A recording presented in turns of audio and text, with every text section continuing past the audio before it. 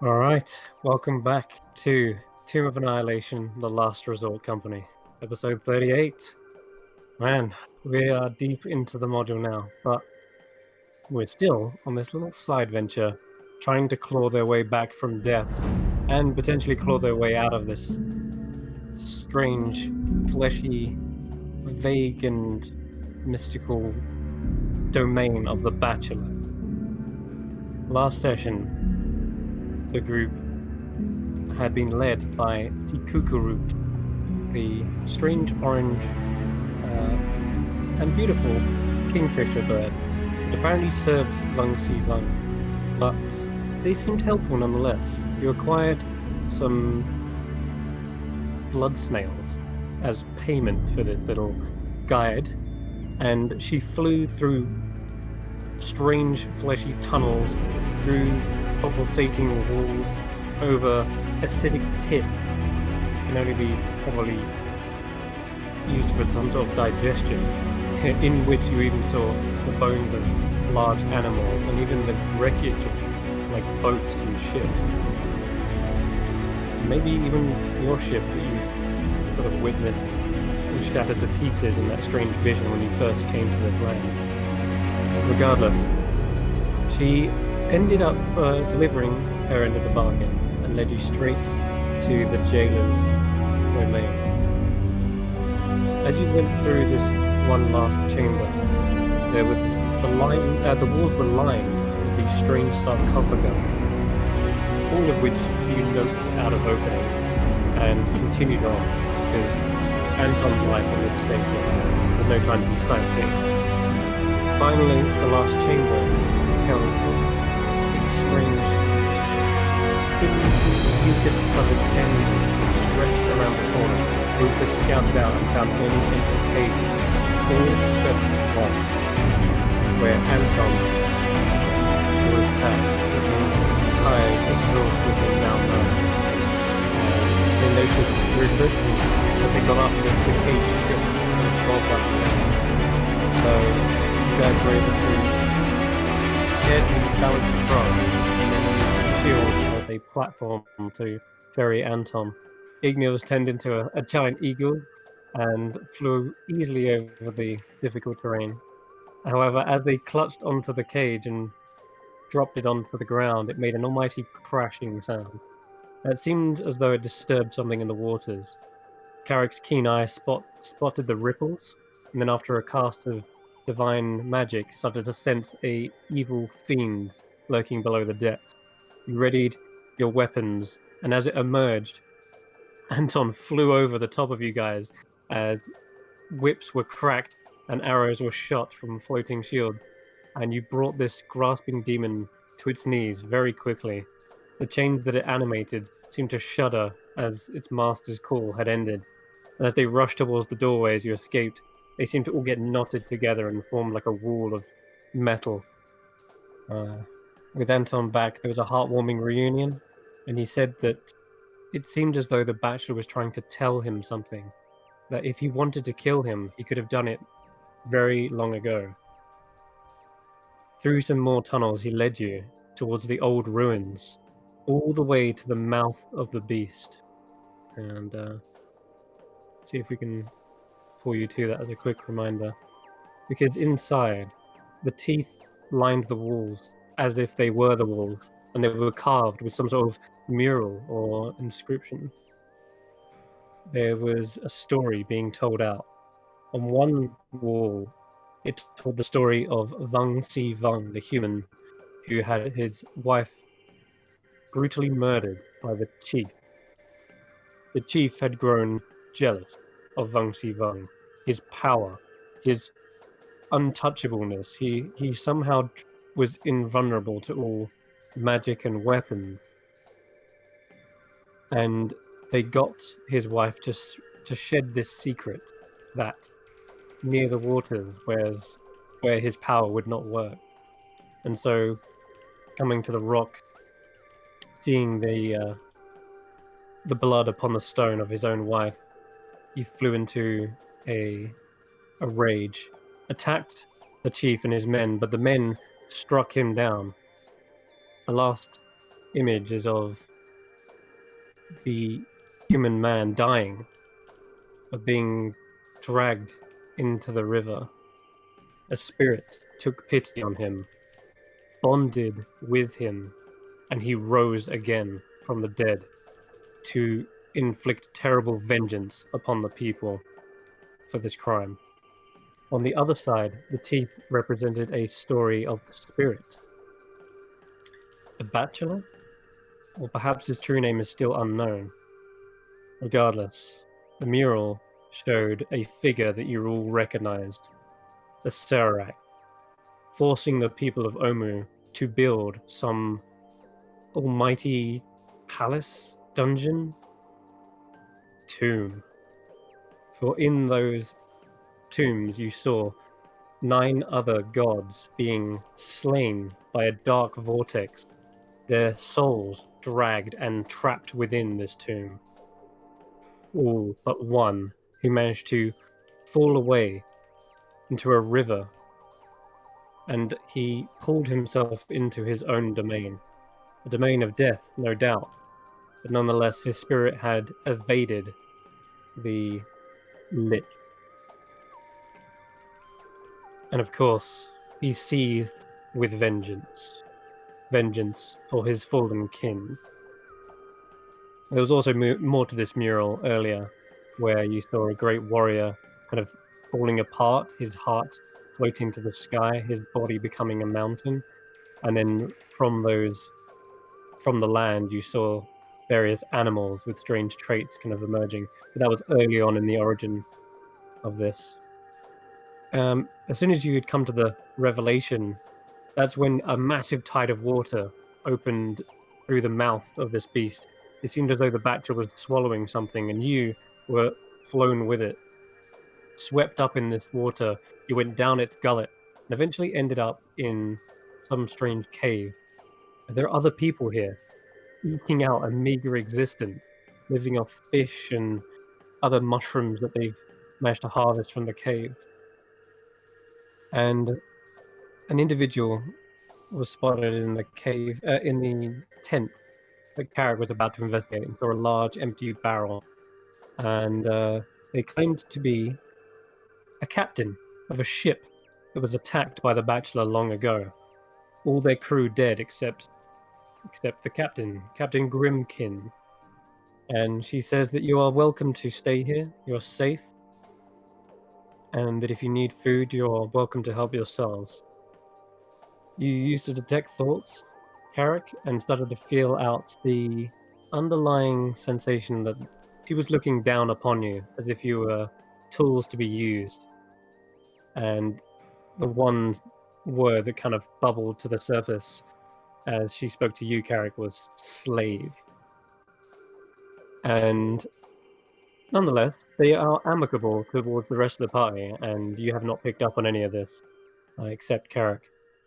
She said that we are mounting an offense against the Bachelor, and that once she is confident that she can take them on, they will sneak into their domain.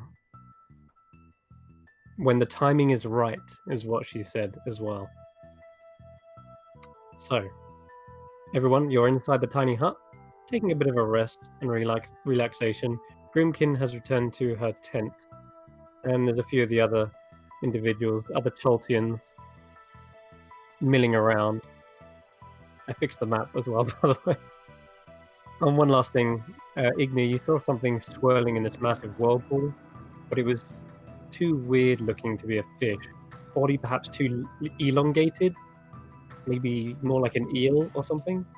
But regardless, it was only a shadow that you saw swirling around in there. And both Carrick and Jasin do not see the whirlpool. They see it as a placid underground lake. That's everything.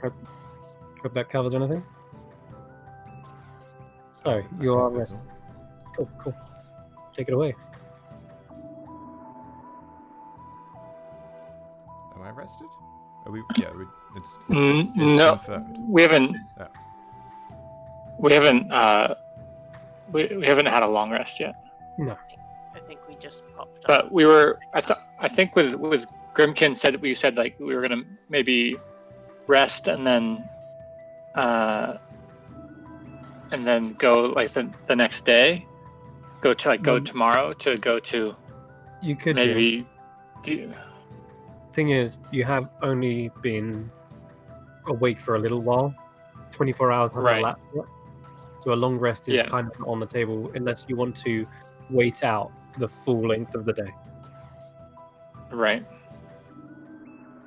Which I feel like, I mean, we need. This is the big fight, so we need to go in with all our juice. I was thinking that maybe if we were just gonna stay here and try to wait out a day, I could try to call everyone we know that's in the area to try to rally, all our resources. Talking to Adric, but then also maybe asking him for help, and then also I know it might not be the most popular idea, but we are potentially pretty desperate. We could try to see if we get Shadow Mantle down here. Yeah. I mean, I wouldn't be opposed I to it. feel like we're gonna need Yeah. there was 8 bodyguards and we had trouble one-on-one with any one bodyguard. Yeah.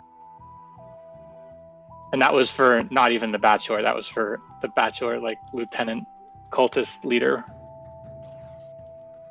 You definitely have a good point there. And hey, it might not even work, but like we can't. If we don't get out of here, then we're all kind of stuck. So I think this is maybe worth a bit of a deal with the Lich. Yeah. The sooner we get out of here, the better.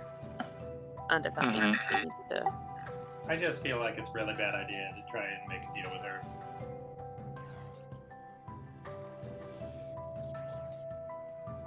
Well, Yeah, well, let me know. I have the ability to communicate still quite a bit, but if I do that, then we'll definitely want to wait for do it on the next day. well, I'm with it until Shadow Mantle. I think that might be a bit far.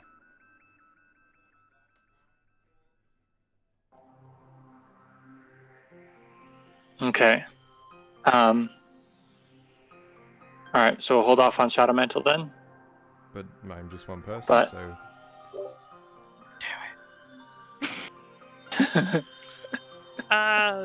This is really difficult because want to get out of here as well. Probably be more inclined to help us. yes. But then when we're back on the material plane, she could, I don't know, kill us with a word. Yeah. He needs one. Never got a word last time. Yeah. Actually, funnily enough, I'll just to reiterate this, because you witnessed her try to leave rather than kill you. Only when she couldn't leave was when she had to forced her hand, right? Which Yeah, would I think lead she's you to on. believe that she wasn't trying to. In fact, she was trying to help you originally, and even after things went south, she didn't turn on you. She was trying to get out of there, but that's for you to interpret. But I will point that out. She did try to leave and not inflict any harm Yeah, the first time. and then we killed her though. Well, yeah, So, then sure. he turned on us, and it was only because we had a little snake friend that he Right. managed to get out of her alive. Could she have wanted to kill you? She could have done so before Carrick even cast Silence. So, just throwing Right. that out. I feel like her main priority was survival before we got the jump on her. Right. Like I think that she would help us defeat the Bachelor, but then it's just one more problem. I don't think the Bachelor's all that tough. What, I just turn Ignir into a T-Rex again, bada bing, bada boom, we all go home. Yeah. All right. Well, at the very least, though, we should try to ask Revi's dad for a little help, right? I mean, that's probably not a bad shout. Because even if he might have solutions, even if for us to get, because even if like we don't know what happens if we just kill the Bachelor, if that's like we just pop out back in front of the monolith, or Where do we end up? or how that's all going to work. So I don't know. Basically, if we're gonna go right now, I just let's look at the spell slots. I mean, I could. I still have quite a bit of my abilities now, for sure. If we wanted to just go and tell Captain Grimkin to roll out now, but I don't know how everyone else is feeling. More so, what's Grimkin's plan? These people don't exactly look armed to the teeth, ready for a fight No. with a potential deity type beast. Mm-hmm. And remember, the word slave was being thrown around. Yeah, Carrick would have. Yeah. While this is all happening, Carrick's going to, since we're in the dome, he's going to write out just in common, but he'll kind of write out Okay. Grimkin immune to charm, and thinks of us as tools and me as slave. I mean, what historically have your people been enslaved by?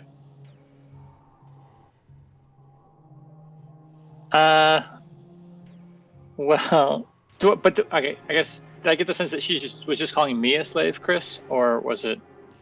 Yeah, it was a particular moment last session Yeah. in which you addressed her, and she looked at you with a smile and says that you may have been like, she was asking about certain skills. That's right. She's like, "What do you all bring to the table?" And you were kind of listing them, and then when it came around to you, that's when you heard the thought slave, because she didn't say it aloud. Well, my people a very long time ago were enslaved by mind flayers, but maybe she just, I don't know, that wouldn't make the mind flayer wouldn't necessarily be immune to charming. Roll an Arcana check. Or a history check. I'll allow history as well, because this is about. Oh, you rolled damn good anyway. Oh, damn. So let me check something for you. Okay. Is you're trying to recall if mind flayers were immune to charm, and no, they weren't. In fact, mind flayers are part of a hive mind, and if anyone's charmed, it's the mind flayers, because the hive mind controls them like pawns, like appendages, like extensions of their own mind. But you try explaining that to a mind flayer. It's like they're living in a completely different reality. Everyone's got their own bubbles. Yeah. Absolutely. But okay, so it wouldn't. So could it be a hive mind? Now, no, that's like they're massive, big things. Because you rolled a literal 27, I'm going to say that you're also of a keen understanding that the undead cannot be charmed. Oh, right. Yeah, okay. So she's maybe an undead mind flayer. Yeah, that checks out. Yeah. Cool. Terrifying. With a 27, sorry, keep on hitting you home, because you worked that out yourself. This is going to cascade into another piece of knowledge. An undead mind flayer. As you say those words, something comes to your mind. Your knowledge of the arcane reaches far enough that you've also heard of certain exiled mind flayers. Exiled because they sought knowledge. They sought arcane power. Mind flayers are psionic charged spellcasters. They actually abhor divine and arcane magics. So to learn such powers would be immediate exile. Why would they search for powers like that? The answer is simple. Because they wish to extend their own life. Because they wanted to become more powerful than the hive mind. To do that, they would need many, many years to research and learn. They would attempt to gain lichdom. And an undead mind flayer is known as an alhoon. Okay. Well. Yeah, Carrick is like as he on his after he wrote down like the slave question mark. He writes down mind flayer, undead mind flayer, and then the alhoon, alhoon, and writes lich question mark, and then does like an equal sign, and then shadow mantle lich, and then like does like a mathematical like cancels each other out question mark. This is all speculation, of course, but there is one way. Yeah.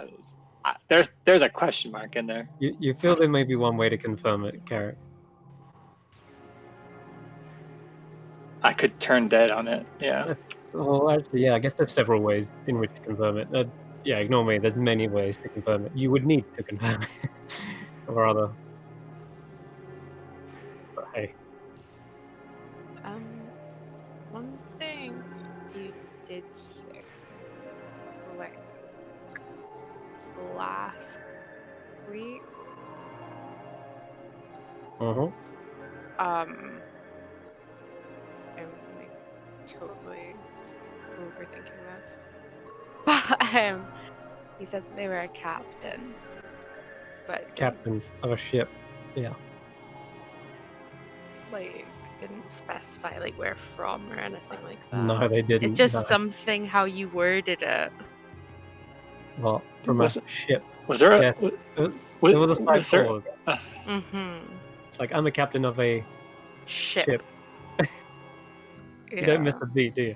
Yeah, that was something about that. Yeah. So I was thinking like astral sea. I mean, would we know that the mind flayers travel the star, like the other planes on ships? Well, the 27. I feel like, yeah. And Carrick's been talking about it for a while, and I feel like if there's like the first thing that you probably learn about, it's like all the mind flayers and stuff. Yeah. With the 27, bit of a worry. You know they're not called ships, but rather more like a nautiloid. Nautiloid. Yep. Yeah. To witness one is a terrifying prospect, because it means the enslaving of hundreds of your kind. And would Carrick know that there haven't been nautiloids around for a long, long time? Long time. Because they were defeated. Yeah. So that means that either Grimkin has been here for a long time, or but either way, she's opposed to the Bachelor, so that like we're already having to potentially side with something pretty evil to get out of here. Not just evil, but your race's worst enemy. Yeah. Depends on how a character feels about that. So, not thrilled. Undead mind flare or undead elf wizard lady? Yeah. Or we just do it ourselves. She's got the key. Was the last piece of Yeah. information from that recap I missed? She has the Right. key, thanks to another spell that you cast, Carrot. Unveiling all my secrets. Yes, she has the key. Okay, then. We go out there, we punch her up a bit, we take the key, And her hat. polymorph T-Rex, back to the material plane, cocktails. Beautiful. I like this plan. Okay. You make it Um, sound so easy. Isn't Yeah. that how we've got? Okay, but we want to we want to save some. What the hell was that? Huh? What? in, Saw a in the splash water. You didn't see anything, Carrot, because you can't see the whirlpool. Oh god. But everyone else, you probably heard a Alright. splash.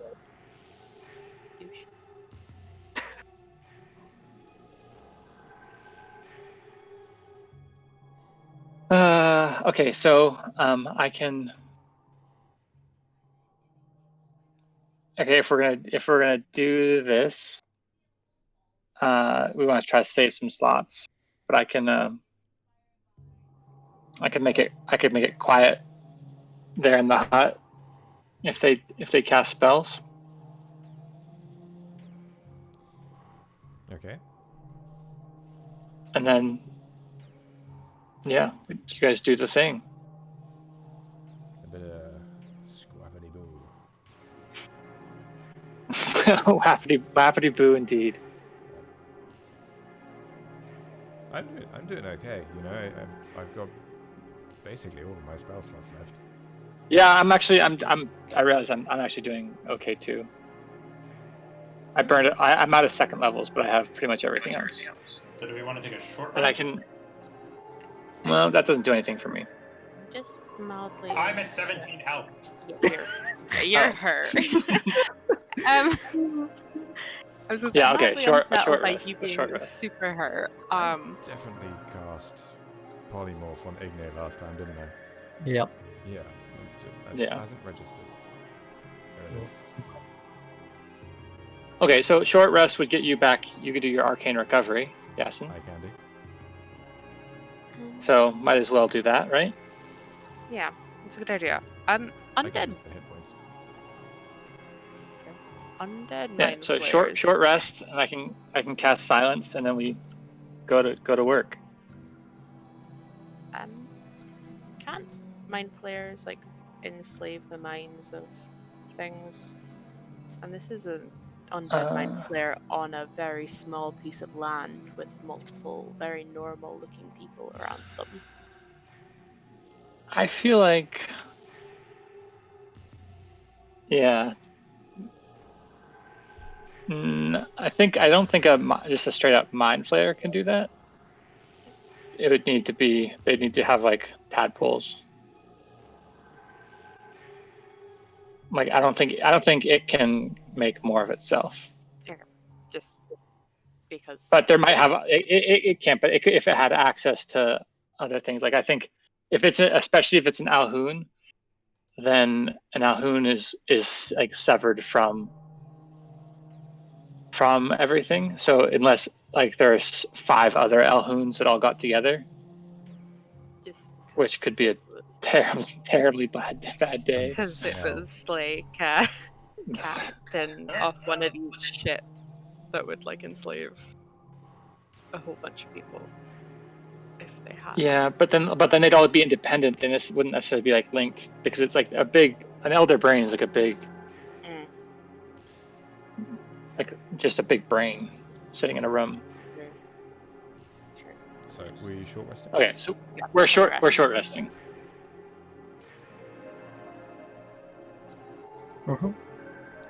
Okay, take a short rest.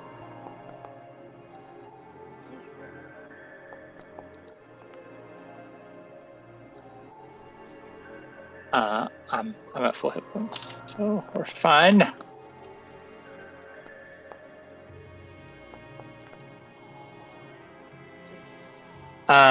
And the realization that Grimkin is a mind flayer would, like, yeah, deeply even though she's now Hoon is like seeking knowledge, like that could have potentially been like maybe like a like-minded person, but like she thought I could see in her mind, and she thought of me as a slave, and like every core bit of like learning from ever since Carrick's been able to understand thought has been like mind flayers are just the worst.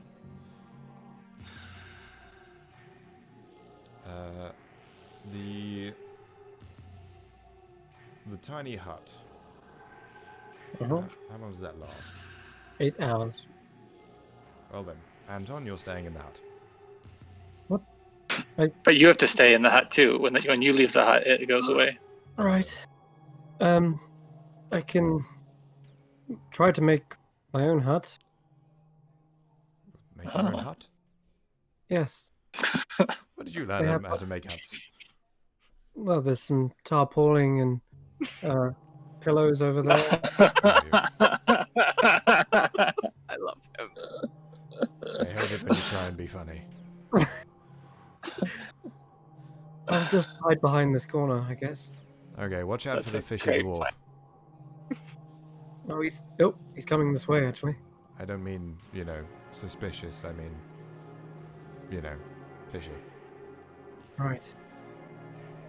I mean, yeah, he does have a lot of fish with him at the moment. He's chucking it in the barrel. In fact, he's trying to get into the barrel, but why is he clawing up against the dome? Oh, No, thank you. No, thank you, sir. No, thank you. sorry. You see Anton pushing the barrel out. Sorry. This wasn't meant to be in the dome. It's your supplies. You see? Oh, thank you. Did There's in someone's the in here as instead well. instead of short Instead of short. I will push the bed out as well. Okay.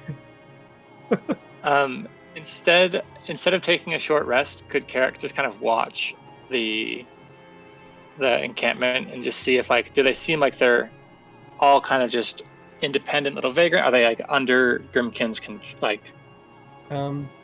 power or high? Like does she boss them around? Grimkin's Or are they currently all in kind of just they're all just kind of making it? Yeah, Grimkin's currently in her tent, but if you'd like to roll an insight check to sort of try and read if they are of their own free will, then yeah, you can. All right. So you see one of them has been standing around for a long time, just standing, and so is this one, just staring and standing. They don't really seem talkative amongst one another. You'd expect them to be sort of socializing or keeping the morale up. Doesn't seem to be any of that either. They do seem to take part in eating the fish, keeping themselves healthy, and they do sleep as well. You see, once she's finished eating, this older woman finally gets some rest. But this one's still just staring out at the whirlpool. You're not sure if Just they're like blankly. Yeah. Well, you can't quite see their expression from here, but they are just staring out at it. But they've also been stuck in the Shadowfell for a long time too, so that's like just probably draining there. That's true. I mean, if a Mind Flayer was in control of the group, do you think the Mind Flayer would let individuals exist? I don't think it can just can't just copy its consciousness into other people or anything like that. I guess Without- I meant more like, could it wipe the minds, basically? That could be a thing it could do. Yeah, it could just shatter someone's psyche. Do you think... I mean, from what I know about mind flayers, no, it is dead, so I guess it doesn't need to eat as much. How are there fish here? They said- Supporting I a mean, there were fish snails population. as well. They did say that they've made a living off of what's been swallowed by the Bachelor. Yeah. Second harvest fish. Mm-hmm. And you did get taken with the mouth. You were swallowed as well, so it makes sense that the freshest fist is fished. The You were freshest walking fish. a line Oh, for right. so long. Oh, Swallow, too many, Bachelor, and you had to go and put a fist in there. there's so many tongue twisters. Regardless, yeah, it makes sense that this fresh are fish. Yeah, yeah.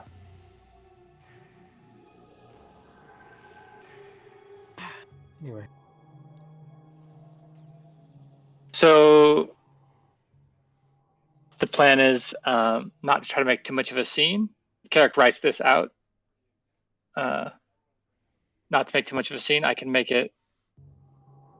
spend 10 minutes and make it quiet for another 10 minutes in that tent, and then when that goes off, yeah, they're probably going to be significantly reduced in terms of casting unless they come out of there.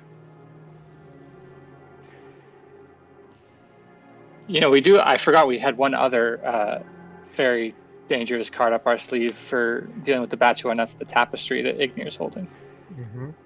Fucking a rook. Oh yeah, we could just kind of That- flip that on out there and let it do its work. We could stay here in the hut. Are we assuming Yeah. that it has no way to get through? I mean, you know. It would technically, also kill all these other, but that would also kill all the other people. I kind of meant for dealing with the first, Bachelor. yes. Okay. Well, either way. But we do it also, the demon also still has a piece of information that we need, or that would help us. That was what was written on the monolith. correct. A warning from a Starlight. Yeah. We do need that at some point. But we can But maybe anyway, I think we can handle this problem. Yeah. I mean, Okay. before we go out there all guns blazing, and you know, let's keep the guns at least on a simmer. Maybe we just confront this guy, let him know that we know, and then he should just give us the key.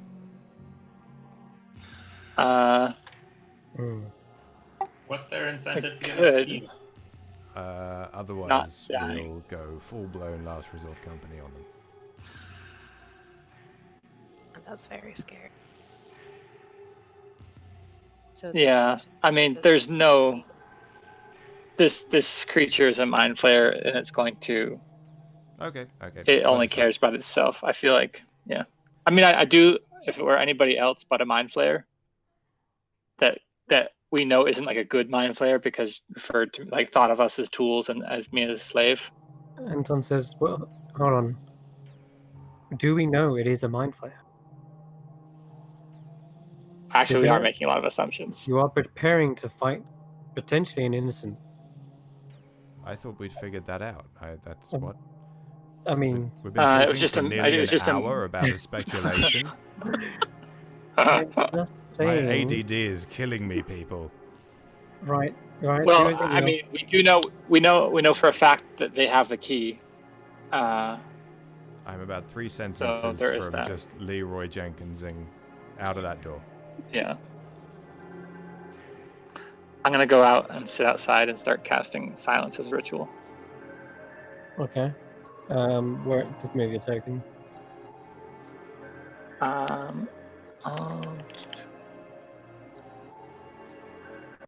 Yeah. Just kind of face. I'll be just facing. Okay. Yeah. Just try to be nonchalant. It just looks like I'm doodling in the sand. Well, the funniest part about silence is it has a verbal component, doesn't it? Yeah. So I'm just muttering in GIF. Cool.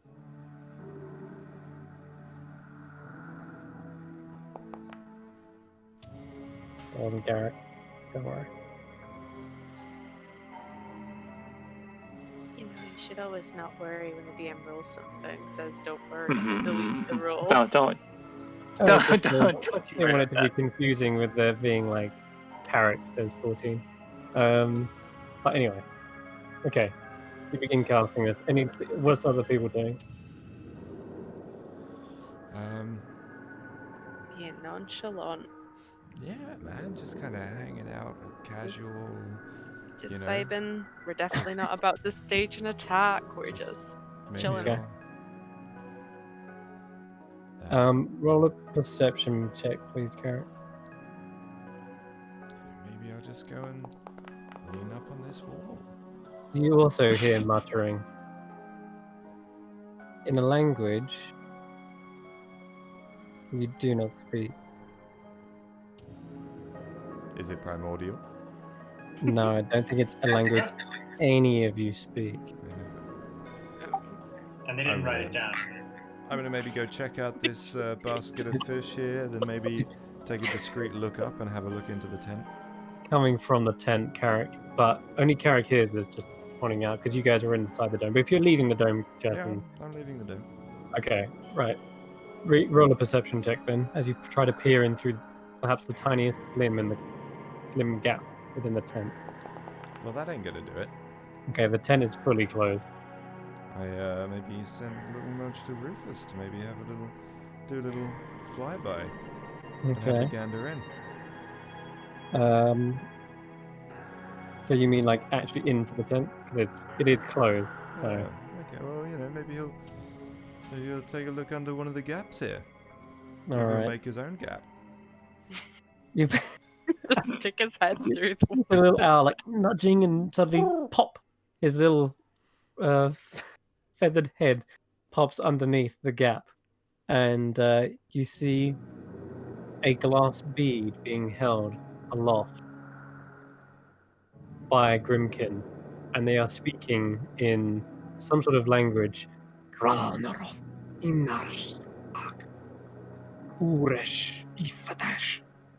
And the glass bead expands to the size of about a 10-foot radius. Almost the whole, it just barely fits inside the tent. And let's see. And one hand, the other hand is reaching into the barrel and pulling something out. And I think as the spell completes, Oh no, I think I know what I'm gonna do. because it does complete, does complete. Okay. As it completes, you would also see the concentration end on the sky itself, revealing oh boy. I don't think the sky itself Revealing- has concentration. The sky itself doesn't it? It does. That's why when we were fighting and I was meant to be Gold Tusk, I got knocked out and then I was me. Thank you. But That little I reminder. don't think it does. It doesn't it? I think that did happen, but I don't think that. Does it?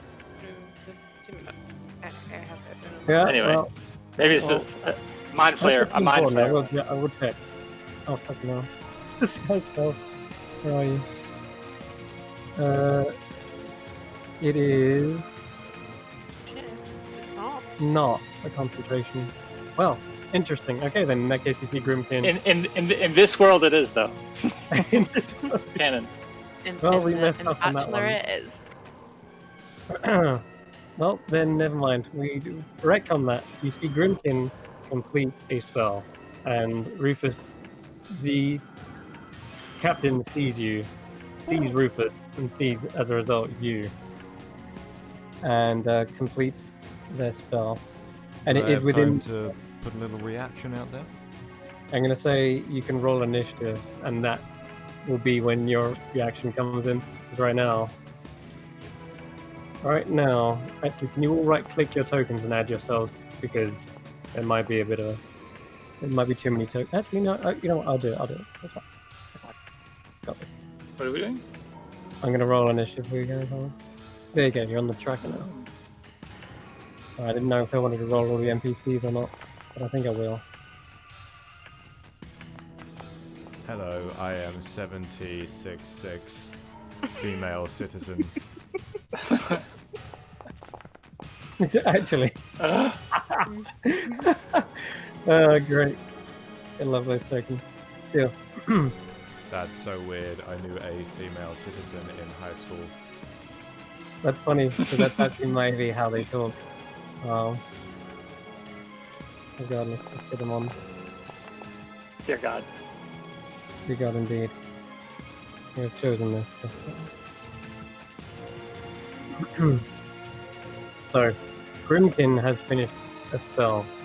That spell is some sort of dome that is encompassing the tent in about a 10-foot radius. So, last resort company. Ignir is going up. Oh, actually, as a result of just straight after this, you suddenly see the mercenary-looking man, who was, of course, the Flaming Fist, or perhaps he was, at least, in life. He starts to walk towards the group. Just walking rather nonchalantly. And then suddenly he starts reaching towards Anton, if he's happens to be the first person there. Anton hasn't had a chance to get around the corner yet. It's all happening rather fast. Nonetheless, he gets up to him and starts grabbing a hold of him. Gonna have them both basically roll athletic checks. This would be Anton. No, it's not. This is the Anton. Okay, got 19. Not known Anton for got athleticism, Anton. 1. No, he's not. Okay, Anton is grappled. And then it's the shopkeeper-looking fellow, the one looks like he's from straight out of Port 9 Zaro. He also starts to walk towards you, blank-faced.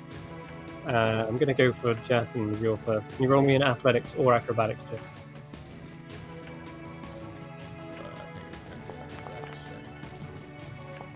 Okay, he grabs onto your waist, and one arm goes up over your shoulder. You're grappled.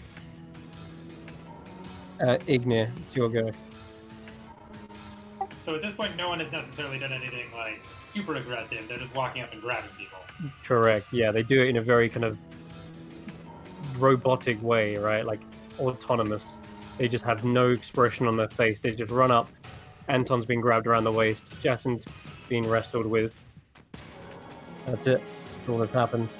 You do see a light shining from the inside of the tent. I would like to run up to the entrance to the tent.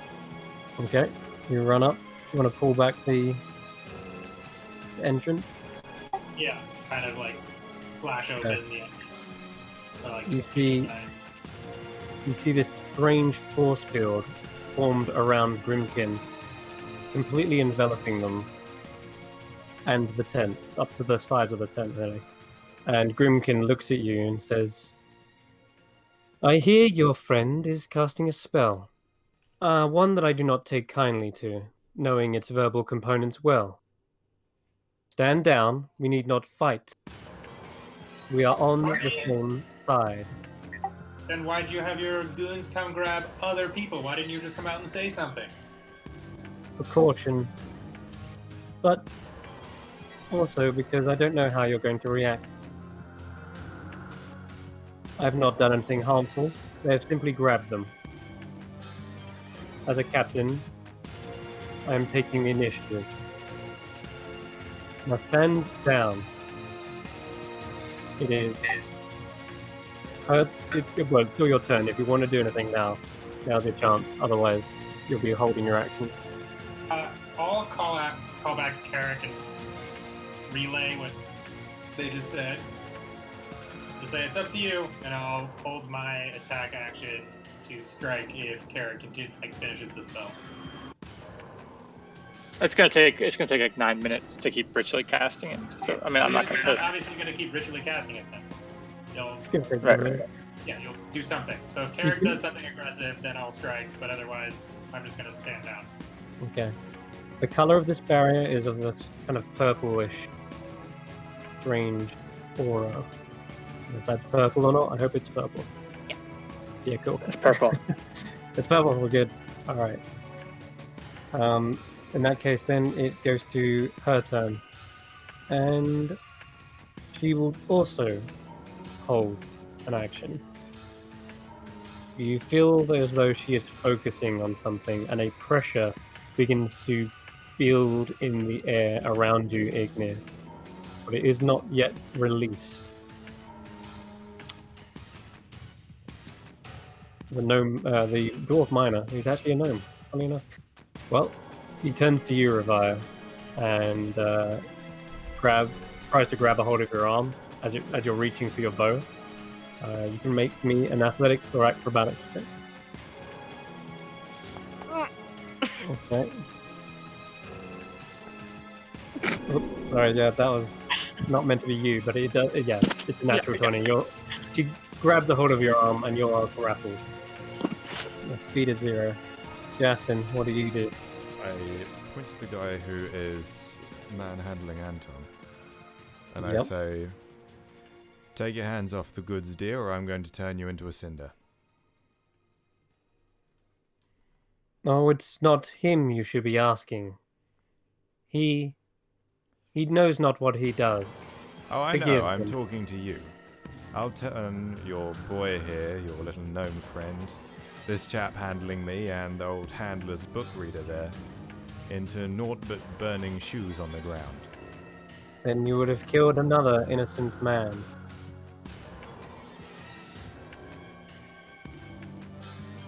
Can I roll an Arcana check? To determine what? I don't know what spell he's casting. Yes. But I'll say this uses your reaction. Okay. Oh, Jesus. Oof. I'm afraid what he's done is something of a higher level than you have ever witnessed. It seems to be, at first, reminiscent of a tiny heart. But the fact that he did it instantly is alarming and unknowable. But it is a spell, nonetheless. A powerful one by the looks. Alrighty then. It didn't take 10 minutes to do his hut. Or her hut, rather. Excuse me. But yeah, it doesn't seem like she heeds your threat. She has continued to hold her ground. And knowing that an innocent person is at your behest, doesn't seem to really care what you do.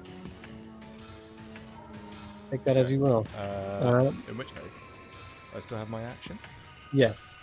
I'm going to cast Sleep On everyone. on everyone. Okay. Okay, roll sleep.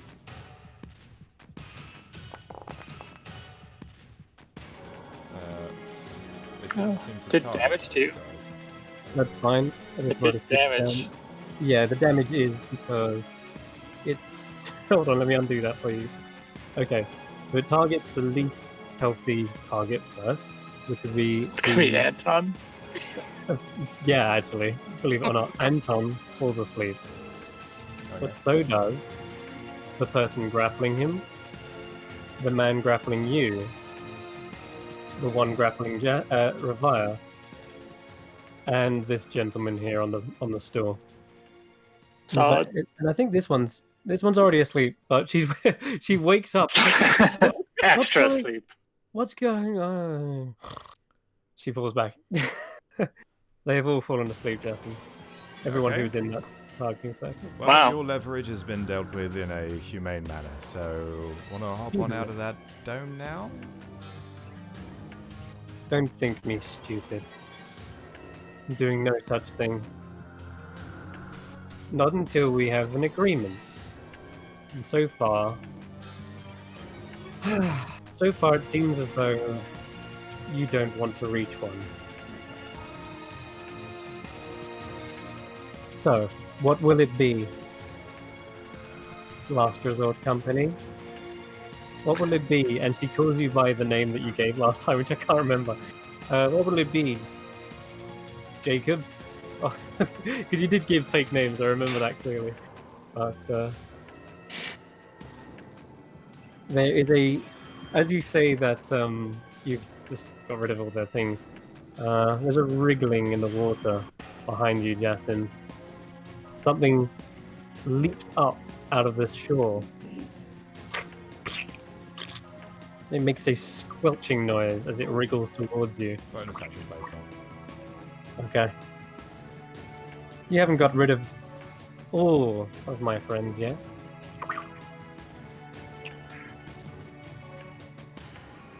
Okay. And let's add Is some more that things. thing looking like it's going? How big is? It's a medium-sized, actually we'll say a small creature. However, and as for you, Carrick, you recognize it immediately.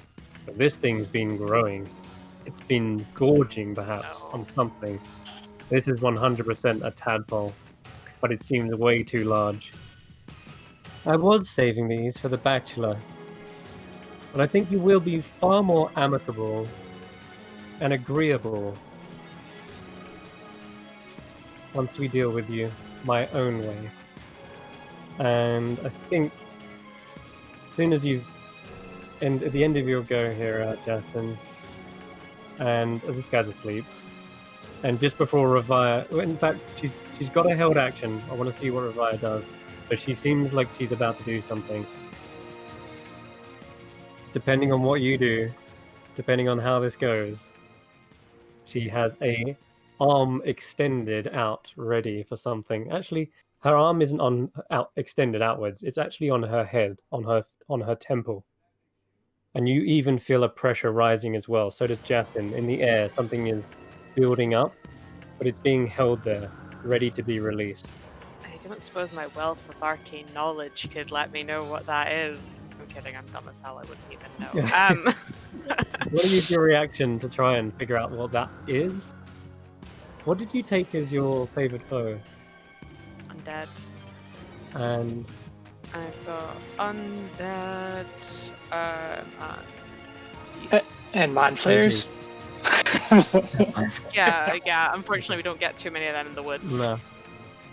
Okay. I'll say though, if you do want to make a reactionary Arcana check, I would allow it. Not to necessarily know the spell, but to know what kind of magical effect this could be. But just a flat roll. If you want to use your reaction as well, because that would mean then there is no one around you though. Well, everyone's asleep around you, so Yeah. it's up to you whether you want to use it or not. Okay. Sure. Arcana, yeah. Yes, please. Okay. Yeah, you have no idea, but you do feel a slight headache building up. Alright. Cool. I will. In fact, that probably as you try to recall, that actually makes sense thematically, because as you try to recall information in your mind, it stings and you feel a headache come to your front of your lobe immediately. Okay. Yeah. Okay. Right. Going to put my hands up. Okay. If you want to come to an agreement with us, you're going to call off your little worm things, and we will have a civil discussion, and you will tell us the truth, because you're definitely not who you're presenting yourself to be. And neither are you lot. Giving me fake names was intriguing. But we're not giving you fake races. You judging a book by its cover? I'm trying not to, but you're not selling yourself very well by these things. So, are we going to have a discussion like grown-ups? You have 5 minutes to convince me that you won't do me any more harm. We haven't done you any harm in the first place. You was about to. You have no proof that I was about to. You had the intentions. I can read your thoughts. Your plans and intentions were to pull the trigger on me. Surely that says more about you looking into my thoughts without my permission. And you want to have a civil, polite discussion. Your friend tried to do very much the same. Which, yes, I was aware of the entire time. Now, what was your name? Greenskin? Are you done? Carrick will done with that will stuff? stop. Yeah. Carrick is done with that. Because it would and be Carrick's would- turn right now, and Rufus, I guess. Rufus wants to do anything.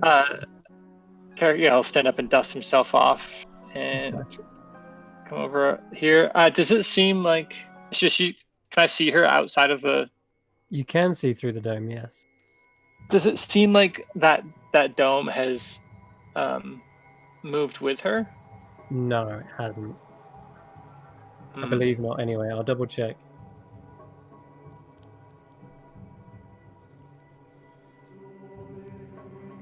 Around you. Okay. I think it does come with her then. So okay. Yeah, it does. So she's kind of in the center of anything then, right now. Okay. But does it seem like Ignir's inside of it somewhat, or like is it a dome, or is it just like a shimmering light? Basically, can I roll like a reaction to do an Arcana check on this You spell? can, yeah. If you want to do an Arcana Which check might for be the reaction, simpler. I'll allow it. You have to roll Thank you. fairly high. That's Oh, that's enough. what I do. Okay. Sorry, it is a mobile. All right. It doesn't go with her. So where she is right now, she's come up to the very wall of it, and Ignir holds a weapon aloft, ready to strike, potentially through the barrier into them, because Ignir is within reach. Okay. But she's come up to the wall of it, and it is an immobile, shimmering barrier. It is a 10-foot radius around that point, and all up to anyway. She's made it the size of the tent. This barrier is quite clearly a globe of invulnerability. Such Okay. spells block all magic from passing through of 5th level or lower. Well, that's all of our shit. But just spells. Just spell. Yeah. We yeah. So it's gonna stop silence, but it's not stopping Ignir and Revia and Yasin from slicing her up. Potentially. But they don't know. Um, They don't know that. Only you would in this moment, as you just realize what it is. yeah, I will. Would you know how long it lasts? Yes, I'll say with a 17 you would know it lasts 10 minutes. Sorry, 1 minute. 1 minute. Well, we have 5 minutes to convince her. Yeah, Maybe sounds great. she can change her mind. This has all been 6 seconds. But regardless, Yeah. anything else, Carrick? Carrick will, even if it's he's going to.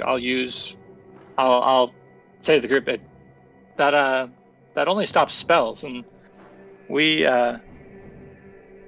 my friends here, are very effective at other methods. How about you? You give us the key, and we'll be on our way.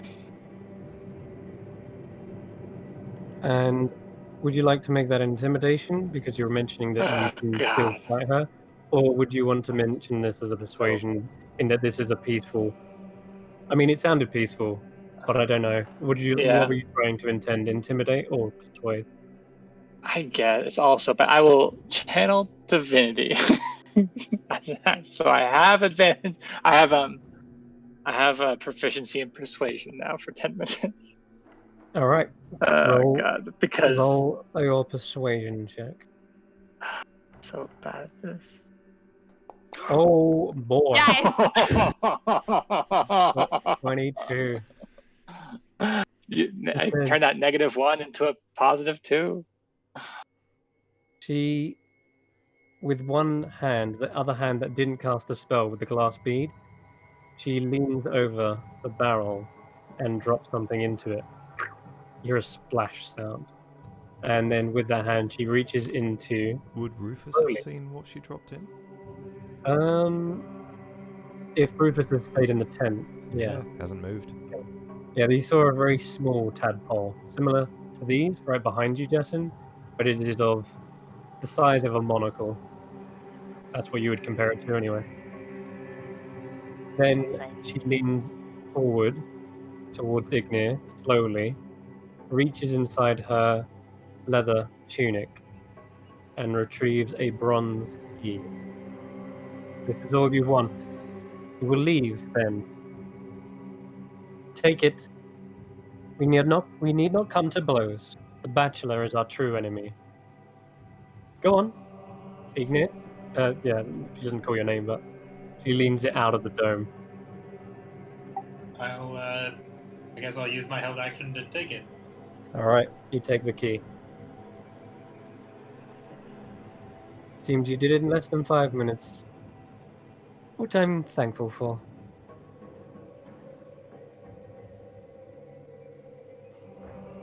It is Ignir's go. I guess I will back away to the group holding the key out and motion with my head to, I guess, the way we came down here.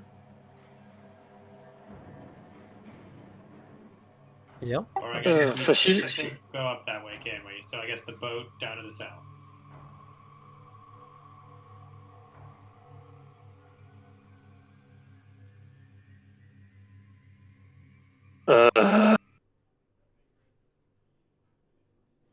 All right. We got the key. Let's mosey. Okay, so Ignir goes its full distance down there. Grimkin watches, and her held action passes. The pressure in the air and the headache at the front of your heads dies down and vanishes. Jason. Still watching Grimkin and that tadpole. Hop, skip, and a jump over this guy. I give Anton a little kick in the ribs. Get up. Sorry, did I oversleep again? We're leaving. Right. He realizes the severity of the situation and immediately gets up, starts pushing his way over. And I say, Ignir, are you certain that that's the key? How would I be certain that's the key? I don't know, it's not illusory or... I'm assuming I can feel the key in my fingers. I assure you, all my concentration is being focused on this here spell. There is no illusion, but have your friend confirm it if you are that skeptical. You feel the key. I mean, it's a brass door, right? Yes, right. And did I mention it was bronze? Brass, I meant, but yeah, it is a brass key. I think it was a bronze door and a bronze key. I can't remember. Who knows? It's a Okay. metallic. Who knows? It We is got definitely- the key. We got You the got key. the key. If you want to identify it later, you can absolutely do so. But for now, it feels physical in your hand, Ignir. It looks of the same material, the same metal that the door was made of. Okay, I You think we're see- good. I'll mosey on out. You see the woman, the only one that was left outside of the sleep spell, comes over and Revire you.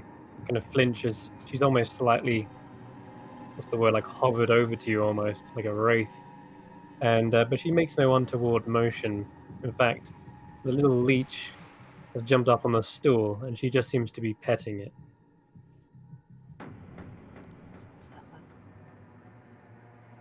Oof. It's so good I don't have fireball. Yeah, Revire, it's your go if you want to do anything. I will hold and be the last to leave. I'll make sure that everyone else gets away Okay. before And in that case, then Carrick, are you the last? Yeah, I'm pretty sure there's so all these people who are sleeping are presumably infected with tadpoles somehow. Is that my guess? It is a good guess. Yeah, and I'm pretty sure there's nothing I can do Right. to get the Right. tadpoles out within my power. I think that's not. Let's just add to this. Rufus saw this inside as well when they dropped it into the barrel. I guess there's a nice little Yeah. Yeah. Carrick's just gonna start muttering in Gith, for the greater good, and just feel immense shame as he steps away. Right. Your party around the corner, and there's conveniently a small fishing boat. If you wish to grab, and if you wish to accommodate it, Commandeer. We have our own commandeer boat. it. Yeah, if you wish to commandeer it, you can. Because right there, I think Sink this boat. we'll end combat.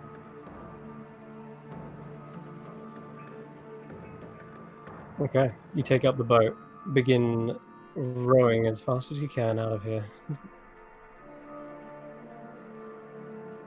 Plan on taking the Bachelor alone, you hear a voice echoing in the distance. Yeah, enjoy your creepy fucking shoreline. Oh, I'm sure I can still be of aid. I can't hear you over the sound of that whirlpool thing. Also through the sound of your gross tentacles. Fucking squid. Well, at that point, you've travelled down the tunnel. Anton sort of shudders. Ugh. Okay, yeah, that confirmed it. Those people, they seemed mindless. You could say that their minds had been flayed. Ugh. Well then. Carrick is just thousand yard stare. Just You made the right choice. That also explains why we saw that pile of rubble out by the front. Must have been one of... He's kind of referencing all the way back up here. It must have been one of those pebble golems. It was so close to the key. I'm sure Grimkin didn't allow that to happen, though. Anyway, it's not to think about it. Let's have a look at your map again, Rafai. One you crudely drew and has no real bearing on what's going on in this damn place. I tried my best with the information that was provided by the 2-second glance I got while following at great speed. Oh, right. No, I'll let you off then. I don't know if I can find it. Is that the one? Pictures. Yes, I found it. I don't see that one. Oh, there it is. I found it.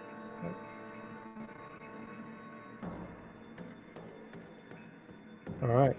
Sailing down the tunnel, you begin to see multiple passageways. The tunnel starts to turn into a fleshy, more bloody-looking complexion. Well, let's see what else we find in this tunnel. You'd assume that they would have camped somewhere relatively safe and away from danger, such that they wouldn't have to put up with constant harassment throughout the night. So, for the most part, you sail quite unabated. Though you can hear like strange popping sounds. Not like the cute kind, more like as if a bubble of pus got too large and then exploded. In the distance, you can Ew. also hear guttural noises, like a groaning, guttural belch. You are definitely somewhere in the throat of the beast. And judging from the direction you're going, you're getting deeper into it as well. So the door we need to go to, isn't that near the door where we had our long rest? Not quite. That was in the heart.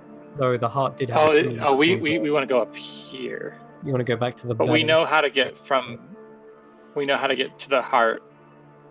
We know how to get to the door from the heart. Right? Yes, you would. So you could try to follow the heartbeat if that's what you're saying. Okay. Yeah, I've still got my little pebble, and even though, and then I'll just kind of, I'll maybe pull out like a little, if I got a bowl or something, and just kind of use it as like a weird compass to, like it's gonna try to move back to the heart, so then we can kind of follow Okay. it. You follow it down one tunnel. It seems to like you say, like almost like a compass. Seems to point and tries to roll out of the palm of your hand. And before it gets off the fingertips, you grip onto it again and look up to see the direction it was going. And there is one tunnel that veers around a bend. You're still in the boat, but as you paddle through this small tunnel, it opens into a steel pool, and there is a very slim opening at the top, but it looks like the roof of a flooded tunnel. The pebble tries to jump off your hand and into the pool. I'll have Mage Hand and I'll grab it. Okay.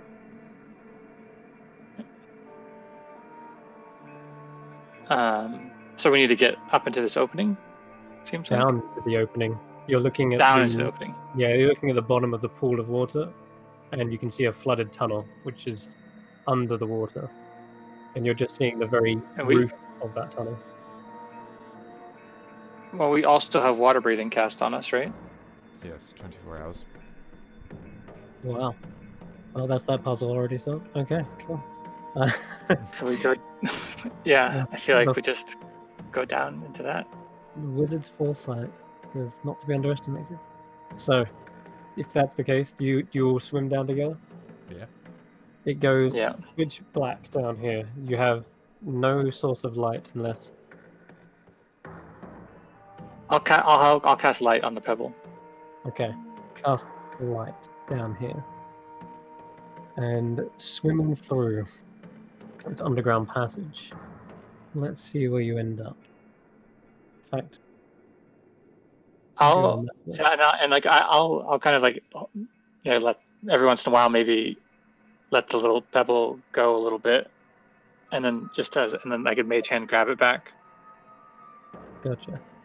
Okay. And it's lit, so it should be easier to catch. Perfect. All right then. Let's bring you to this one here. Oh, that's the one. Drag your tokens on.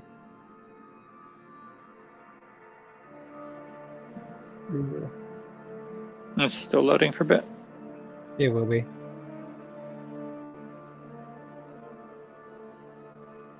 Okay. The pebble is leading the way as well. It's kind of got light and the mage hand on it as well. It floats through the water, being held aloft by the mage hand. And you eventually come into an area that looks like how do I describe it? Puckered. The flesh on this tunnel is puckered. Oh no. Yeah.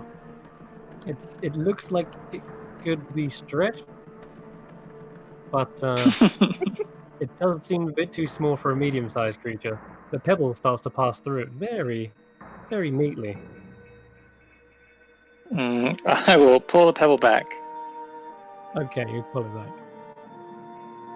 The light definitely showed and shone into a open chamber beyond.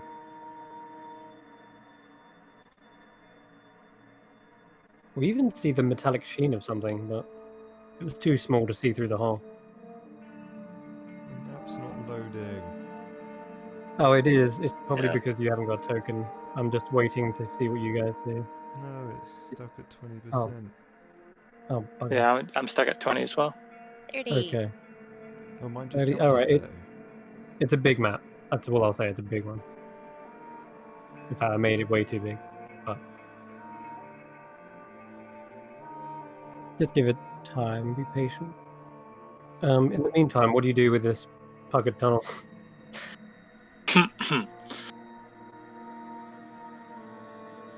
It's too small for a medium-sized creature.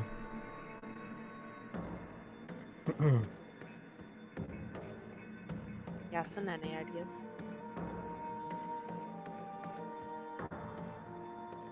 Puckered. Yes. You can see all of the flesh from the ceiling, from the ground, is converging on this one circular hole. So it's big enough for the stone to fit through, but... We need to stop beating around the bush here. Okay. We're at the butthole.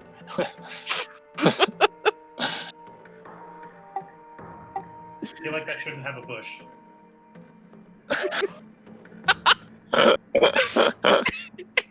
You've got a lot of work God. young man. I'm just gonna put my tea down for now because I feel like I'm not gonna be able to safely drink it for a while. I give a forlorn look at Rufus, and he looks up at me. He shakes his head, and I nod my head, and he shakes his head, and I vanish Rufus, Please. and I reappear at Rufus as an eel.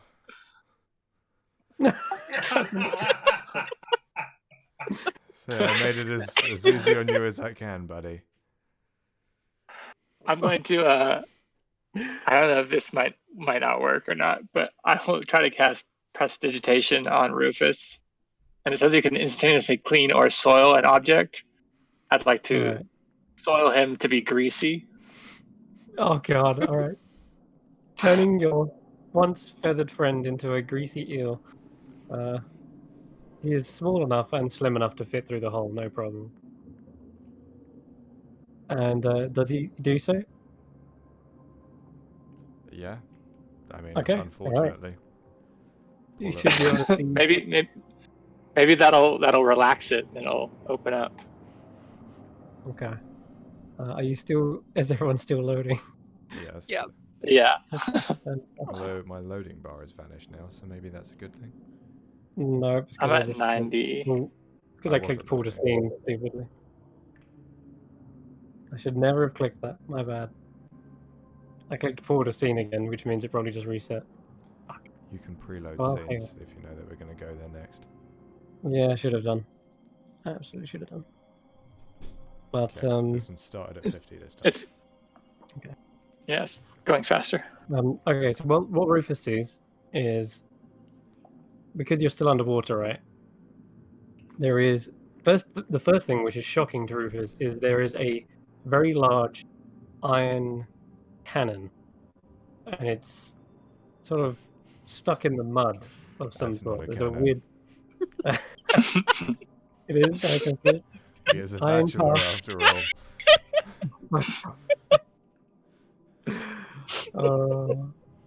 It's important to have flared edges. On your That's cannon. that, you know, Okay, there's actually a couple of yeah, cannons up there, so yeah. Whoa. That's what happens. You need to, if you don't have an edge. Then you see an anchor, and a chain of which is threaded Oh, through some. that's a Threaded. poo. Well, yeah.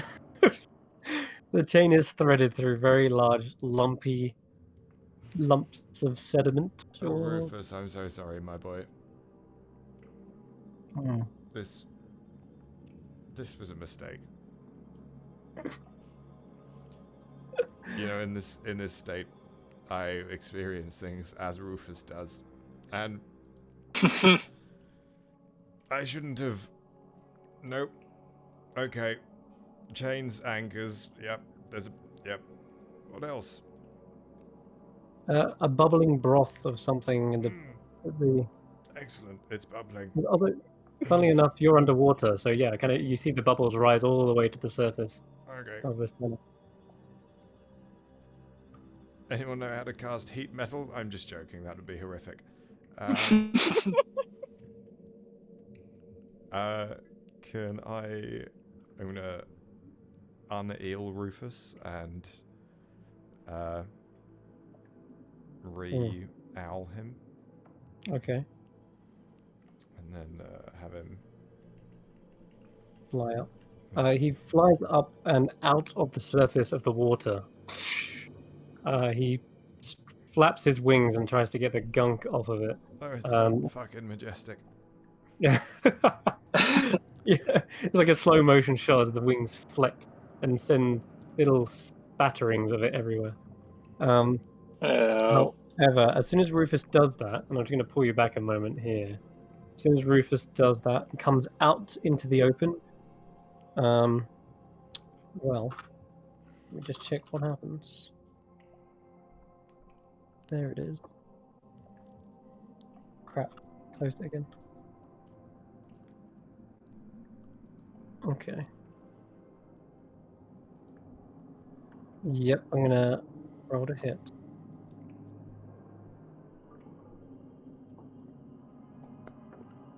We need to fight a giant poop. I'm gonna have such an issue with this game. Okay.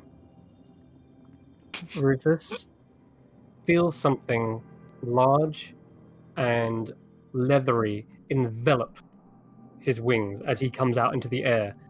And he didn't even get a chance to see what it was. He just flew out of the water and then whoop, he gets crushed to death. And you, I'm afraid, through his eyes, see nothing but his vision go dark, and then you experience the pain of being crushed alive. Well, that was a traumatic first time.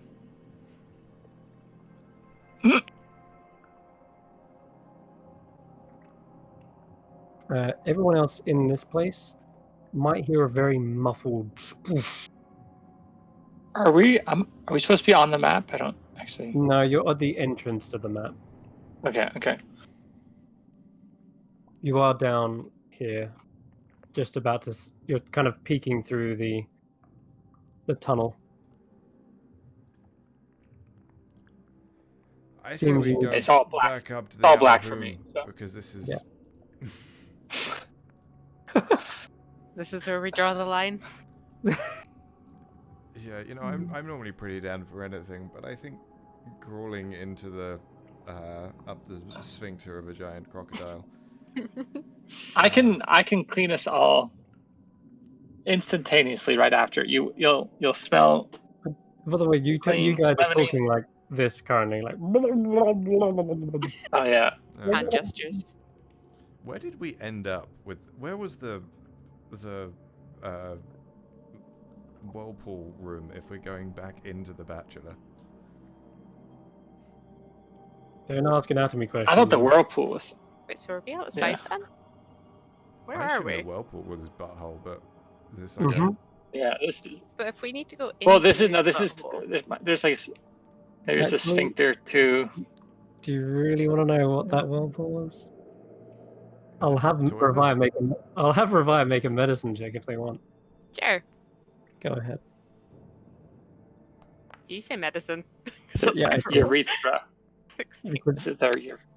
A 16. A cloaca. Yeah, Oh, you actually got it. Yeah, that's Ah. exactly that. Yeah. there you go. Yep. What was Well it? done, guys? It is what is known as a. What did you call it? A cloaca. Cloaca. Yes. Oh, okay. A cloaca, which is a sexual organ for creatures that don't have giant schlongs. They actually just kiss them together to procreate.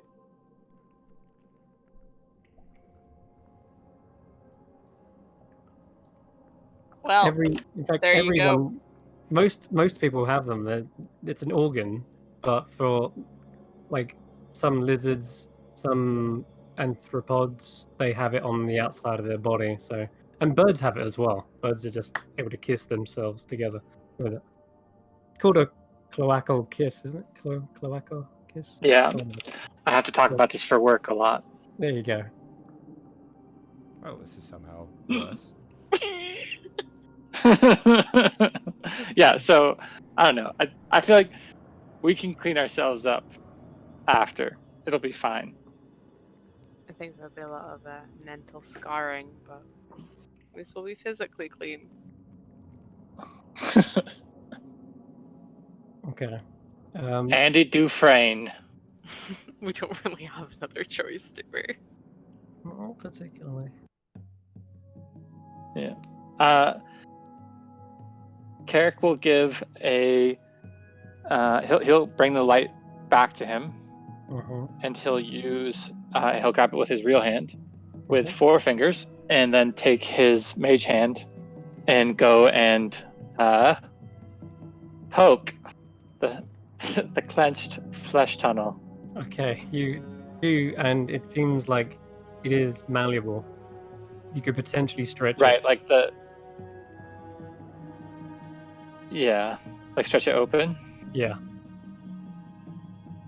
It's big enough you can fit both your hands on either side. We've got 3 mage hands. We've got 3 mage hands between us. I feel like we can do this in a sterile way. I mean, I don't know if you have any gloves for your mage hand, but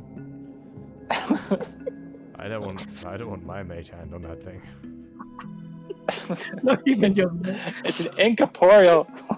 Have you seen what I'm wearing, Carrick? Do you have any idea how hard it's been to maintain this look through the entirety of the Chaltian rainforest? I'm not going to ruin that now by swimming into a cloaca. No, I've been casting. I have mending and prestidigitation. I can make anything bad that happens to your clothes better. Well, you can't prestidigitate my memory, can you, gift boy? I'll remember this. Actually, Do you think I'm ever going to be able to wear this suit again? I'm just going to casually flip through the wardrobe and, oh yes, that was the suit I wore when I swam up an arsehole! Take an inspiration. Thank you.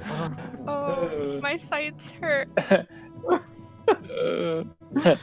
Well, Ignir, do you have any better ideas?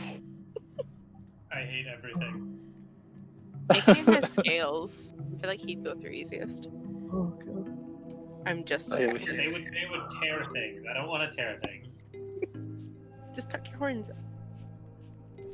Oh That's god, not possible. Maybe we have Ignir goes last. Right, shut up, okay? Don't know how we're gonna deal with this. We're literally talking about running into an alligator's arsehole. I have a plan. Uh-huh. Use your mage hand and then Does Carrick anyone know will just- modify memory? That Alvin might. Yeah, it does. Oh god. So should we go back, get the evil undead mind flare, just so that on the other end of this they can blitz this right out with the rest of our minds? I think I'm I considering. agree, Anton. But it's very hard to hear you when it's. After this whole conversation. Yeah. Okay. All jokes aside, we yeah. have got to get on with the things. So, very important task in front of us. People are watching, so need to bear that in mind. And by that I mean the gods. Right. So, let's just do this one at a time. Ignir, you start. No, please, after you. No, you're scaly. You'll slip right through. That's what I said. Carrick with his bald Scales have edges and ridges that cut things. Carrick with his bald head just like goes through. Just like Head for... It's the fact that you had to specify your bald head. yeah, Chris, but what like does but it like sound like? pulling Do you want to describe that?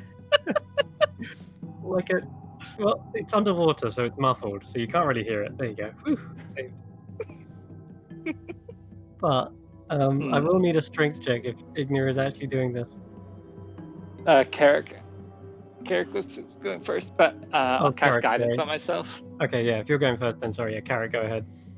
Go ahead and give me it. Guidance and I've got that mage hand trying to help as well. I don't know if that does anything. But strength check. I'll say no. Yeah, It's only got enough, like a few pounds. As you start to pull this thing, it is very tough. 15. Plus my d4. Oh yeah, go. Ooh, it did it. 19. Wow, Carrick displays an incredible strength as he rips this thing open wider and wider. But he's holding it, and you can see his arms are tense. You're going to have to quickly swim through whilst he's holding it open for you guys. Everybody move now. It's just another excretion. You were fine when it was blood. Do I need to make a strength check? No, if Carrick's able to hold it. Prove it. Awesome.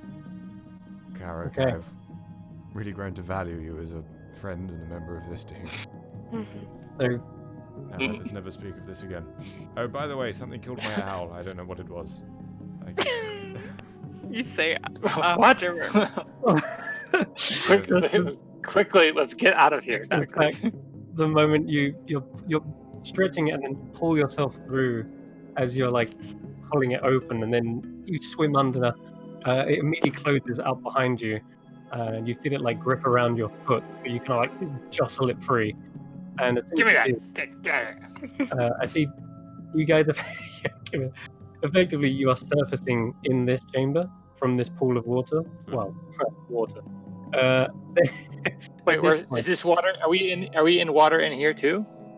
You were underwater, yeah. As soon as you pull through the tunnel, you can see Okay. the surface above you. The light of the stone is trying to get to the top, and you see a mage hand come out of the water, and Justin as well. He's about to crawl out over to the side, and as you're shaking yourself off, I need everyone to roll initiative. Let's do some combat in a giant butt. Oh yeah, Anton's up there as well. This is technically a colon, right? Oh, I'm sorry. I have not stated what it is because won't make sense if it actually was. You passed on Fed without Anton me. through? Anton gets through as well, but he's probably just under where, he's probably just before Carrick is. For now, though, you guys won't have to worry about. I'll drag him on in a bit. Let's get this underway. So, Who made this map? who Who made drew? Somebody drew this. with its false appearance? You do not notice it. It gets a surprise round. And you have a reaction. No, you don't. Not this one.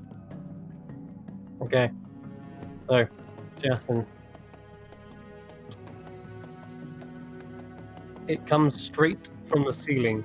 A dark cloak begins to envelop and stretch out its tendrils. And as you begin to look up, you see a ring of teeth. And it starts to descend upon you. You're going to have advantage on the first attack. Perspective. Oh god. Why is it hidden? Well, I'll reveal it anyway. You see the creature emerge from the ceiling, grab a hold of you, and you take 7 points. Wait, I haven't. Your blade song isn't active, is it? No, sorry. Oh, okay, so it would hit you, right? 16 is my DC. Okay, Last cool. Shield. You could if you wasn't surprised, but I'm afraid this thing was indistinguishable. Alright. Yeah, on the turn order it is right here. You can see it. And the other one's there. So, do take 7 points of rolling damage. It then attaches to you, and you can feel yourself almost completely engulfed. You are blinded, unable to breathe, and that does count for this because you've got water breathing, but you can be suffocated in this fashion. So you have equal to con +1 in rounds before you suffocate. Other than that, Then con modifier, so not 14 rounds. that's right. Yeah, sorry, con mod. Yeah. Okay, that's going to end its go. The second one, who was coming after Igni? Who was coming after Justin? Was it Igni or Revire first?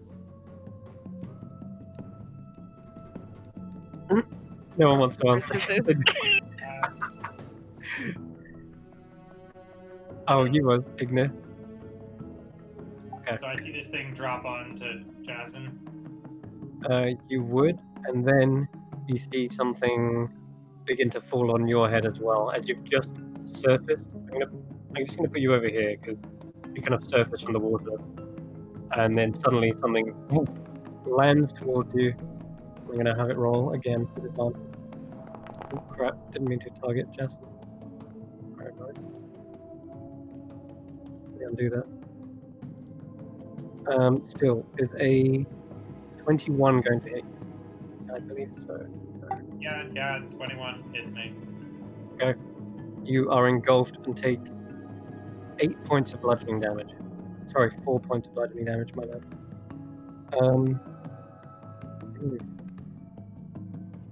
Do I need to make a strength saving throw, or was that you making it for me? No, that's if you want to detach it. So later on, if on your turn you want to try and get it off, Can I use my reaction yes. and basically glare at it and cast Hellish Rebuke through my eye? Absolutely. Take a save, right? Yep. Okay.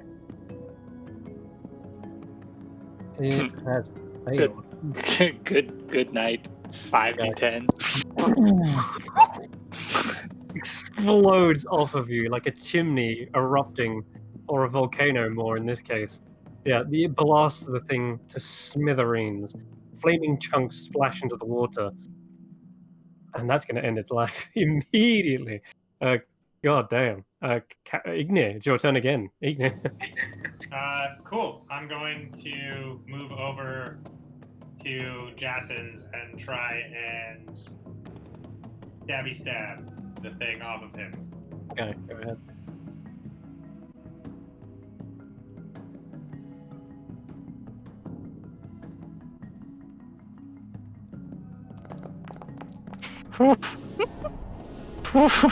You're Okay. fucking on it. Where are these rolls coming from? That's a Yeah. good Who question. are you? He's a mind flayer. Oh god! So yeah, 25 points piercing damage. Damn. Stab a couple times. Nice. Quick combat, that's what I like. Alright, you slice this thing off its head just short, because you crit. I'm going to say that you managed to make no mark or graze upon Jason's head. Cut exactly where you think creature would have wrapped around, because you just experienced it yourself. So using that knowledge, cutting clean off, and Jason, you see this thin slither of flesh wipe off your face, and the top half splosh into the water as well behind you. Ignir's standing in front of you with a spear drenched in blood. Carrick turns around after getting his foot out, and this has all happened in less than 6 seconds. I feel like. Yeah. What? Yeah. What? What are you guys doing? Come on, let's get out of here. Oh god. What, you need to enjoy the giant buttholes falling from the ceiling? Let's never speak of this again. Doo-da. Let's Yeah, never we refer to speak this of room as the again. incident. Buttholes within buttholes. This is just buttception. Alright, you off as well? Oh, hang on. I'll cast Prestidigitate repetitively for the next several minutes, every 6 seconds. I almost forgot the reason we're here in the first place.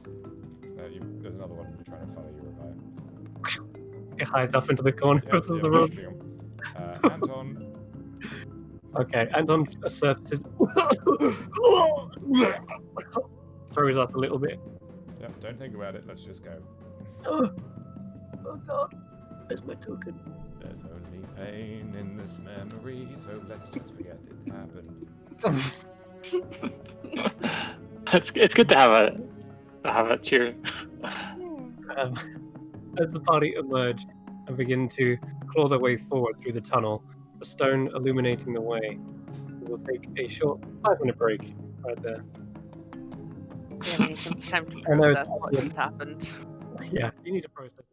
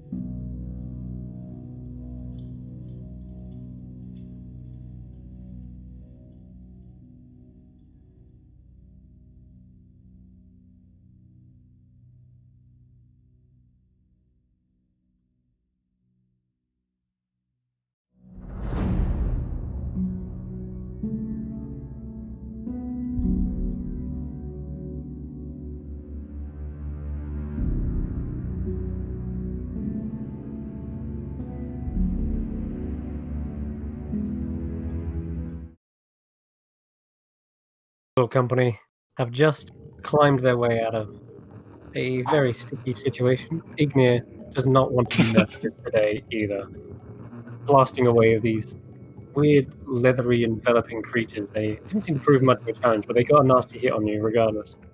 Did you take that bludgeoning damage, didn't you, Ignir? Because I forgot to apply it. Yeah, I did. Okay, we're good then. Anton is recovered over the short break. But as you probably more concerned for his well-being than others, Justin, you notice he does seem to be lagging behind the rest of the group. Like he's short of breath. He's got the sunken eyes, pale skin, and yeah, you know it's definitely nothing to do with him being emaciated from food. It's God knows how long he's been in the Well of Souls. I'm fine. Don't worry about me. Keep pushing. I'll be right behind you. Where are we now? yes, he steals his moustache against his emotions for as long as it's practical. Okay. You round the corner and into a reddish kind of interior. The ground here is spongy.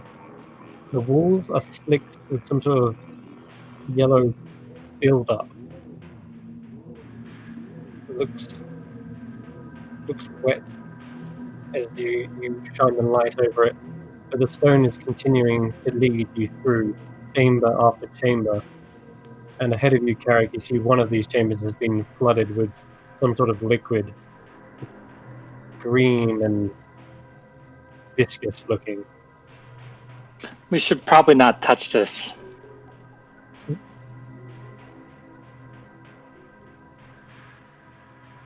Oh, good. Digestive enzymes.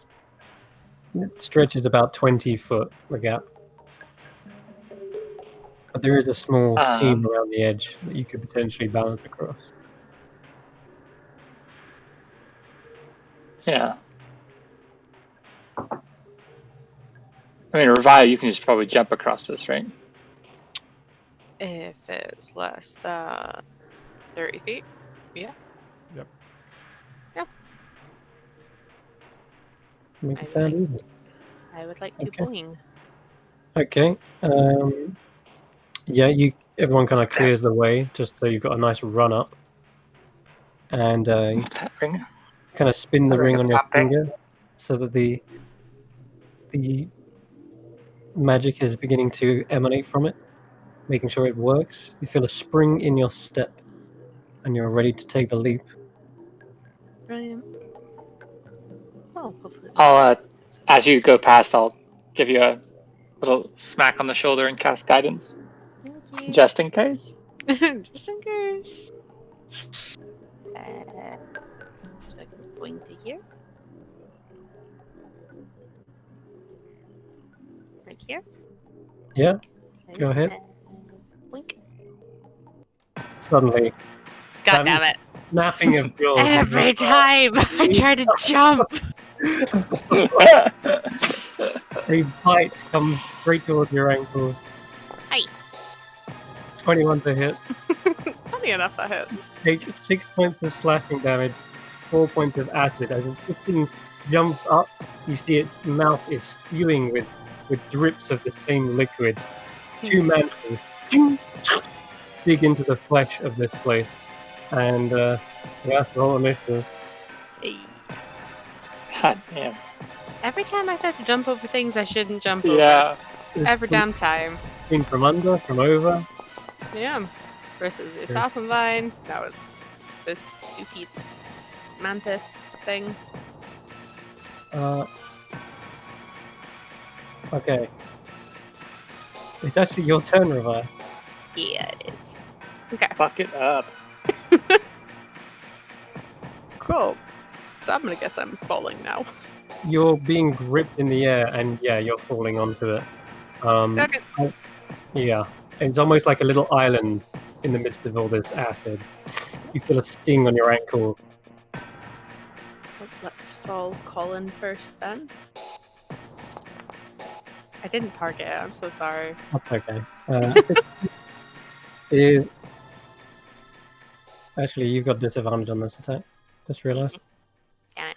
Because of the angle it's got you at, and you're trying to strike down while it's got your ankle. Yeah, okay. Wow. You're trying to, like, you're being, like, flailed around at this point. See, Revive's got eaten by its grip. It's like Mars attacks all over again. No, not Mars attacks. I think I'll- Starship Troopers. Thank you. Starship Troopers, that's the one. And your attack doesn't quite get a good angle. It clinks off of the chitinous armor. You've still got another attack. Disadvantage again.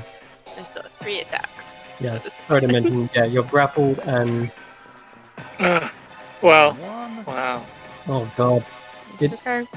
Thrashes side to side. Finally a hit.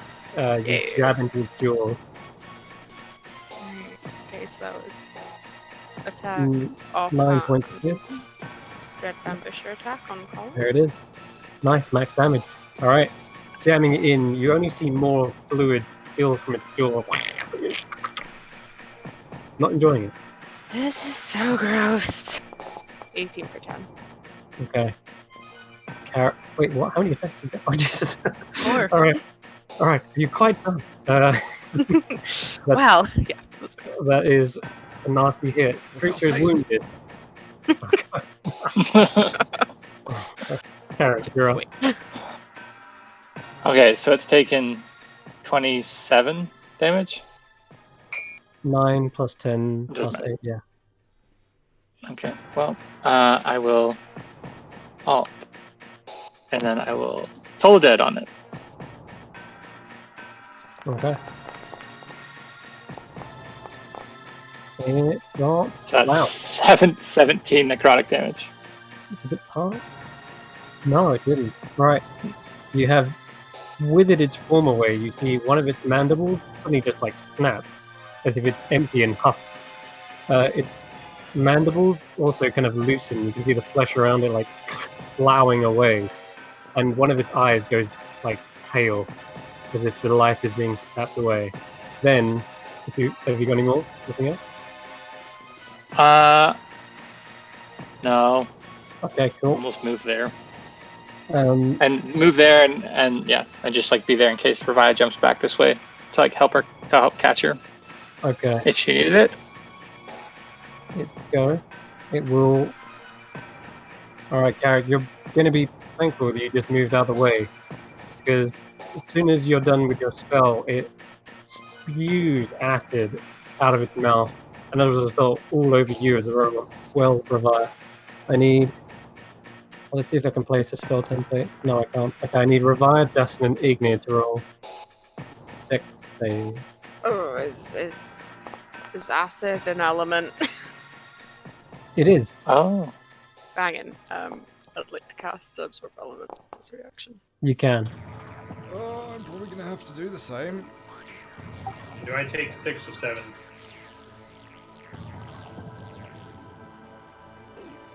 Well, I guess do we take 6 or 7? Because I have resistance and they also now have resistance. So you take 7. And if none of you make the save, yeah. This thing is spews it out in a jet, almost like a super soaker. Just it fires through the wall of that membrane and makes it look like paper mache. And Ignia, you kind of get the very last splashes of it, and it doesn't really affect you much. But then after that, it tries to pull Revive down and under with its movement. I still have acid resistance to the start. You do. So, in that case, I will just go easy on you. is it grappling her or It is. It's grappled with that bite. It's grappled. with that bite it grapples? Okay. Revive, you're being pulled into this vat of acid. I'm going to say you take another 9 points hard. So 5. And that will end its go. It's submerged now. So attacks have disadvantage against it. You can still see the bulbous growth underneath, but it's not visible for like direct attack. So we go down to Jason's go. I'm going to. I'm a whip it. Oh, Okay. it's just good. Yeah, you've got disadvantage on the attack, but you can still try to hit In it which case, can I try and like counter grapple Revive? with the whip. Yeah. All right. Make me an athletics check with the wait. You're using your whip, aren't you? Yeah. Okay. I'll tell you what. Roll me a dexterity check, just straight dex. Because you don't want to hurt Revive. It's not really an attack. 18. That'll do. That's good enough for me. Alright, you whip a hold of Revive before she's fully submerged in the acid, and you yank her free from the mandibles, and those 2 mandibles just sink underneath. It is. Anything else? You got a cantrip. You'll do right? Yeah. not really much I can do with it though. Is he like up at all, or is it just with disadvantage? Disadvantage if you're attacking. But if it's a targeted one, you cannot see it at all. I might as well take a hit with disadvantage. Go ahead. Oh, sorry, I just kind of did it. That's all right. I'll just kind of do it again. And then... Ooh, damn. Well, you know, All right. ignore that second one. Hold on. You whipped again. Oh yeah, you can choose to do extra attack, can't you? Is that right? Or is it attack and a can? Yeah, I've got extra attack, but I was just doing it because of the disadvantage. Okay. So then 25 or 27. Yeah, I mean 25 is a hit, 100%. And with that, you hear a crack underneath. You've hit something even under the pool of acid, and your whip comes back, kind of coated in that. Thankfully, it being a magical weapon doesn't seem to suffer the same consequences what a normal one would. And you hear like a muffled, welching, screeching noise, and bubbles rising to the surface. Oh, I might have killed it. Maybe. I hate this place, and I cannot wait to be in a hot, sweaty jungle. I'm gonna jump over again to check. Another one Okay. comes out. Yeah, I'm holding another whip. Your guidance is still up. I'll hold it Toll the Dead if something else jumps out to grab you. Go. Take two. You take the jump, and you do manage to make it on the other side without any interference. Kraken. Anton lets out a sigh. Yep. I think it is dead. Either that or it's learned its lesson. Is there Nice. anything on the roof I could like whip onto and swing over? Oh, we've got that the immovable rod. Oh yeah. Well, let's do that. Yeah, but that We can that yeah. means one of us to like leap out and set it. Mage hand. or we use our goddamn magic, Ignir. Yeah, Maybe. well, I forget about that sometimes. Don't we have a floaty shield as well? Okay. Yeah, but only Mage one. hand. How many times can you use that floaty shield? I I said, think a couple times. I don't. yeah, I said 3 times a day, didn't I? Oh, sweet. Okay. But it also requires me to move in front of it. So Right. That doesn't really help. Right. So I guess One person can carry the mage hand, and one person can use their mage hand. Well, can carry the thing over, and one person can use their mage hand to press the button. Right? Okay. Well, you're talking about the button on the immovable rod? Yes. Yeah. Your mage hand hovers it over into a suitable position, and as the thumb pushes down, it is rock stiff. The button isn't pushing in. What? I'll pull it back and try pressing it with my hand. You try the same, and it feels rock solid, like the button and the rod are all one piece of stone. And you notice the rod is also the same texture as the hand that gripped it. The rod is petrified, if that was even possible. Huh. But it is. Someone did a You would really need to- terrible job enchanting this thing. Yeah. Wait. When did it get petrified? The moment Eric touched the cube, Oh shit! We've used the rod. all of his belongings, including his spellbook, were turned to stone. I thought we'd used it before. You did. I You thought we chopped used up- it. What have you? I don't remember. Yeah, I feel like we may have used it once or twice. Is it not the case? Maybe we were going to use it, but we ended up using the Ring of Winter instead. Too soon. I don't remember. Sorry. Taking it back. Hopefully. I'm trying Yeah, to we remember can when dispel did. magic. Or You can try to dispel magic. But I'd like you. no, Okay. no, I don't want to waste that spell. I mean, wait, we'll just revive. Here's a rope. No, mage hand over the Okay. rope. Do it the Or wrong way. If And you have then- any pins, that could work as well. Yeah, maybe like we'll just make a line from Oh, where's the thing? Oh, it's Yeah, about kind of like so. For Vi's holding it there, and then we'll just kind of mage hand it to there, and then maybe with a few shot like an arrow or something, and then There's do it to another that. option actually, and it's only after about a moment of deliberation is when you start to see the body of this. Oh, we just step on it. It's bobbing up and down in the viscous acid, but that's up to you. I mean, I'll go first because if this goes poorly, it's not gonna hurt me the most. Okay. So I'll tap you on the shoulder and give you guidance. I see this going well for you. I'll go and hop on to said critter. Okay, give me athletics or acrobatics. Shimmy back to give some room. Did you just dive in? I didn't see your token. Nice. Okay. It seems quite solid, and you even see the impact. His whole body is being cracked open from the whip, and you can jump off it onto the other side, no problem. I'll go do that. Alrighty. And I'll call back and be like, just watch the footing, but you should be fine. Okay.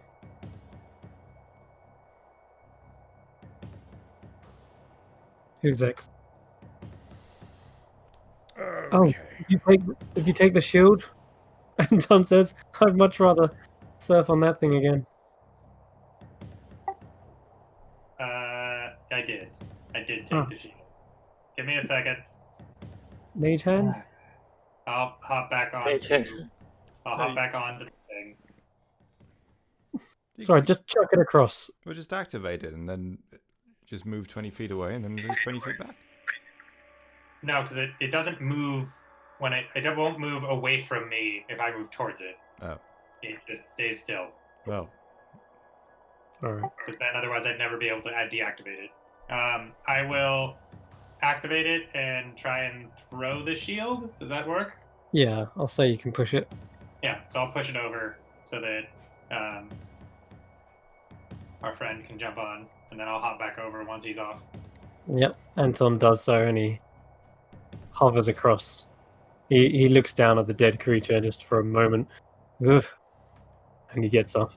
Oh, don't worry about it. And I'll pick up my shield and deactivate it. Alright. Wait, what? Couldn't you done the same thing for us? God damn it. You can hop across? Yeah, watch this. Everyone's watching as Carrot. Guidance. No, I didn't. Then I'm afraid, Carrot, as you land on this creature, you see the neck kind of lurch forward, and a mandible scrapes across your ankle, and as you go to leap the second jump, you see it trips up poor Carrick, and he doesn't quite make it. His hands and knees land into the shallower part of the acid. He takes 12 points of acid damage. Well, now we know not to let you do those things. You scramble to the safe land, Carrick, but you have a burning feeling all over your hands and knees. Oh yeah, this feels great. Okay. For the academy. It looked like he was going around the side then. That was interesting. Wall run. Oh, yeah, you will run it. Parkour. For style points. Okay. Give me an acrobatic. Yeah. Nice, yeah. 21. I do wall run it. Fuck you. I love it. Yeah. In the kind of little grooves of the flesh, there are perhaps enough of a foothold to wall run. And you use the momentum and bounce off of it, landing safely on the other side. The stone hovers about an inch from your Carrick. Seems eager to move in this direction, north. Yeah. Grooves of the... Oh, God. Alright. Moving on. Moving on indeed. You come into a slick passage. There are bones that stick out from bits and pieces. And I see Carrick avoiding any liquids this time, preferring to go along the walls, which are curved and slippery, but you can try to get across them. Just give me another acrobatics check, Carrick. This one doesn't look like green and horrific. That's good enough. Although it's slanted, it kind of evens at the top, so the higher you are, the more even the ground. And Carrick manages to nimbly go along the sides rather than opt to wade through whatever that is. How do I do on an 11? An 11 is okay as well, actually. It's not too difficult. And 14 makes it as well. Okay, cool. Alright. You all go around the corner, and Carrick, it's here where you sense your pebble tries to escape your grasp again, leading you in a different direction. But you do notice there is another tunnel leading to the east. Your pebble wants to go to the north. Is there any way to the north? Is there? Oh, that's funny. There is a wall in front of you, and the little pebble is trying to get through said wall. In this corner. It's like there's a secret door, but you can't see anything. But it seems... Yasin, is there a secret door over here? Well, let me check. Would that be a investigation or perception check? Yes. An investigation, because you physically can't see if there is... I'll cast guidance on you. 24. Alright, nice. Anyway. You look around, it doesn't seem to be any visible scene here, but as you kind of put your ear to the wall, you can hear a very slow, steady heartbeat. Boom, boom, boom, boom, boom. There's like a blood vessel. Man, this guy's got Maybe a it's short okay. intestine. It's a shortcut. Pebble keeps trying to push into the wall. I could put the pebble down and see what it does. But then we might lose the pebble. Yeah, I don't know about our chances of getting through an artery, but...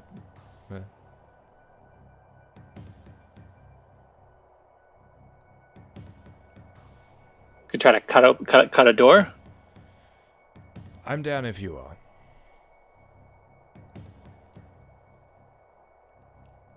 Yeah, maybe just I'll push you. I'll push on the wall just with my hand. Maybe with a little dagger. Oh, you're going to need something a bit more like this, and I pull my rapier out and I stick it in the falling. I just wanted to see if it was. Oh god! You immediately see a spurt of blood, like you've punctured a tire. Okay. I love your white suit.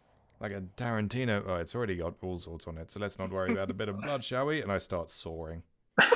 Oh. Alright, it's going to take a while. A hot minute here is spent cutting open this wall, but... Well, you fortunately, the pressure behind the wall helps work against the seam. It's a neat little trick of physics. Every 6 seconds, Carrick will prestidigitate all the blood off, and then it just like is re-engulfed. Have you ever seen The Shining? Yeah, it's a lot like that. Oh yeah, for sure. It's exactly. He's just getting coated. It's like, ugh. He's just taking a bloodbath right now. Lovely. What's happening? Blood splatter. Come on. Is it not? There it is. All right. Cool. Yeah. Nonetheless, you see that you've opened up a tunnel of blood, and it seems to be still pumping continuously upwards. There is another tunnel on the other side. As you've cut through, you see that you've opened an artery that's forking into this tunnel beyond as well. But it's up to you if you want to follow the flow of blood or pass on into this corner here. Yeah. Follow the stone, right? Absolutely, yeah. It tries to go through into this chamber here.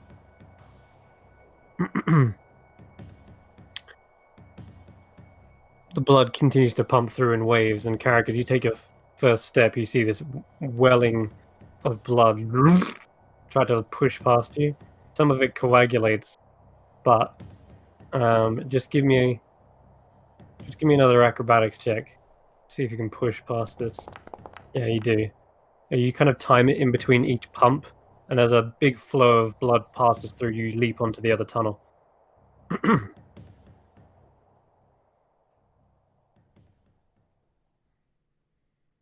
And I'd like others to do the same if they could, or they want to pass on to the other side. Nice. All right. Yeah, once again, you time yourselves, making sure you don't get swept up in whatever pumping artery this leads to. I think technically we've just given that man internal bleeding. Mm-hmm. It's coagulated. But Revi, you make it over, no problem. And the I stone feel is... like he deserves it. Sorry, say that The again? internal bleeding. Sorry. Sorry, I keep interrupting you. Maybe we should be doing more damage as we move along him. It's probably going to make the fight a bit easier. They're just gonna clog up his arteries. Yeah, has anyone Have got a any, stroke before we get there. Yeah, Cholesterol. Has anyone got any croissants? They're like mostly butter. Oh, goodness. All right. I'll see which way the pebble wants to go. It seems indecisive. Oh, now the pebble's got doubts. Like maybe both ways go back to the heart. Either way, it tries to go forward. Is it like, can we follow the blood? Is there like a clear? Yeah, it trails through both of these arteries, it seems. Oh, no, it wouldn't. Is It it would flowing from- travel through the left one. Does this say oxygenated or deoxygenated blood? It seems deoxygenated, I guess. Yeah. Well, the other blood, there's weird. What you're witnessing is two arteries right now. They seem to be overlapped. One of them is definitely pumping oxygenated. The other is not. Where there's kind of like this blue texture to the lining of this vein. Ooh, I know how we can tell if we're close to the heart. I punch a hole in one, and then I punch a hole in the other, and I measure the length of the blood spurts. The one with the highest pressure will be closer to the heart. They give... Biology. Huh. Okay. You pump a hole in this one, gives off some pressure. Then you seemingly, I guess, come over to this one. This one gives off more pressure, but you notice that it's not from this artery. It's actually from an artery you've just punctured into below that one, like an overlapping artery. And you can see it as well as you kind of pull the sword free. You notice that's another artery. Do we fancy cutting through another door?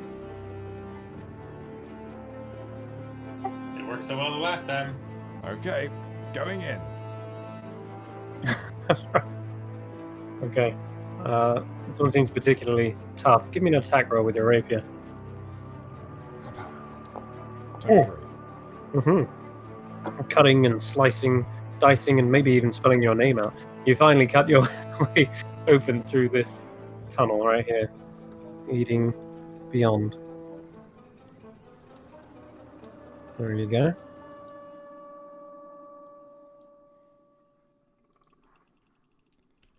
Isn't anatomy fun? I love it. Okay. It's like the most fucked up episode of the Magic School Bus ever. Yeah. Alright, I'll just move your tokens around there. And your token around here. There's a little... Oh, we've reached the void. You have, because you reached the end of the map. And with that, you are out into a familiar location. You've been trying to get to the heart. And as a result, you would see in front of you a curtain of water. And it's the sound of a waterfall past this artery. And the blood here is pouring into deoxygenated veins. But nonetheless, you jump through the waterfall and realize you're back into the steel pool of the of the heart once again.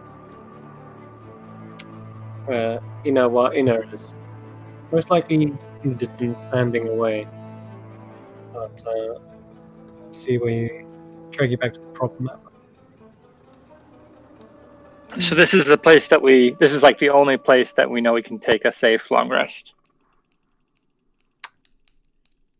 Potentially, yeah. You hear the sounds of grinding pebbles building up, and one of the golems animates before your very eyes. And before it strikes, realizes, friend. And the pebble hops down from your hand and jumps into it. Where it's still lit, kind of forms an eye, and it gives you a wink. Oh, It's that's really really cute. cute. So Cyclops giving a wink, Shit. though it might just be blinking. So I'll take it. I'll take what I can get. okay. I feel like we should. I mean, Sinawa Mm-hmm. She was looking for the key, so at least we should at least report back. I mean, we're right here. It would be rude to not tell her we found the key. Absolutely, yeah. So I feel like at the very least we have to do that. Let's go with some of that. All right. Taking a deep breath. The air is much more cleaner in here, and the heart goes towards the lungs, and as a result, there is a sort of breeze in the air. And you step up over to the small cottage, and the smell of sand, wood, and fabric wafts into the air, and you see Ina turns and says, you have returned. Welcome back. You look like you've seen the worst of the Bachelor.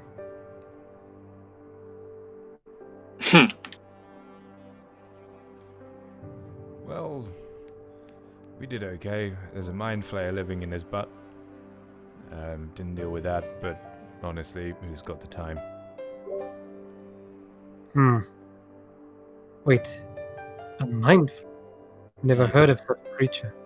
Oh, that. I don't want to talk about it. It's very. It's. I can't believe we left it alive, but I know that we need to get through this. We did a. Ignir, you want to show her the key? Yeah, I'll pull it out and mage hand it closer to her. She goes wide-eyed. She places a hand on her chest. My goodness. Finally. I can't tell you how many years I've been in search of. Thank you. And she grips onto it and places it against her own heart. With this, we can finally free ourselves. There is, of course, one last task. One grim task that needs doing. She hands it back to you. And this is for you to accomplish it.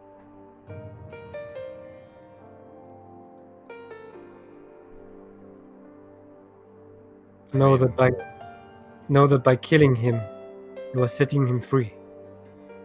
And we may put our souls to rest. What will happen to this place? And all those that are in it. I do not know.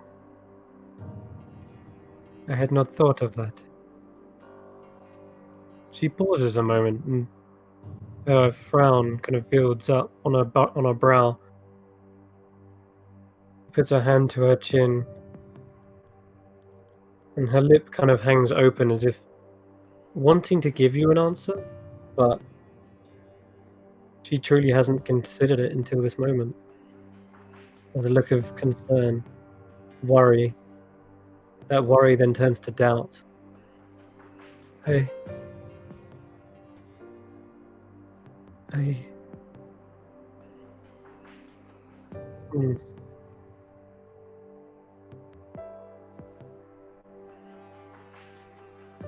She's silent.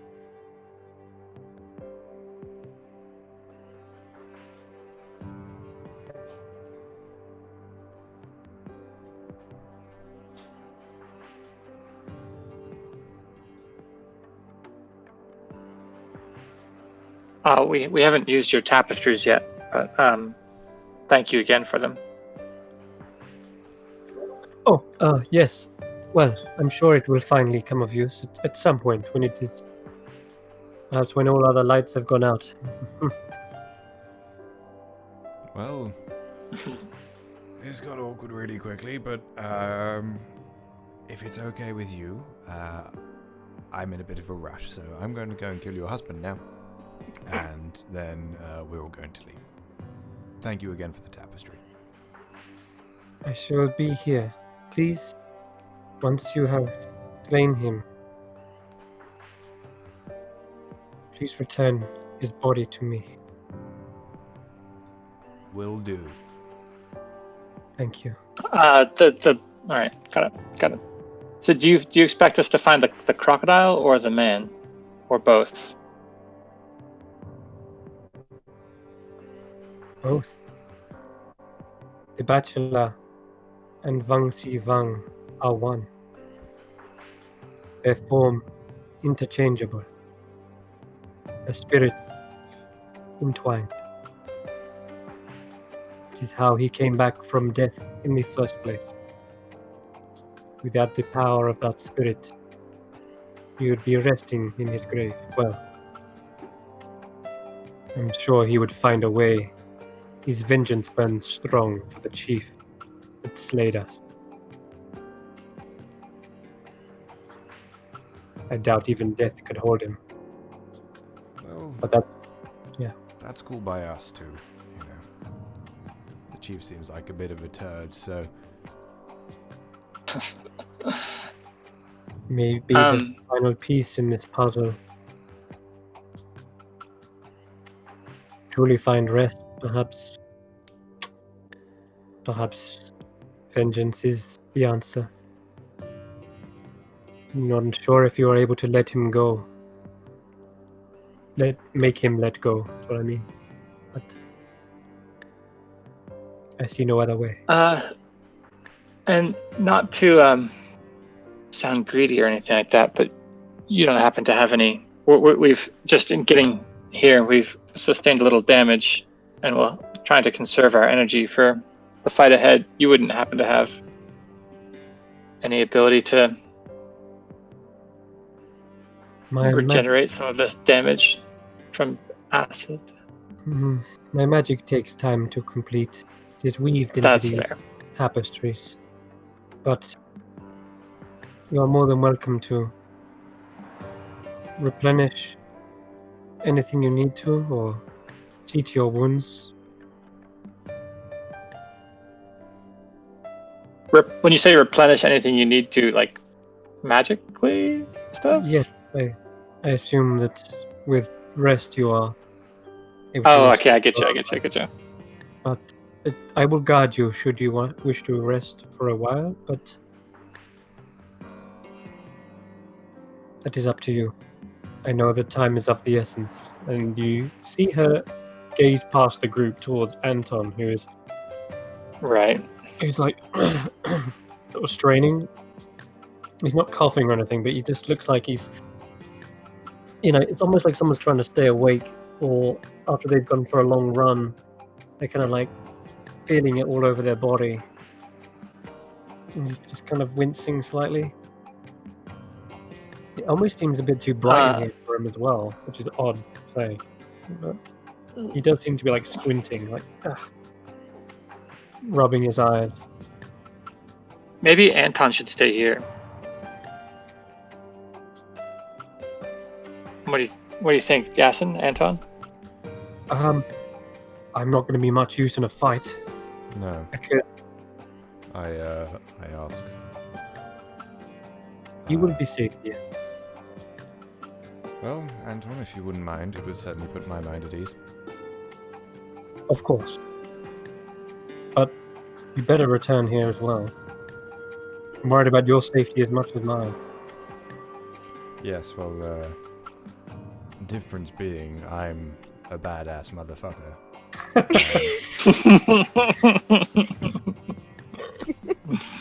Say no more. Show off. Do we think we want to take a short rest before we hop in there, just to top off on everything on the hit dice, or no? I could use that. Alrighty. Going in Yeah. for a. We're going Cool. in for a. Take a little thing. Okay.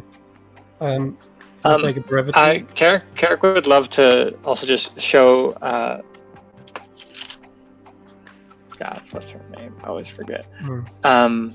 Inawaina. Would like to show her the little charm that he's gotten from the little people, the Chewinnies, Oh, the Chewinga. the Chewingas, and just to see if she's able to like recharge that. She talked about like magic. Replenishing. Huh. Which one was this? Replenishing. It's the one that like right now it has 6 charges total, and if you use 2 charges, it does less restoration, and 4 charges does a greater restoration. Wow. I'm afraid they were Yeah, intended I feel like to that be might be a one-time. consumable. Yeah. Just yeah. But she does look over it and says, "This has the same sort of essence as other nature spirits I have seen here. Where did you find this?" It was given to me as a token of goodwill, I believe, from some very darling little spirits. Oh, aren't they? Should hold it close. I do. I will. And yes, indeed. What's next? You're only taking a short rest here. That's fine with me. For the sake of brevity, you can spend hit dice and get that done. And well, yeah. You take your short rest. You spend a good hour here. Is there anything else you wanted to do on the short rest, Carrick? I know you was planning on sending a message. But that Do we? You can choose to. I'm gonna do that at the beginning of the short rest. I'm gonna cast Ascending to Eric. Okay.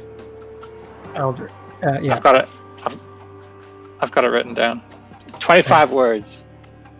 Okay, go ahead. Oh, Ravaya, I actually have 4 words extra if you wanted me to pass on a message to your dad from you. Could you tell him goodbye? We don't know what's going to happen to these souls when we kill the Bachelor.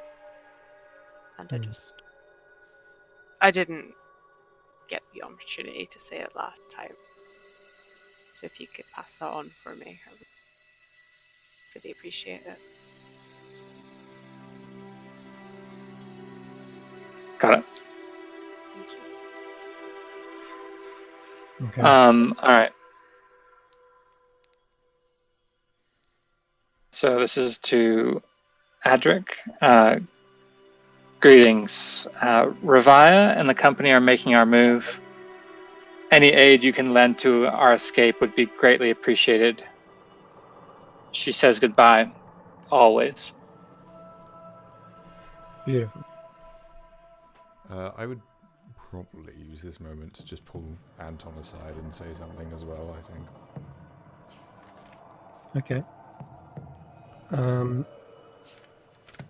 Whilst you think of that, I'll also just do the response, because they do get to send back a message with 25 words as well. So, you do hear a response. And he says, "I have full faith that your god-slaying weapons will do what they need to. Farewell, my daughter. I will see you again. One day. I can assist with your escape. But not whilst the spirit holds dominion in this world. They will not let one leave freely. But should the spirit be obliged, I will have my ferryman take you. Personally take you. Carrick is just kind of he's rolled his eyes back in his head a little bit, and is just like saying that as he hears it. So it's kind of like a mouthpiece. Okay. So that Reviah hears it. So that Reviah hears it all. And the last words, just to add on to that, will be, they will hand you an arrow so that you know who they are. They do not speak much. That's it. The full message. Okay. So, Yasin, you were going to do something. Yes, I'm just going to pull Anton aside and Mm-hmm.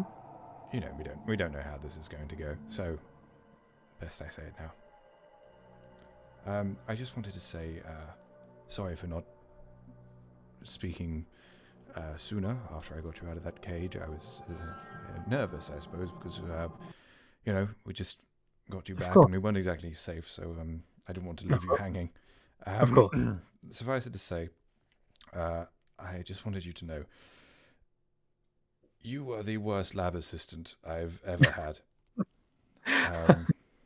You were lazy, distracting, your handwriting is terrible.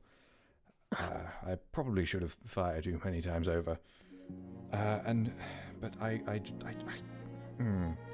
it's just every day you just enthralled me, and you listened to my ramblings, and you woke me up to things about myself that I had blinded myself to, I suppose.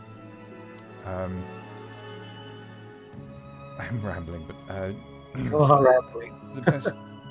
the best part of the day was just whenever you were there, and when I sent you away, I sent away a part of myself, and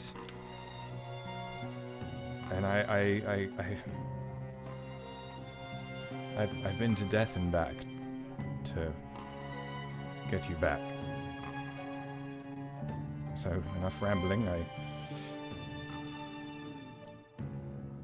I love you, and I swear by the weave that I will get us home. Okay, goodbye.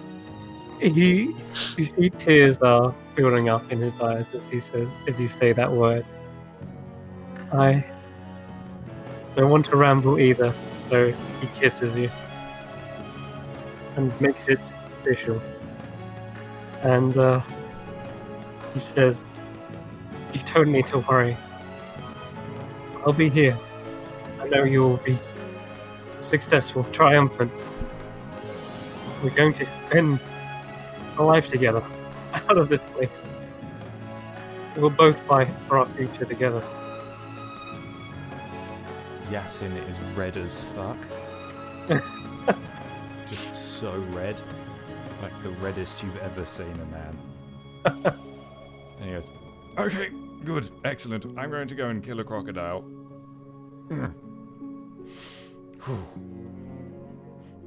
And felt the same. You're trying to get away, he grabs you. It's like, you're as much a part of me as I am to you. And, well, he smiles and says, "Can't imagine my life."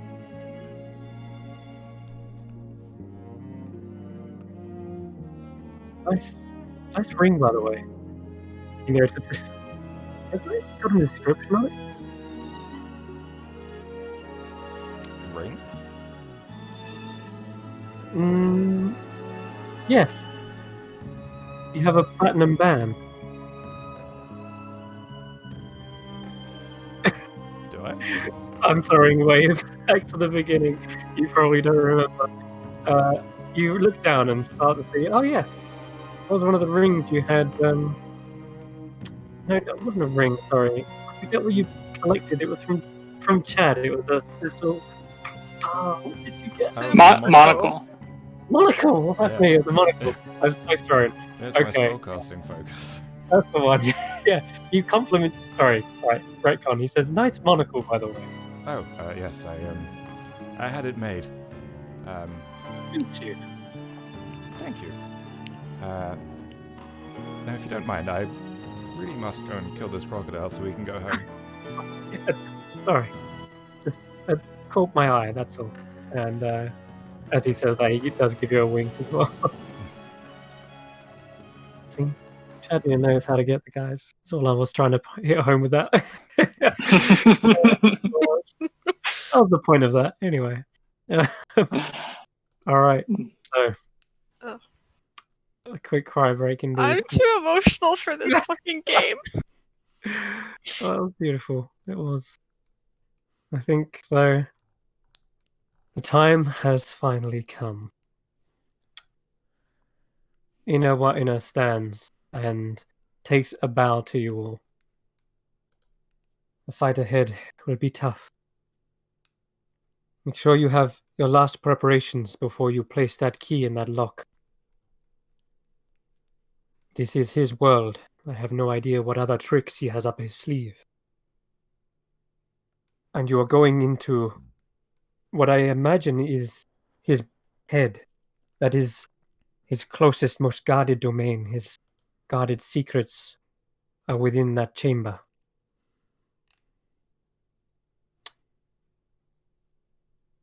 I wish you the luck and strength of Obteo be with you.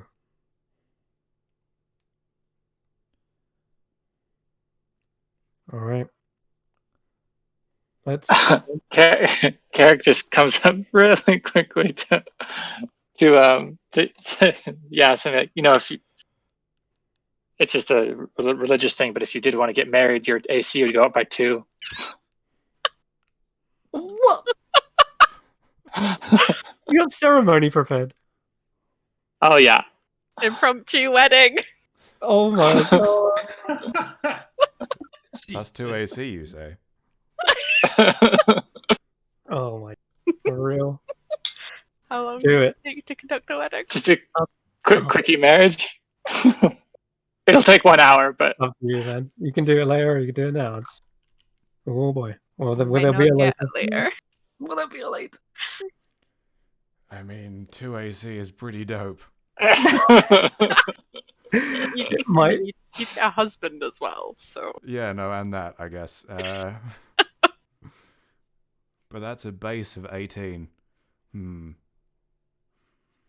I can sit down for another wee while. It'll only take 10 minutes, you know.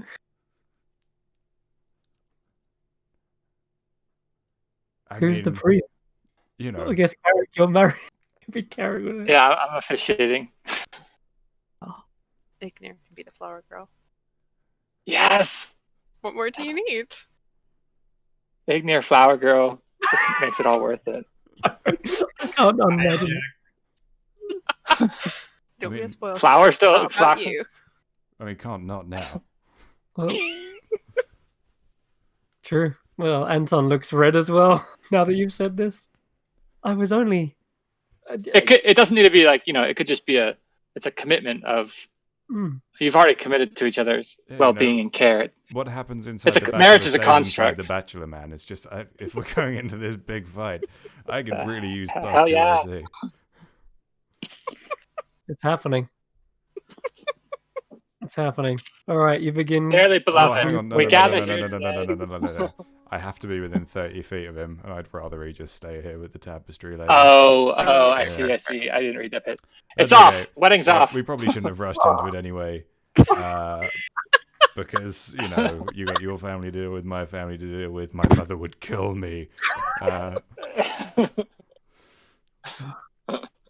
Who I know cares? No, that'd be everyone's- a crazy idea. It's a crazy idea. Everyone's Off to kind the of door. wrapped Off to up the in door. emotions right now, but Once we save Chult.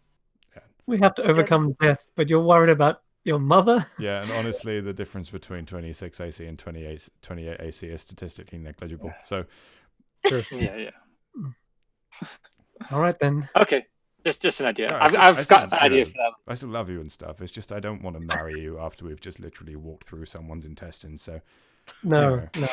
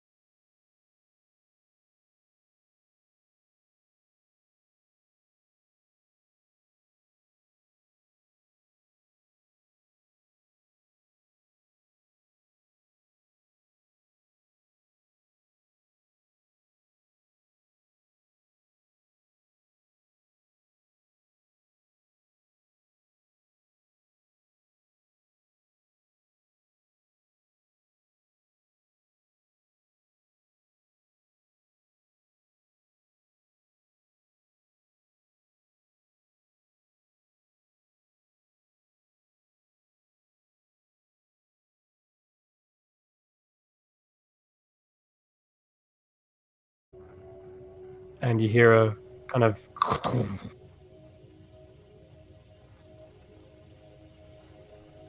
the key in your hand begins to fizzle, a smoke coming from it. Feels hot in your hand, Ignir. Burning hot.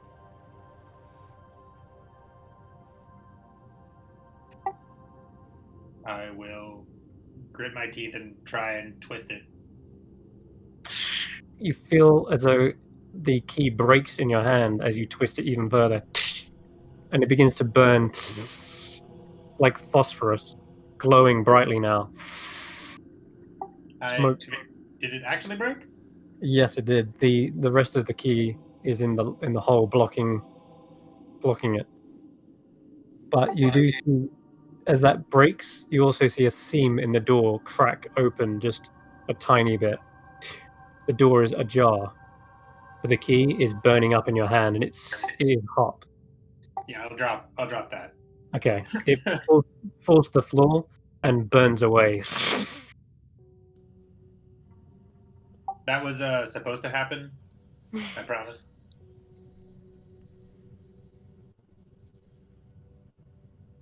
The door is left ajar.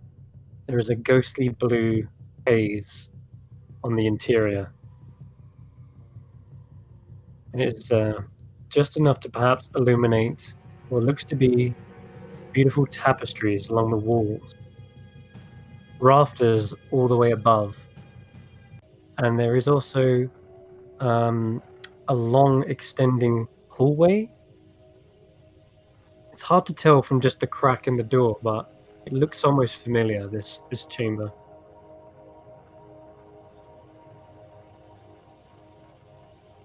Do we see is it big enough to we can get through, or? Mm-hmm. You haven't pushed on the door yet.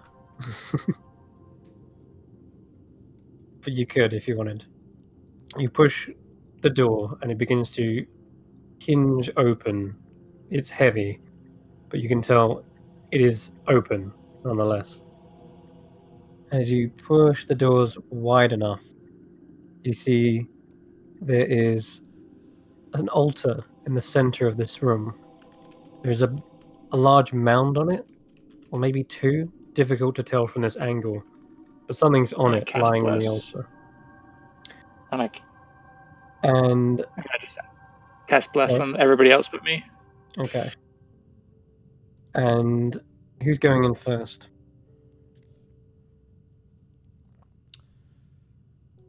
Oh, wait. How? I'll do it. Sorry, is it lit? The hallway is lit, but it extends so far it kind of goes into darkness at the back. I can go first then, if I can get a little bit further vision-wise. You can get further vision, however, even your vision ends in darkness. Can you see in magical darkness? No. There's something at the back of that chamber. Something completely coalesced in black. But as you kind of step in, Revive, to sort of see what's there, your first step goes front. You look down and see dozens, nay, hundreds, nay, thousands of bones strewn across the floor like a carpet of splintered ivory. Someone needs to clean up in here. And with your superior dark vision, you do recognize this. This is the chief's longhouse. Back in the Gleaming Fins village, you had audience with him in a very similar chamber. However, this one's completely covered in these bones, and there's tapestries, beautiful tapestries, no doubt the work of Inna adorned on the walls. So they're the same person. Fantastic. You're not sure.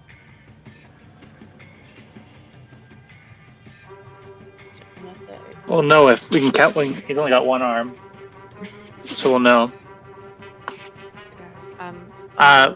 You are blessed. Let's keep Okay, moving a little bit. let's crack on. But as we can't really quietly shuffle through mountains of bones. But on the tapestries, is there anything of note, or are they just really pretty? They do seem to depict something animal-like, maybe a beast of some kind. There is familiar work to them. You recognize one being a small rodent with floppy ears and a unicorn's horn extending from it. I would know that anywhere. Another one seems to be a squat little frog with speckles on its back. Another one, Kubazan, no doubt. The froghemoth with giant tentacles and 3 little eye stalks at the sprout. And again, continuing on, you see the Iably, the needle-like beak. And you have all... And, of course, there's about 5 on each side. That doesn't make 9. It does not. Has everyone entered into the chamber? Yeah. As soon as you do, you hear a grinding sound underneath the floorboards, if you can call them that. Because the spraying of bone, I say spray because it's almost like it erupts from the ground like a geyser, and it starts to swirl like a dust devil. All these splintering woods and bone coalesce together. But it seems to be choice bones, not just any pieces. Those are scattering to the ground from the eruption. It seems the tiny, tiny little bones are coming forth. Wait, not bone, teeth. You can tell only teeth are emerging from this pile of bones. And as they begin to pile together, they form a humanoid shape. On either side of the altar, there are 2 figures now standing and turning their heads. Their faceless heads. The only thing giving them a maybe human appearance is a mouth that opens with jagged teeth. And let's take you to that map.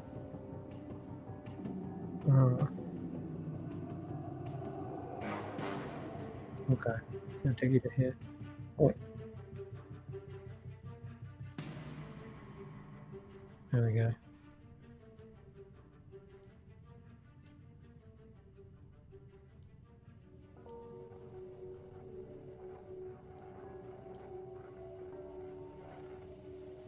They stand there. Well, that's super gross. Yeah, that's Fuck. very unsettling. I'm just gonna move Zooming the out map on that. down. Oh, they're just teeth. Okay, cool. Good. So grim. Ugh. Ugh. I feel I don't uncomfortable. have my Rufus with me, so you can delete that token. Oh, yeah. I will do in a second. When we took a short rest, you could have. But I forgot. So Okay. Alright, they stand there, watching, like guardians.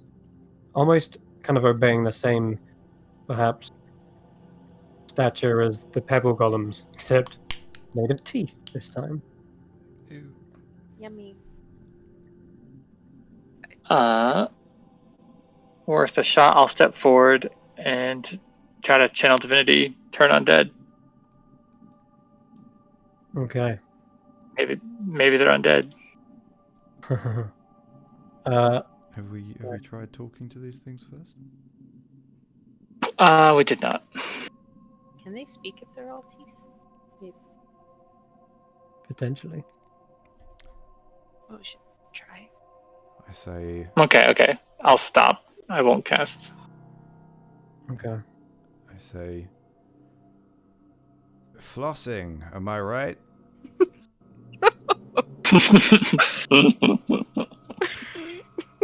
Nah, roll initiative. Yeah, pretty much. Oh god. Once they don't seem to respond in any manner. You do see them turn their heads behind, though, looking into the dark recesses at the very back chamber. And the darkness begins to shrink slightly in that corner. And at the moment in which it fully shrinks down and dissipates, you swear you see something leap up into the rafters. And a bit of dust that perhaps sifts from the top as well.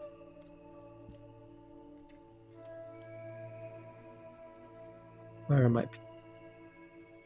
But nonetheless, there's something up there, moving, a shadow, looking down at the rest of you. I think only Revi, you can make a perception check.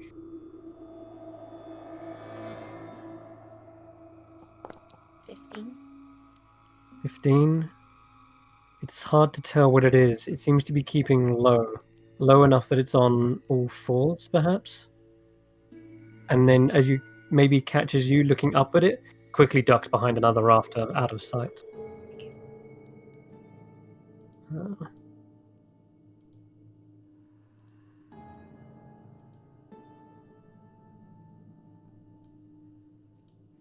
You hear a voice. It's in your minds, speaking telepathically. Why have you come?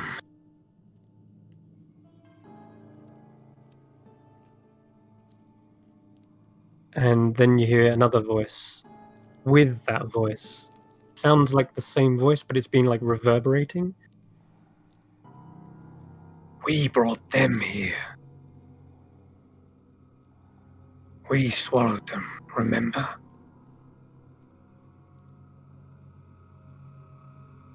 Why?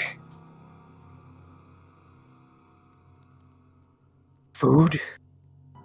To eat. Yes. They are fresh meat. Potentially?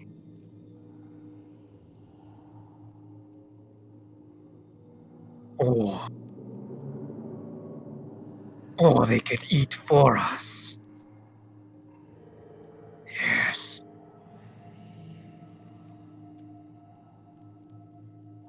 A feast. Feast of souls.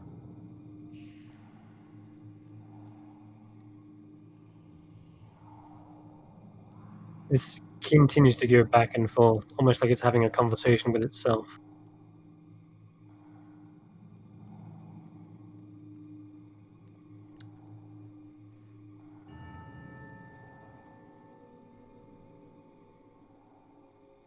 We seek freedom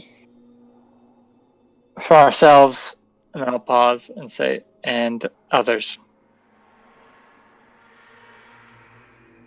Freedom. I want freedom.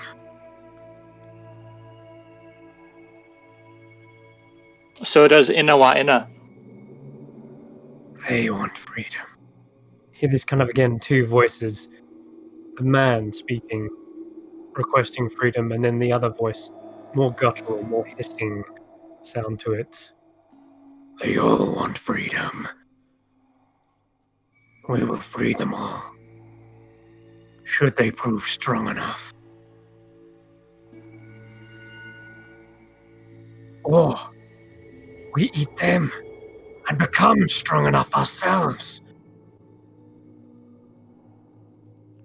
And at this point, you're catching glimpses of it, Revi. I think all of you were, because it seems to be almost like as if pacing back and forth across the rafters, trying to gain a semblance of decision. And here, I'll just drag it into the chat for now. You can click it to enlarge it. Oh, cool. Something skulks up in those rafters, and it seems humanoid. But it seems torn. Its voice constantly echoing back and forth. Prove them then. Test them. Isn't that why we've been swallowing powerful souls? To find one. Find some powerful enough to free them. Yes. You suddenly see the golems turn their heads towards you.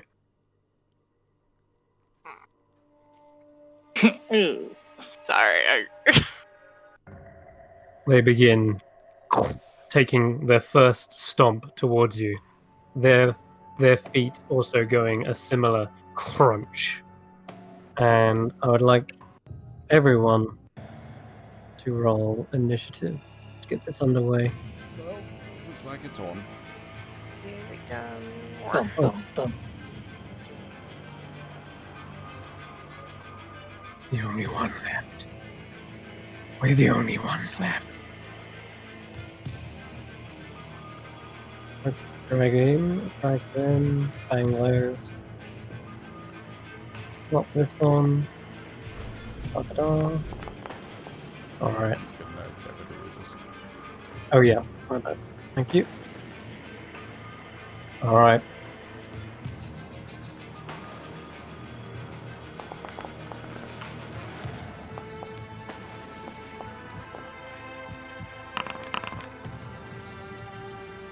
Okay, revive. You can tell these golems have the intent to do harm. What do you do? Let's start shooting them. Okay. Go ahead. Begin the onslaught. The door, by the way, at this point, as soon as you draw your first arrow, closes behind you. And you see it. You hear a similar burning sound to when the key was on fire. And the seam is almost forged shut. Welded. It's only one way out of here. How dark is it? No escape from the Bachelor. Dark enough that it will impose disadvantage for those without dark vision. But to you, it is dim light with this kind of ghostly haze coming from these, what are they called, sconces? Dark enough that I'm invisible? If you put out those sconces, I will say yes. No, that's mean. That's cool. I suppose I'll be visible. But I mean, you could put out the sconce. I'm not. That wasn't a joke or a sarcastic comment. No, you could shroud yourself if you want to. In fact, is there one behind you? There's one directly there. I'm just ignorant in the way. That's all. Right above you is there is a sconce. that's gonna make things harder for everyone else. Fine, okay, I'll do it. They'll be eliminated. Okay. Okay. If I put the one out behind me. Yeah, I'll say you can use like one of your attacks, and that will shoot the arrow into the sconce. The arrow strikes into the sconce. The flame falls to the ground, and you can stamp it into the bones and smother it. You are now shrouded in complete darkness and invisible to the enemy. Bababoopy, I'm invisible. I'll put a little marker on you to note something. No invisible tokens. I'll just put this eye on you. No, that'd be cool. Since I'm invisible, do I get advantage? You do. Yeah. Let me just check. They don't have. It doesn't matter if they have vision. I'm just checking they don't have any other extra senses. Yeah. But then Maybe the blind sight or. I don't seem to have eyes, but I'm trying to find their senses. Huh. No listed senses. Alright, well, I'm going to say you do have advantage on the rest.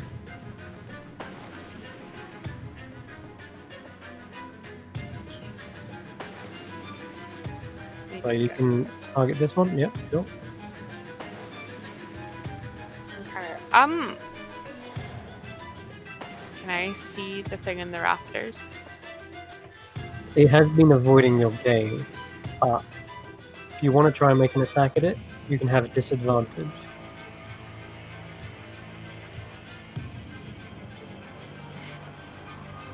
Yeah. How high are the rafters? Judging by this picture, oof, They look very high. At least like 25 feet. Damn. Okay, a little bit out of Yeah, they're massive. If you think about capabilities. these creatures are large, and then looking at the actual picture itself, it's a very tall longhound. It's cool. We'll go for the toothy boys first. Okay. Try and kill them. Okay. So 25 25. for 11. That's a hit. 11 points. And are you using a magical arrow? No. I think you have an- Yeah. Oh, you are. Yeah, because technically all my arrows are magical. Right. But you have a finite amount of them, right? I got Okay. And then you've got your extra, like your honey badger arrows too. Yeah, I have my pissed off badger arrows. On top of that. but I'd rather keep them for. Okay, then. Right. Cool, noted. Then you deal a full amount of damage to it. And as you do, the arrow strikes into them. You see bits of arrow, like teeth just scatter onto the ground. Teeth are the one thing I can't cope with. I hate dentists. I hate anything teeth related. So I apologize if there's a lot of poking sounds. Perfect. I've made your worst fear. You actually have, and that's Dread Ambusher as well. So that is 20 damage on that second. Ouch. Lucky teeth. Oh yeah, teeth scatter into the air.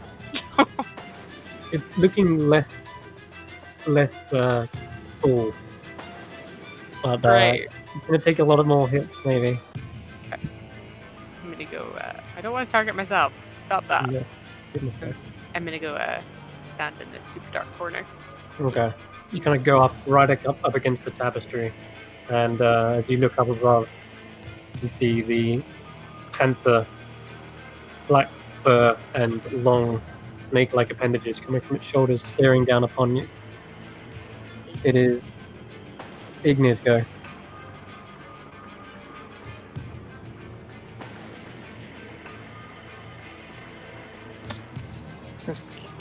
Gilvoy, he said he had to hop on a thing, but I can take his turn to form really quick. Oh, okay. Go ahead. He's just gonna be a basic bitch and do Eldritch Blast. So this is the one that you were hitting there, Kirsty. Yeah. The one on the right. Yeah. Oh, was it initiative? Wow, pathetic. Hey, don't talk about me like that. Okay. Oh, you're back. You're back. Okay. I just am doing Eldritch Blasts for you. Okay. I appreciate I didn't it. know That's that's what probably you what I would have done. So they're both And you have a bonus action to maybe ignite your. Actually, doesn't really matter. Just want to say that you should have had disadvantage because they are in dim light. Oh, shoot. Okay, so that's the first one. And then you are blessed as well. Okay, so, So, I'm just rolling that was the- disadvantage on that one. Oh, we'll say that was your full first attack. So roll one more with disadvantage. The second beam. Okay. The second Sorry, beam I is Plus 4. Not disadvantage, so that misses. okay. All right, let me undo that for you. Plus D4. Plus D4. I don't know what its AC Oh is. yeah, but that might help. you get info. Do a D4 real quick. Just barely a miss. I'm afraid. Okay, so the first shot though does connect, scattering more and more teeth everywhere. Though it's not slowing down yet. And something I forgot to do, but I'll do now. On initiative count 20, a layer action. And as Carrick, you're nice and close. We're gonna have you roll a strength saving throw. I'm so good at these. The DC of which... Yeah, it's exactly 14. Alright. You see Huzzah! these bones reaching up underneath you. Several hands grip onto your legs and your ankles, and you can tell this thing either seeks to drag you down or drag you somewhere. Either way, you don't give it the chance. You begin to pull away your feet and yank them and stamp them back down. Okay. Now it's your turn, Carrot. So these are, and let me know if this is going to be an action or not too. Are these constructs or are these undead? Because they're made of bones, but You would I know that? You would need to confirm by casting a spell. An action. Well, we have to do damage anyway. I'm going to do on the right, focusing on the right one. Okay. A damage to all the dead. Oof, it passes. It did, yeah. And then as a bonus action, I'm going to cast a spiritual weapon.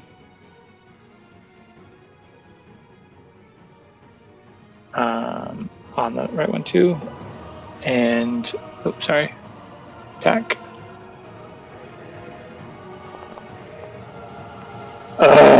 So bad. Okay, but it's out.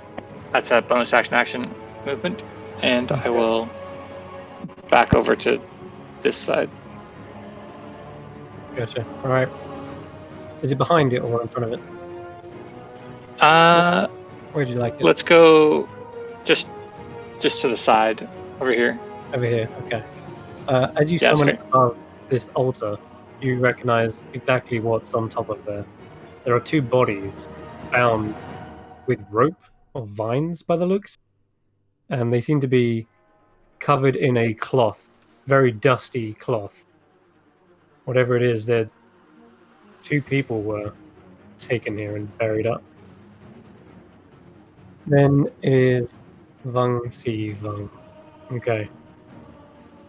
You start to see more movement from above. Time to figure out what to do with this. Last time we hit you with Maelstrom, but I think this time we hit you with...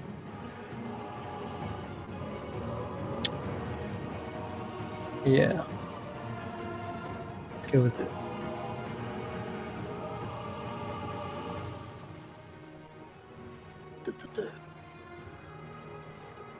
Okay. Wrath of Nature. You can hear him casting a spell in the rafters, but you cannot see him, nor are you, I don't think you're in range either. He is far out. Yeah, he is. He's out of range. But you do, funnily enough, hear him casting a spell in a humanoid form. He's whispering and chanting something. Wrath of God. Nature will strike you down. Or, if you prevail, so be it. This is a range of 60 feet. 60 foot cube. Okay.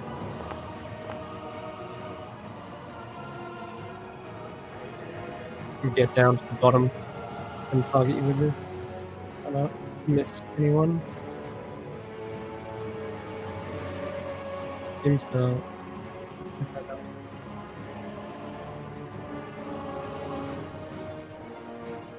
There we go.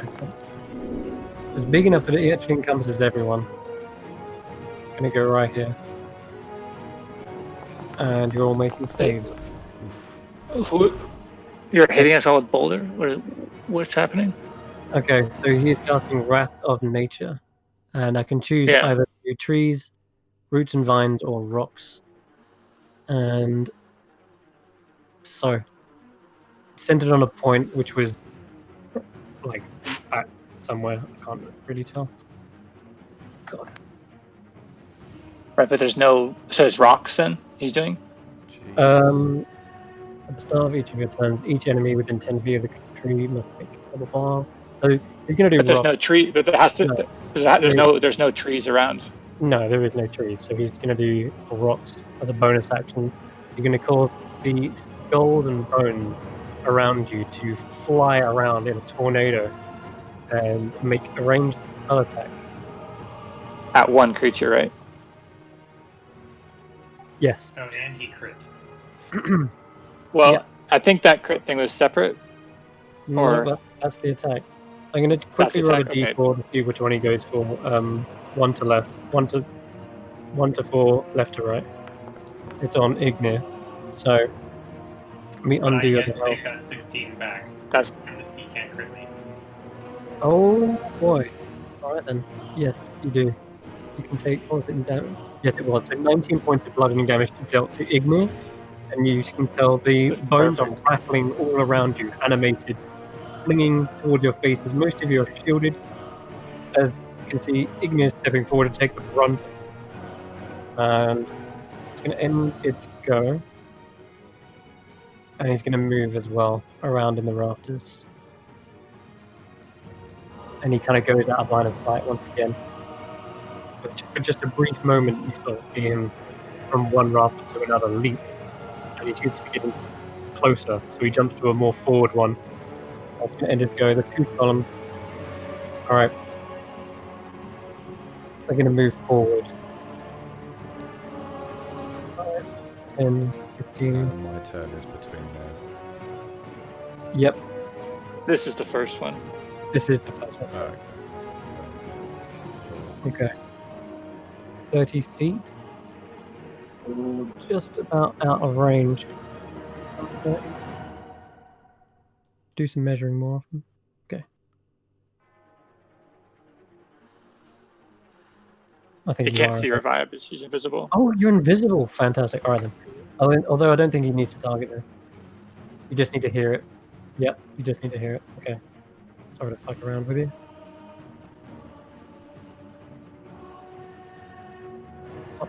Stop moving. Alright. Everyone, you start to hear chattering of teeth. And it sounds like he's grinding them together. It is the most cringe-worthy noise you've ever heard. And it's targeting all of you, so everyone can hear it. And chittering babble. Well, your saves are up. Wisdom save. God, I think Ignir just rolled a natural 1. Okay. So, only Ignir failed. The rest of you wince and cringe against this sound. It's grinding into your mind more than anything. Ignir, as you fail the save, your mind is assaulted. Take 2d8 psychic damage. That Which wasn't the you can't. 11 that we already rolled. It is, yeah, that's right. And everyone else who success takes half, which is done, I think. Carrick, did you take it? Yeah, you did. And Ignir, after this Yeah. grinding sound is booming into your mind, you find yourself frozen up, cringing and flinching from it. And yeah, you're stunned until the next turn. Its next turn. Are Carrick and Jason undead? Because they were Ah, cleaning up on... Jason, Carrick, you're unaffected by this. Hell yeah! So Yeah. you guys were pinging up on something. You are I'm pretty correct. sure Jason So I had to can roll have that for health then. turn undead, yeah. And it's stunning you. So I'm stunned. Yeah, I'm going to quickly undo Carrick and Jason. This was deliberate of the actual... There we go, cool. Being dead Alright. is great. Yeah, Save of one. I've one played an saving undead grace. character before and I Jason. got buggered over by a spider. This- How tall is the ceiling? It's about 25 foot up.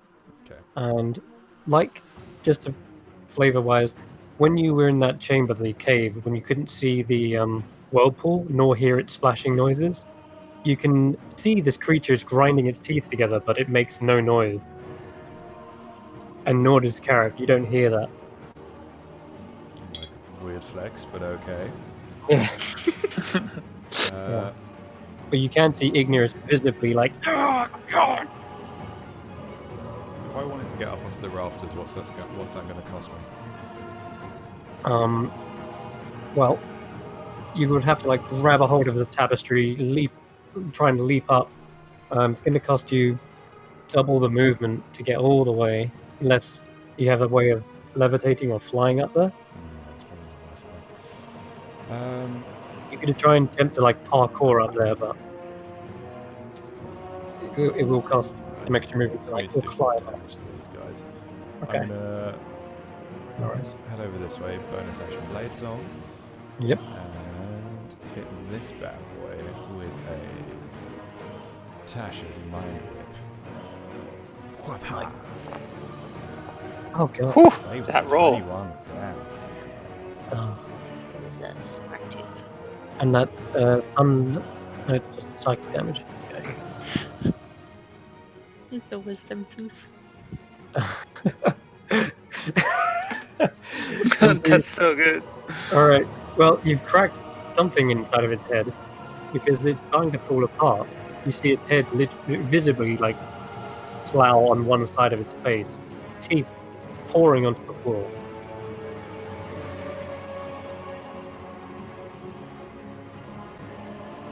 And is that going to end your turn? That's my turn. Bonus action. Alright. The next tooth column steps forward. Reaches here. Okay. Gonna be targeting Ignir. We can't see Ravaya.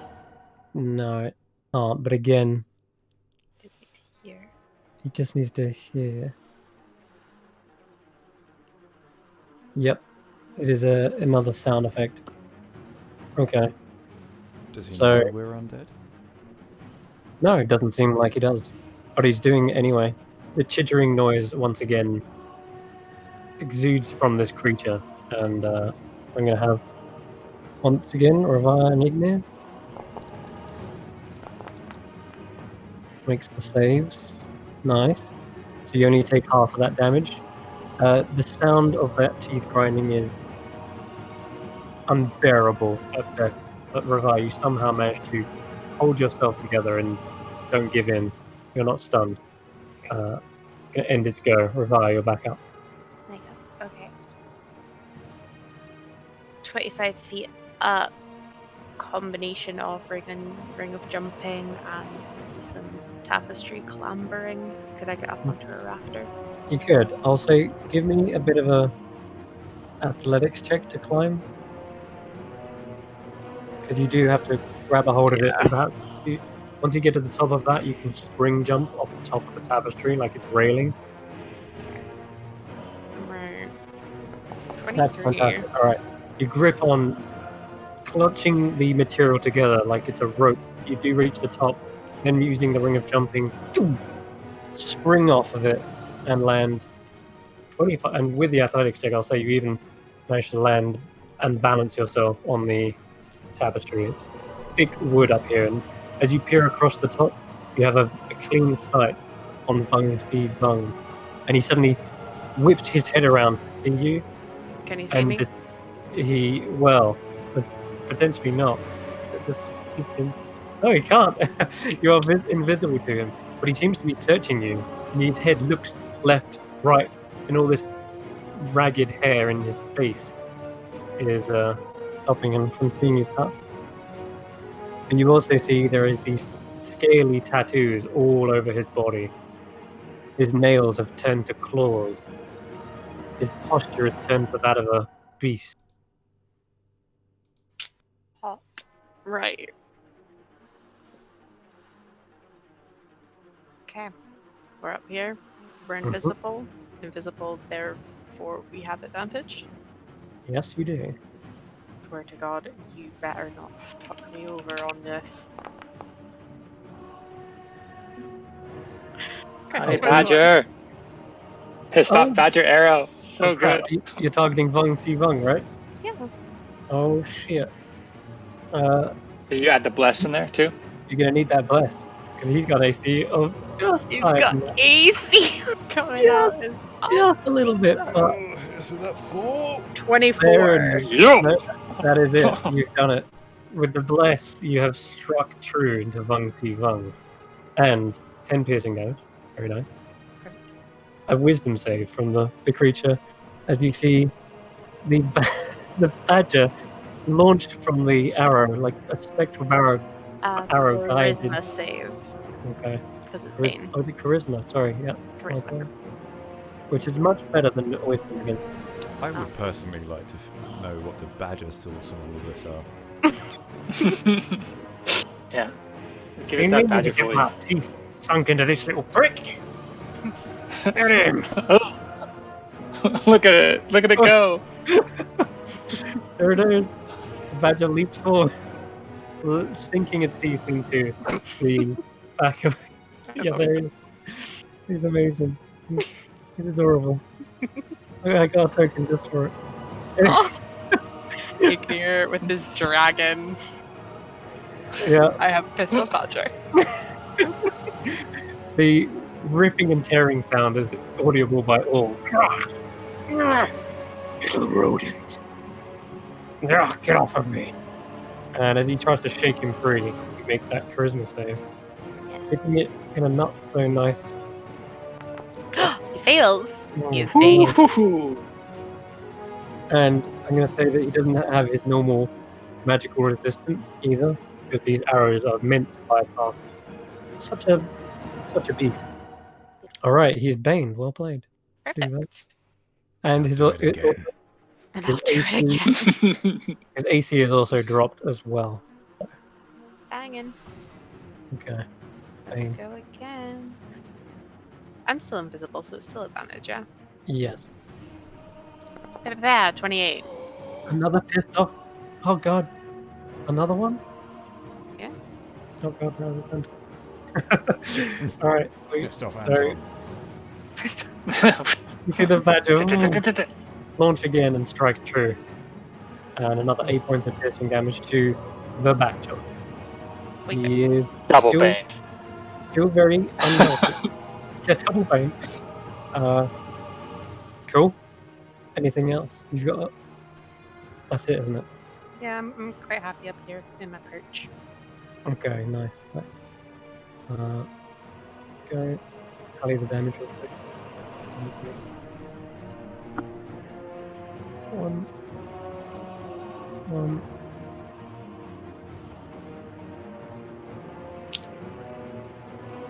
Okay. There it is. Alright. The Dragonborns go. You are stunned, unfortunately, by this grinding, chittering sound. And only for the round, though. Carrick, you're up. Oh, sorry.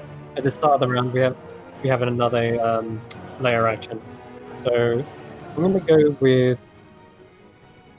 Let's go with. Go with Jason or Carrick because Ignis done, and you're the only two on the ground. So I'll roll a d4 real quick. It will be Jason. Roll a strength saving throw for us, please. I'm famously good at those. Okay, Blast if it matters. go ahead. Okay, not enough. You feel your ankle suddenly bound by bone, and these gripping claws around you have frozen you in place. You're grappled and restrained. And restrained. Mm-hmm.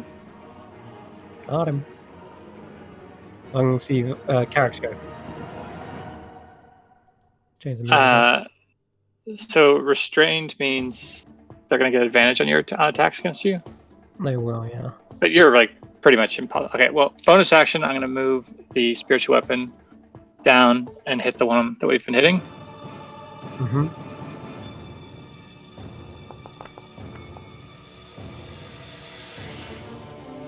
Okay, it's getting really rough at this point. Bits and pieces just falling away. So that's 12 force damage. Okay. Yep.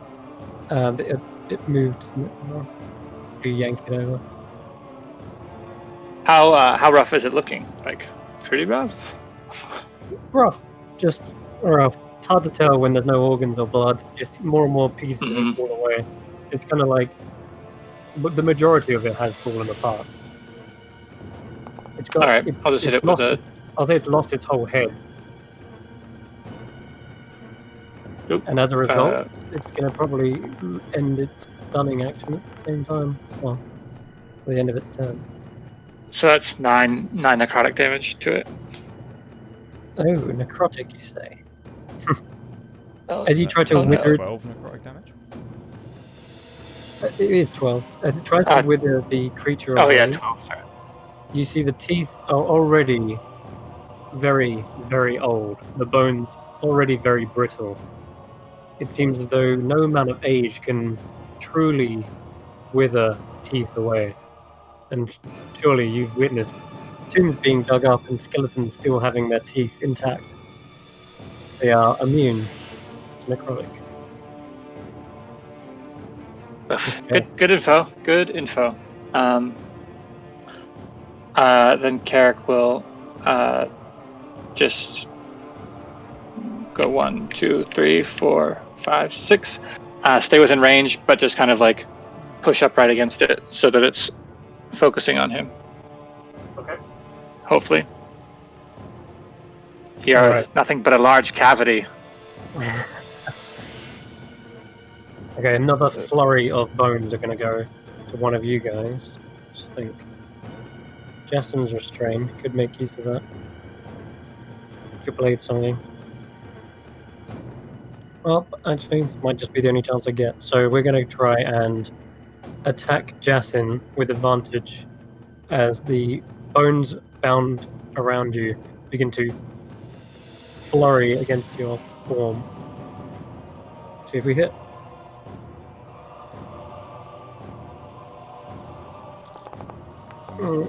Should be advantage. And Bane. And Bane.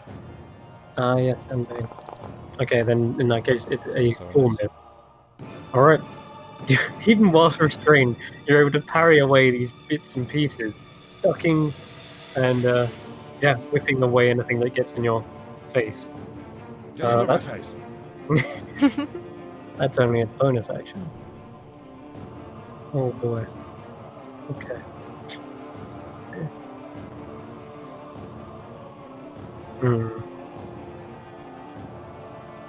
Oh yes. This isn't a concentration. Vung Si Vung leaps another rafter over, almost above the altar at this point with everyone else. You see it briefly, and then it's up above and hidden again out of sight. He's been perhaps watching you through the Kingfisher's eyes. He's witnessed what you're capable of. And we're going to have a set of rather large bones come up from underneath you. So...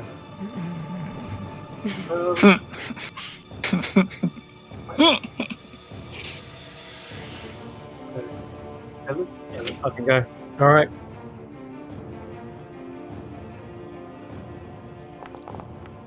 We're going to do one here.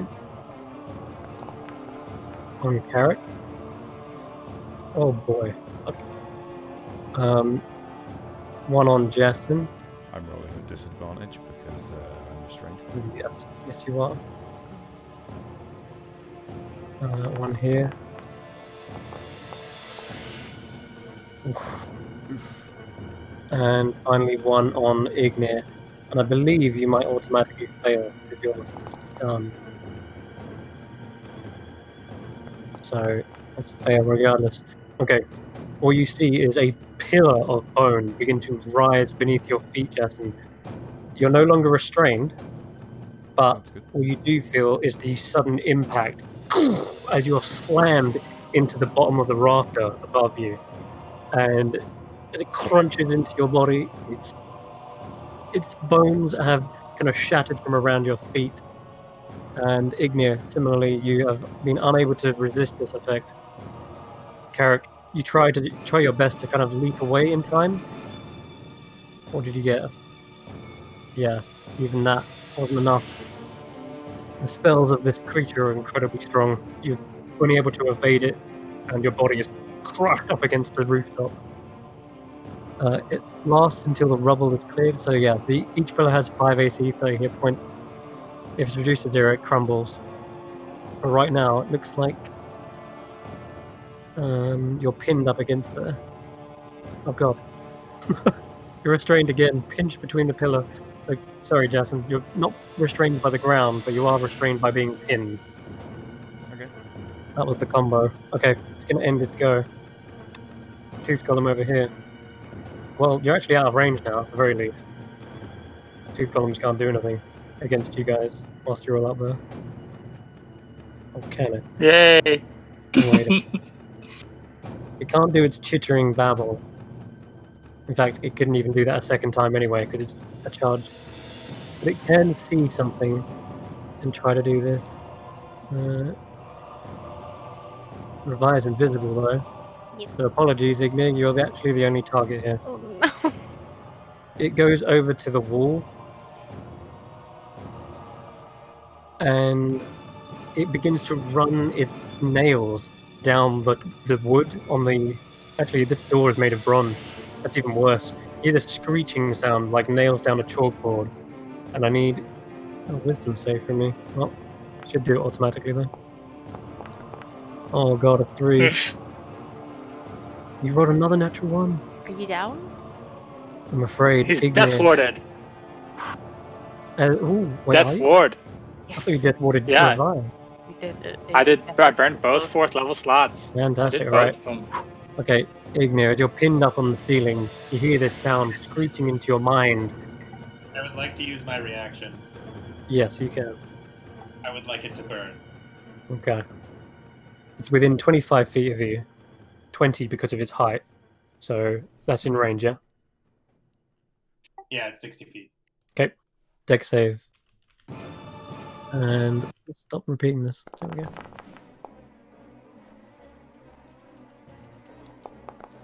Wow, it's rolling really well on the save. So yeah, so it takes half. Okay. Half and then half again. So 37 half is 19.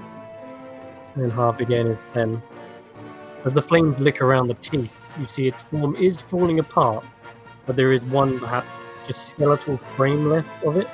A light tap might knock it to pieces, but it seems very resistant to your fire. Nothing catches alight. Jason, you're up. Yes. Whilst up here, you can see Vung with your dark vision. Now that you're pinned up against the rafters. Ignis under some duress, though. He is.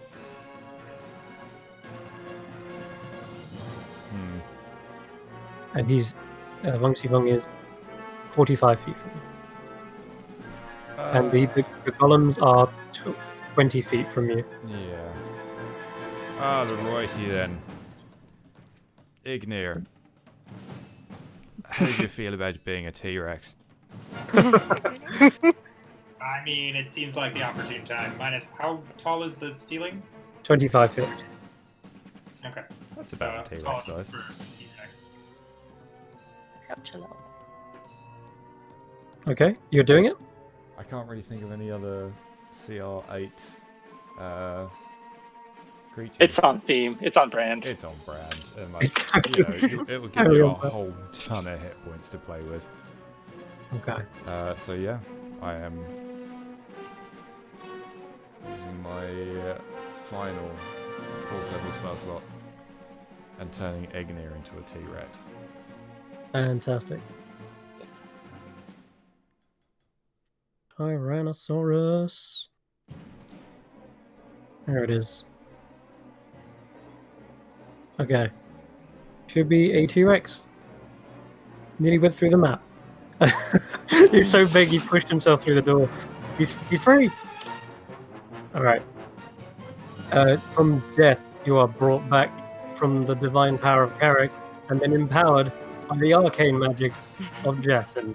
Now, your tremendous form has pushed his way free from the actual restraint. I'm going to say with that strength, you actually are no longer restrained either. Because you're like occupying a bigger space than you should. You kind of shunt out of the way. Did you want to fall to the ground or you want to try and jump up into the rafters? No, yeah, definitely. Ground is good. Don't think a T-Rex is meant to be running through the rafters. Okay, sure. Wait, sorry. So you say you're trying to stay up here? No. Ground. No, you're falling. Ground is Okay, you're falling down. All right. You only take 6 points of damage from the fall. A minor chip on your total health pool. So you're good. That's going to end Jason's go unless you want to... Oh yeah, you're restrained. Cool. Tooth columns go. Okay. 5, 10, 15, 20, 25. We're going to go right up to the T-Rex and start wailing. He can take it. That's a miss.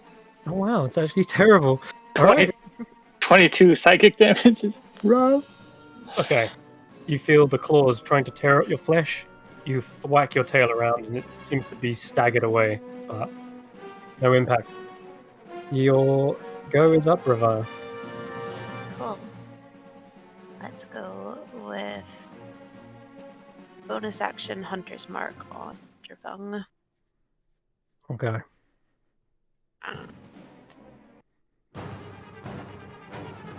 Go, Honey Badger, go. Go, Badger, go. Alright, nice. Another 7. 1d6 on that. 7 plus 6 is 13. So 13 damage. Okay, First. 13 damage. Nice hit. It's getting wounded. You see blood pouring from him.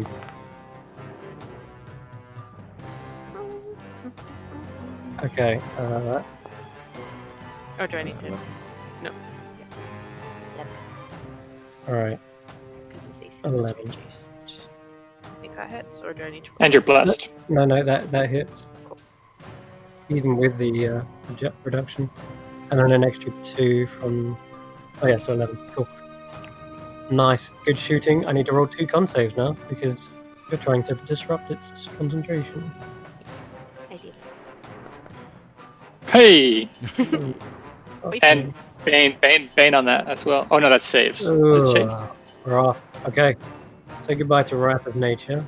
You've just interrupted it. So. Where is it though? Just to be a good guy, the lair action happens too. It will on initiative count 20, so... Oh, and 20 draw is above that.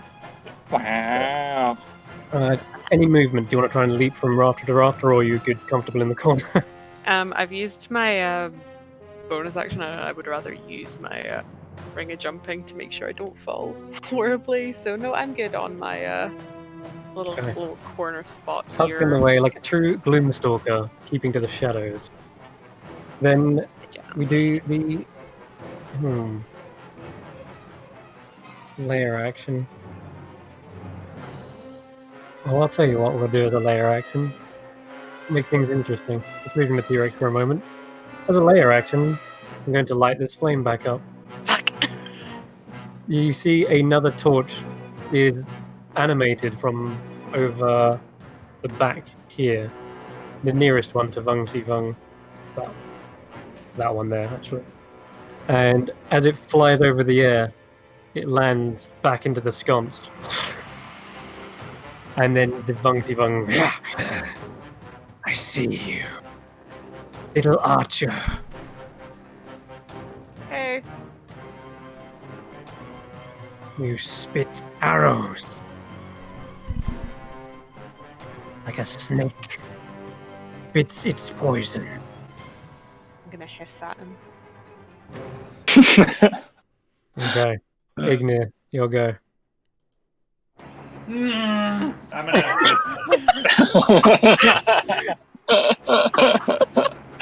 That's I got. I wasn't ready. I was not ready. I was gonna ask you to do it. Nope. It was there.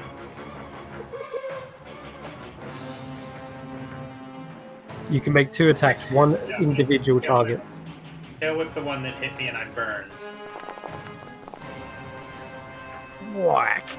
The force of this tail shatters the bone into pieces. Tiny little teeth scatter across the ground. The tooth column is no more. And in triumph, I will chomp down on the other. We're wanting to show it that my teeth are bigger and better. Holy! Oh my god! 37. Why are we never killing T-Rex all the time? Ignir, where did you go? You targeted yourself? No, you didn't. I don't know what happened. No. I don't know. It just glitched on me for a second. It did, didn't it? Dude, the Okay. game thought you were hacking. Yeah, it did. I assure you I didn't touch you, but let me try and fix that for you. In the meantime, you see that half this golem is eaten alive. He just chunked a massive, sizable bite out of it. Still alive, but very badly wounded. Well, what kind of life will it be living? That's true, yeah. still animated. Let's call it that. Oh, there we go. Don't know what happened there. But you're back. And because I hit with my bite, it is grappled. If it's no, it's bigger than medium, isn't it? It's a large creature. Damn it. Never mind. Okay. Never mind. Any movement? Yeah, I'll kind of move around it so that I end up here. Just kind of charge around. Okay. At this point, everyone hears a bang. And then another bang. It's coming from this door, the one you entered in through. It sounds like metal on metal, like a battering ram is hammering against it. Echoes into this chamber. Continuously. And that's going to continue for most of this turn. Carrick, your turn. I don't know where I book. I don't see my book anywhere. Oh. Yeah, what? I think it's like here. Should have been. Oh, it's underneath you. There Oh, it is. it's there. Oh, okay. I will move it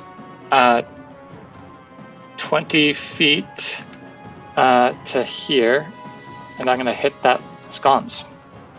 All right. Trying to be tricksy. Go ahead. Roll an attack with your. I mean, if he took a lair action to light it, it's got to be important. So. Mm-hmm. Just don't roll a 1, and I'll say you hit it. Okay, cool. All right. Close. Goodbye. I know, right? There is a moment of hesitation, but your spiritual weapon manages to reach up and knock the sconce off, shrouding Ravaya back into her shadows.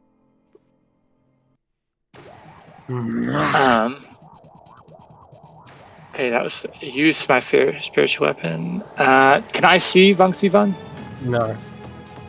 Not No. from. Oh wait, sorry, you're up in the rafters. Yeah, you can. Because I'm restrained up there. You are. I will cast. Just to be efficient, I'm gonna cast a scorching ray from the circlet of blasting.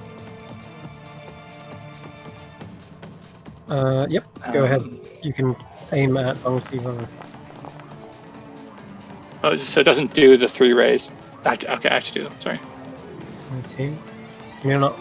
You blessed? I'm not blessed. No. Okay. Also, So maybe just one of those. didn't you've taken a lot of damage. Your concentration might have broken by now. I don't know. Let's have you roll one. I've taken. That'd be for the first one, where I took like 4 damage, and then this is the big one, the Pillars of the Earth one. Wow. Okay, it is up. Never mind. I'll shut up. Just remember it's from now on, though. Yeah, cool. yeah. Sorry, I think I have only taken those 2 hits because I'm undead, so I haven't taken the chittering stuff. No, you haven't. Okay. Good. The That was action, first bonus ones- action. I'm restrained. I can't move. That's my turn. The 2 first ones hit. The natural one, of course, whiffs. So still 15 points of damage. Ooh. And it's fire At damage. this point, Vung is getting very wounded, it looks like. The man is vulnerable, seems. Now that you've shot these arrows, he is bleeding. But it is now his go. I don't know just what he's going to do. As he leaps from this rafter to yours, you see his form changing, his bones popping. And as a bonus action, he will transform into that of Nice giant lizard fight. yeah. Round 2. Yes. Well, he's going to be in the air, and you, of course, are on the pinned against the rafter, restrained. So he's actually coming I for am. you, Carrick. He is 25 feet up. Yeah. Let me How just sturdy are these rafters? dirty Well, I'm on a enough. I did pillar. mention if they were like thick oak, Okay. like yeah. big enough to support him. So he's an Um, advantage. okay. 1 second. Ah. Alright. He has advantage and he goes for his bite attack as an action. And the way he's swiftly transformed that quick, very reminiscent of a certain type of class. But I will not spoil that. Alright, where is my giant crocodile? There it is. Alright. The bite comes down with advantage. Okay, Baned. Yep. E4. Oh man, the And I'll +4? use shield. No, And I'll use shield. Yeah. well played. Alright, nice. Yeah. Very good. Well, I only get one a day. So I'm making use of it. he's barely able to try and scrape onto your armor. Then, after having no luck, spins around on the rafter and a tail comes round from the other side, like bit you on one side, tail comes slapping on the other, and he's still got advantage, but now he's got to get like a natural 20, right? D4. Yeah, he misses again. Let me just undo the damage real quick. I think I did it already. Oh, for that one I meant. Oh, okay. Yeah, because the tail would have hit you had you not shielded. So, well, yeah, that's something that's happening up there. Carrick's still alive. And Carrick, at this point, the thrashing and the attacking is something you might notice as he's up this close. I'd just like you to give me a deception check. Ugh. So bad. There was a moment in his humanoid form you noticed something about his hands, but then as soon as he transformed into this crocodilian form, you lost eyes on it. But it seemed to like catch your attention, but then it's gone. Jasmine, you're up. Who am I targeting? The crocodile or Monkey? You can attack either one. I've got his health tracking somewhere else, so it's all good. To be honest, he's going to have a new set of hit points anyway, as you recognize this might be something else. Yes. Yeah, you can kind of get it. Upcast. Tasha's Mind Whip. Ouch. Alright. So, they take 4 psychic damage, but they are also slowed, so they only get an action, movement, or a bonus action. Well, did you hit both? Sorry, the Tooth Golem saved, so he's taking 2 okay. psychic, but that's it. But Vunksy very slowed. I'm going to burn a legendary resistance and pass. Then taking half. So, 2 points. That is 2 points. Okay, cool. Alright. 50. Okay. Alrighty. Yep, it had to happen at some point. Didn't use them on the other things, but that's because they are god-slaying arrows, it seems. Jasmine is still restrained up here. And let me just check something on Bones of Earth. Because I don't know how long it lasts. I think they're like there. You like They're made permanent, aren't they? Yeah. They can be destroyed. I'll reiterate. They only have 5 AC and 30 hit points. If you want to try and free yourself, that is a possibility. But you would need a heavy hit to make it happen. Otherwise, you're going to see. As well as strike attack. Yeah. Okay. Then moving on, this last Tooth Golem is still very damaged, fighting it out with the T-Rex. Goes for another maddening touch attack. It's going to hit. Well, not nearly enough damage to break the T-Rex's constitution. And Well, the Constitution's on Yasin. of course, I mean it's health. It's basically you've got a shield of health points. But anyway, Oh, right. the top of the round revive, and you can hear banging getting louder and louder. And as you look down, you can see the door buckle slightly. Ooh, don't like that. Okay. Who is it?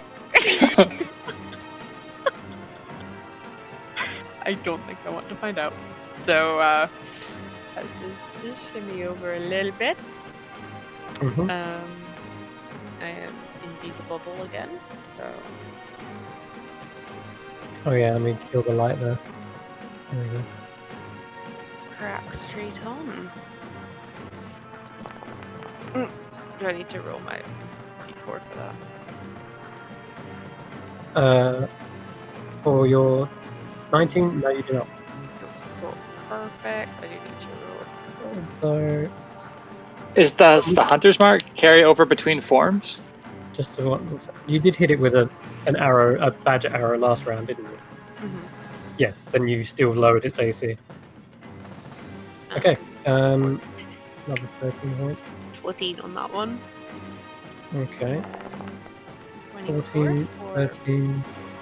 14 plus another cheeky d6, so that's 19 on the second hit. Nice. Cheeky. I'm gonna tally this up. 1 second. 14 plus 19. All around. 19, 14, That honey badger is a fucking beast. then 2. Okay. You've done a decent chunk to this crocodile's form, and each arrow that strikes into it, you can hear more guttural moaning, roaring. Okay. It is in a bad shape. Who's that other crocodile over there? It was, and it seems like he can even speak in that form. You can hear his voice from it. It says, "You are strong, capable, perhaps stronger than Vang." And I'm gonna end your go. Ignite T-Rex. Sorry, I've got a layer action, haven't I? Yeah, you do. Let me just do. Should we move another sconce over? Keep reviving. Fuck these sconces! I've got nothing to grapple. Whack-a-mole. Let's do it. He's gonna grab this one. So he's taking the 2 from either side of him. And he's gonna light another one up. Screw it. Okay, go on, Igor. Where is this? So these 2 have gone out now. Got it. So I'm gonna tail whip. Oh, sorry. I don't know if I somehow missed this. That second crocodile is attacking us, correct? It's up 25 feet in the rafters, but yes. And I mean, that crocodile is Vang Si Vang. Oh, okay. Sorry, I saw both tokens. I was confused. Sorry, yeah, that was confusing for me. I got rid of it. How tall is a T-Rex? Not 25 feet, that's for sure. I got T-Rex. Would I hypothetically be able to tail whip the bone golem and then jump up and try and bite Bugsy Buck? I think a T-Rex probably is close to that. 3.7 to 6.1 meters high. So only about 18 Yeah. at max. But I mean, Almost that means I should be able to, like, jump up and bite, right? The altar might be enough elevation that you could jump from. So I will say potentially if you get on there and make an athletics check, then yeah, you'll need to make your first attack First attack. and then provoke an attack of opportunity. That's if it survives.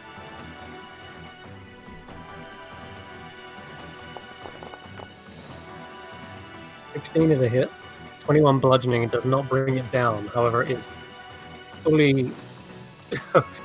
it's almost fully fallen down. Its stumpy legs have just got several teeth trying to rebuild itself faster than you can kill it. That's not working. And then I'm going to terrace over here, so it'll get an attack of opportunity. It will. I'll make one maddening touch. 12 misses. Jeez. Alright. And seeing nice albino prey, is going to parkour off of the sarcophagus to the altar and try and attack Bugsy. Okay, go ahead. Sorry, I'm fucking around with token. Go and give me an athletics check, or just straight strength to see if you can make the jump. Oh, okay. You've never seen a T-Rex so quite so scary in this moment as you see it leap up into the air and take a snap. Well, I'm You're afraid- blessed. Wait a minute. Form in this form it only has. Oh my god! the Is that AC of, hit? the AC of a giant crocodile is 14, and you Hit. just hit it. Heck yeah. And because it continue being badgered, its magical, super godly powers have not been effective. Where's the badger? There he is. Ruffling its scales. You've just chomped so far into this thing. It has now got barely any health. Oh my god. Yeah. It's barely holding on to its form. That was nasty. Did you do the bite? You're not grappling it though. Okay. Alright. Is it too big to be grappled? It is, yeah. Carrick. Still restrained. The only thing that's within range of the spiritual weapon is the tooth golem, right? And Yasin's pillar. Yeah. And the pillar looked really sturdy, like 30 hit points sturdy. You said. Yeah. Yeah. Okay. I'm gonna go for the tooth golem. Oh, you should be there, shouldn't you? Anyway, tooth So golem. it's 9 force damage. I didn't target it, but it is. Oh boy. I've got it targeted. Oh, did you? That's weird. It didn't pop up for some reason. Okay. Well, you've hit, and it did do damage, but it is holding on by a single tooth. And it's literally got one tooth left. I have not. Okay. I don't know what to do. I have very. Okay. Okay, so that was my bonus action. As my action. Yeah. Also, I'll just do. Ugh, this is dumb. I will. And the albino crocodile's looking pretty hurt. Very hurt. Yes. Okay. That bite is It's so much wild. damage. It's on its last leg. All right. Well, we'll just risk it. I will do a wisdom saving throw, even though it's really good at him. It is. We'll try it. See what happens. This is baned. So it's got advantage, right? Does it? Yeah, it does. I'm afraid. Oh man, yeah. Yeah, 100%. Holy shit! Even in its crocodilian That adds a form. lot. All right. Yep. That's, and I will squirm for my movement. Squirm you do. Bungsy Vung does not let up. Going to try again to bite into Carrick. So look, Yeah. what? That's, Not all we can do in this form, but... Okay. Where are we? Bite with advantage. Coming at you. 27 to hit. Yeah, that'll hit. 24 points bludgeoning damage, piercing damage, because you are bit with this thing, and it's going to do what it did last time. That horrific, infectious disease is going to be delivered with its bite. Oh, I'm gonna be knocked out. It's not necessarily a damaging spell, but I would like you to make me a Constitution saving throw.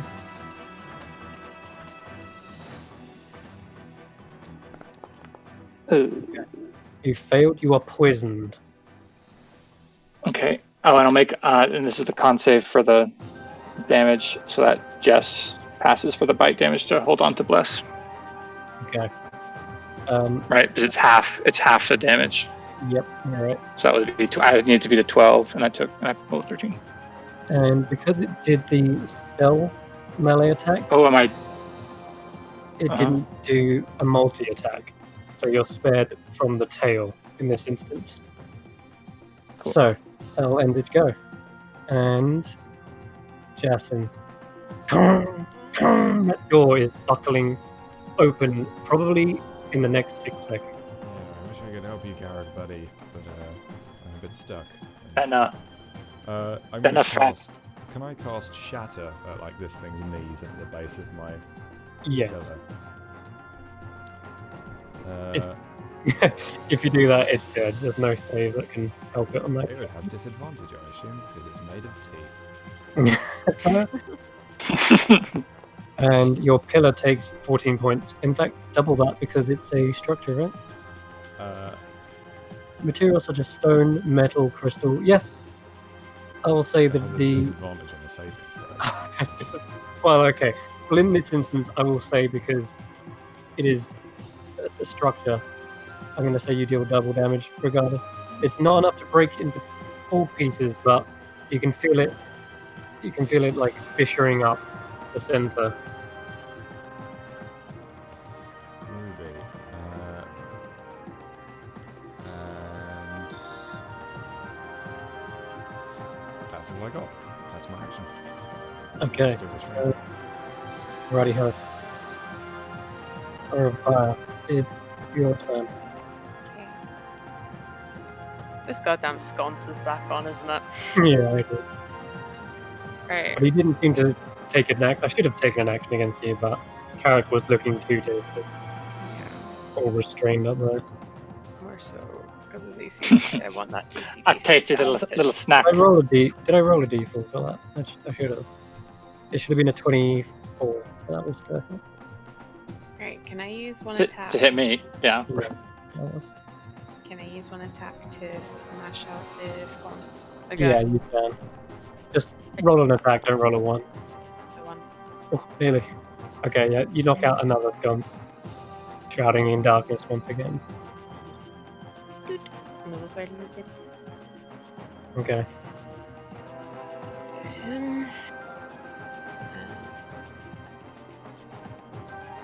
Like At the top of the round. down. Sure. The arrow strikes true, and finally, that shot. You see the Bachelor staggers back. Staggers because he is now in humanoid form. Once again. Is he still got his mouth on me? No, not anymore now that that's gone. And I think 1 point of damage carried over as well. So, Oh, I've still got D6 on him as well. yes.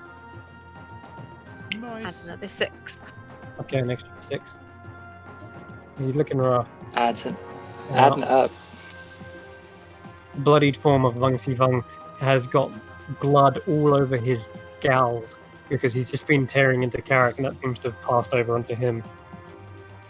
And at this point, Carrick, I'll let you have another perception check because you're right next to him whilst Ravia continues her assault, if you want. Or if that's your plan. Okay, 15.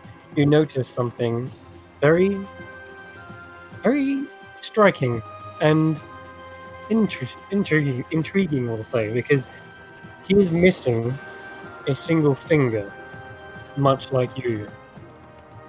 It is his wedding finger.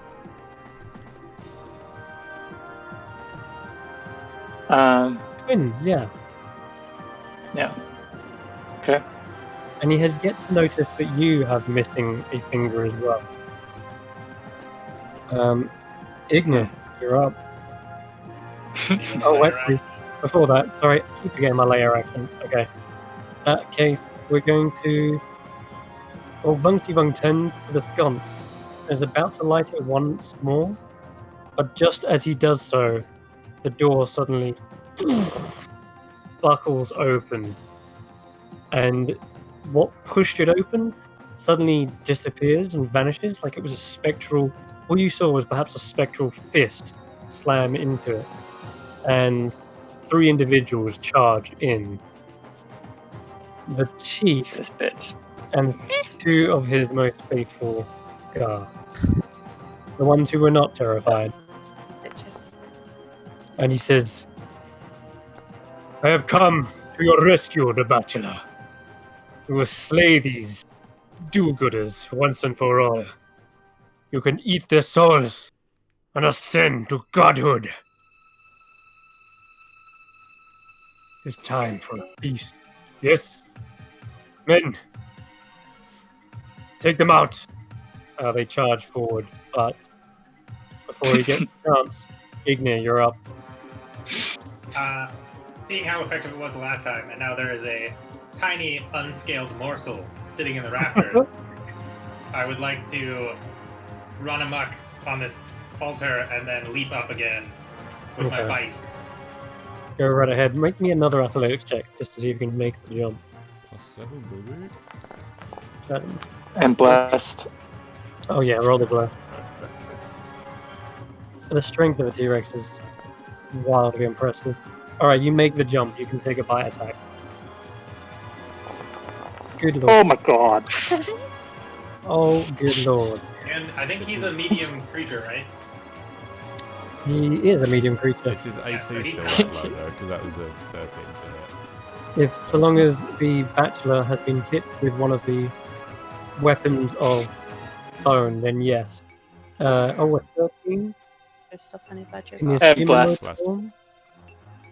Bless. Yeah, okay, there you go. Yeah, that will do it. That will do it. Yes. Character just like pinned, like just like concentrating on his bless so hard. He's coated in these arrows, and you still see a Bachelor at his throat, ripping into him. And now there's So I leap up and I grab him off and just like rip him off the beam and hold him in my mouth. And then I'm going to charge at newcomers because, you know, fresh meat. The Bachelor, by the way, almost looks limp in the mouth of the T-Rex. His eyes are half closed. His blood is all over your mouth. And I guess I'm going to go for the right one. Hmm. They all Oh, look the- the same. Okay, this one, yeah, sure. Go right ahead. Bloody hell. Okay. Jesus. He tries to bring up his shield, and you bite his arm, and it just... You can see all the teeth digging into it. That's a nice clean hit. I think... Oh wait, it's a tail, yeah, sorry. You whack him with the tail. Regardless, it's a nice hit. Break his arm. Carrick, you're still restrained. Someone has just come to your rescue in that moment. Thanks. Oh my god. Tears away the Is Vungsy Van grappled or is he restrained Yeah. in the He's mouth? grappled and restrained. I will use the spiritual weapon to attack with advantage. Mm-hmm. Okay, it's Alt, Shift to Yeah, advantage.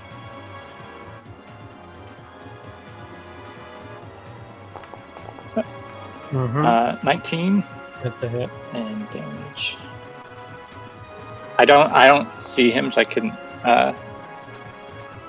Spiritual Yeah, weapon is 12. force damage, isn't it? It is 12 points of force damage. I can't see him to target him, so Okay.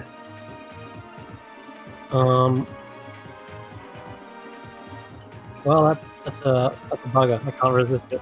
I was going to do something else, but you have just sliced into him, and with it being force, you see his body kind of like lurch forward, and he coughs blood, and a mist seems to escape his lungs. It's almost halfway out, and you see it kind of still trailing into his throat.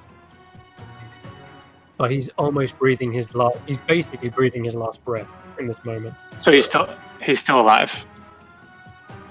Alive? Was he ever alive to begin with? Is a good question.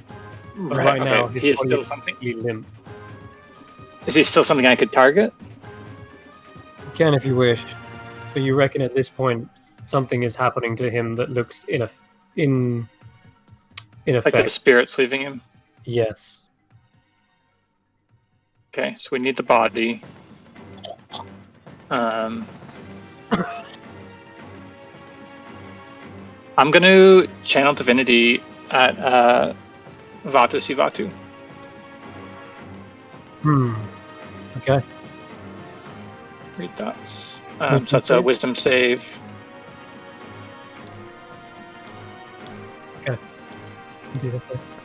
At 14. Nope. Does not save. Okay. So it's that'll be useful next turn. Alright then. That's my turn.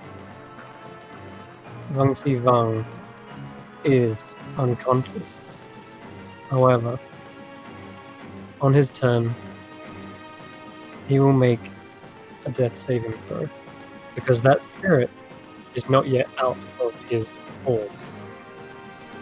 And something you witness is him biting down on the spirit and trying to suck it back in. And he does so with advantage. Wow, still a fail. Love it. Still a fail. So, it's not Vatu. I just have his token selected, that's all. Vang Si Vang fails his first death saving throw. Then we go to one of the gladiators. Sees you up in the air there, Ravana. Oh, no, he doesn't. No, he doesn't. Oh, wait, is it?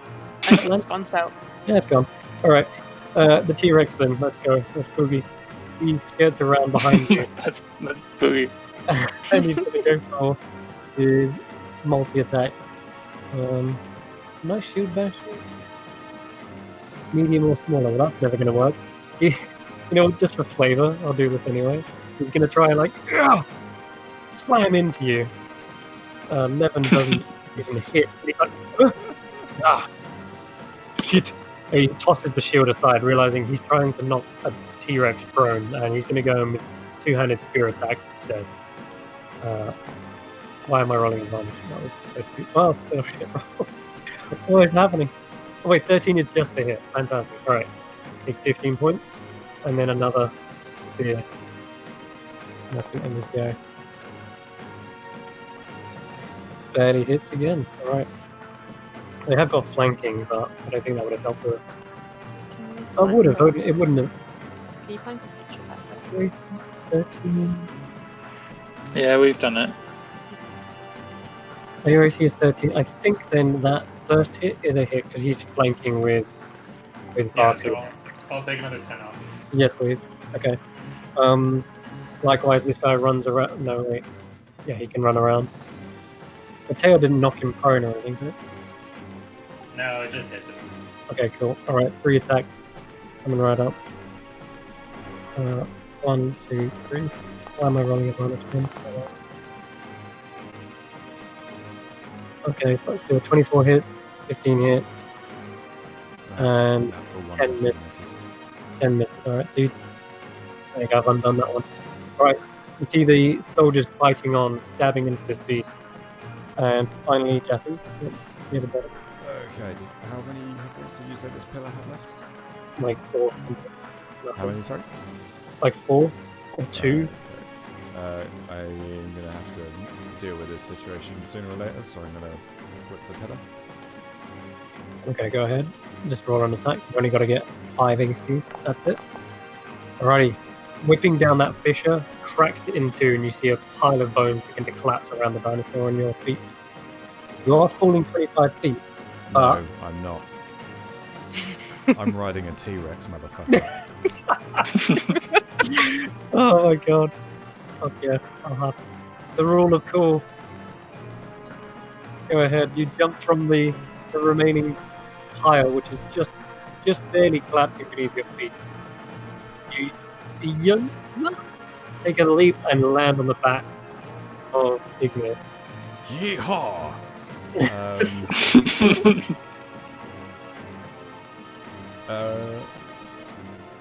Can we say I'm like in the middle of his token so I can reach Vatu Sivatu with him? You would be. Okay. And I'm gonna whip that bad boy. 23 to hit. Yes, Jeffers. Even with a shield. I think you actually have advantage because he's restrained. No. Vatu si Vatu, not. Oh, Vatu si Vatu. Okay. Gotcha. And I'm gonna chuck a booming blade on that. Alright. So he's taking 14 points, and then if he moves, he's taking another 10. Okay, God. That's a nice hit. And it seems like he has got a shield, but wait, no, he doesn't. He's only got an arm. So, so anyway, you've got him under the ropes. He's probably going to move anyway, trying to get to you. Wait, you're 10 feet up on you. Actually, I can do something else to get to you. So, he begins chanting in Vang Si Vang's name. May his spirit bestow me power. His spirit lives on. It will live on in me. And you see a spectral fist appear above your head, Jason. An arm, much like his other arm, coated in silver tattoo. And it begins to shrink down to a much more sizable size. And at this point, he animates something within it. Spectral blade begins appearing. Find the damn token. There it is. An axe with a keen edge begins to appear in its arm. Oh, there it is. Right there. Is that on the token already? Alright, whatever. Anyway, he's going to make an attack. I hope he's a good shot. He's got +7 to hit. Ooh! 23! Shield. Okay. Okay. Fine. Wow. It comes towards your head and bringing up the barrier just in time. Impressive. Perhaps I'll bring you down here first. And he's going to attack your T-Rex with all 3 of his attacks. Because that, baby, was just a bonus action. Alright. Unfortunately, it's one-handed spears all the way. You can understand why. Oof. Hey there, stop getting hurt. Yeah! Stabbing with a flurry of strikes, he gets good hits. Revi, you're up. Cool. I'd like to... Okay, I know he's limp and unconscious, but he's still a bit too alive for my liking. So I'd like to shoot a Funky Bung while he's in Ignir's mouth. Okay. You see he's struggling to breathe, and he swallows the spirit for a moment, and turns, and looks not to you, Revi, but to the blade being wielded by Bartu's spectral arm, and says, "That blade. The same one. Carried by the chief. Killed my wife. It killed me." He's making me bad for him right now, doesn't he? You will not have my power. You will not. He begins choking, and the spirit starts to escape his body again. Now make your choice. Ah! Chris! Yeah. Alright, no. It was another life. Okay, he's super dying right now, so... Very done. Super heckin' dying, and Bartu is also far too alive for my liking, so... Oh boy. So eyes visible. There's enough murder for everyone. Go, honey badger, go. That's a hit. 27 for guard. Apparently, wounding him fucking nuts. That hits for 11. And then Yep. we'll do another one. That's a 26 for 9. So Ooh. that's 20 total. 20, he is looking bloodied now. And by the way, I think, yeah, is your hunter's mark still on him? Yeah, because he's not dead. Yeah. Okay, Yeah, so it would still be on a button. So it is. Alright leave then, it there. that's going to end your go. Igmir. I'm going to whip out and throw the body of Vung Si Vung out to the left against the wall, Okay, as there are more important things at the moment. And I'm going to try and take a big old bite of Vatu Si Vatu.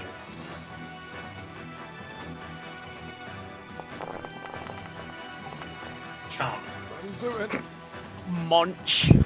fuck me. Okay, yeah, that's going to tear his other arm off nearly. He's bloodied. More than bloodied now. Back in that one hit. And then I'm gonna tail whip the guy who I already was tail whipping.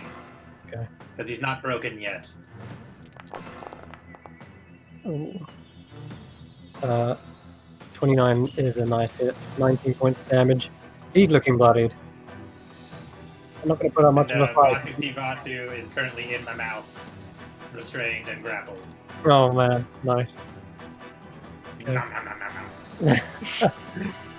Okay, cool. The turn after Igmir. Carrot. No more layer Okay. action.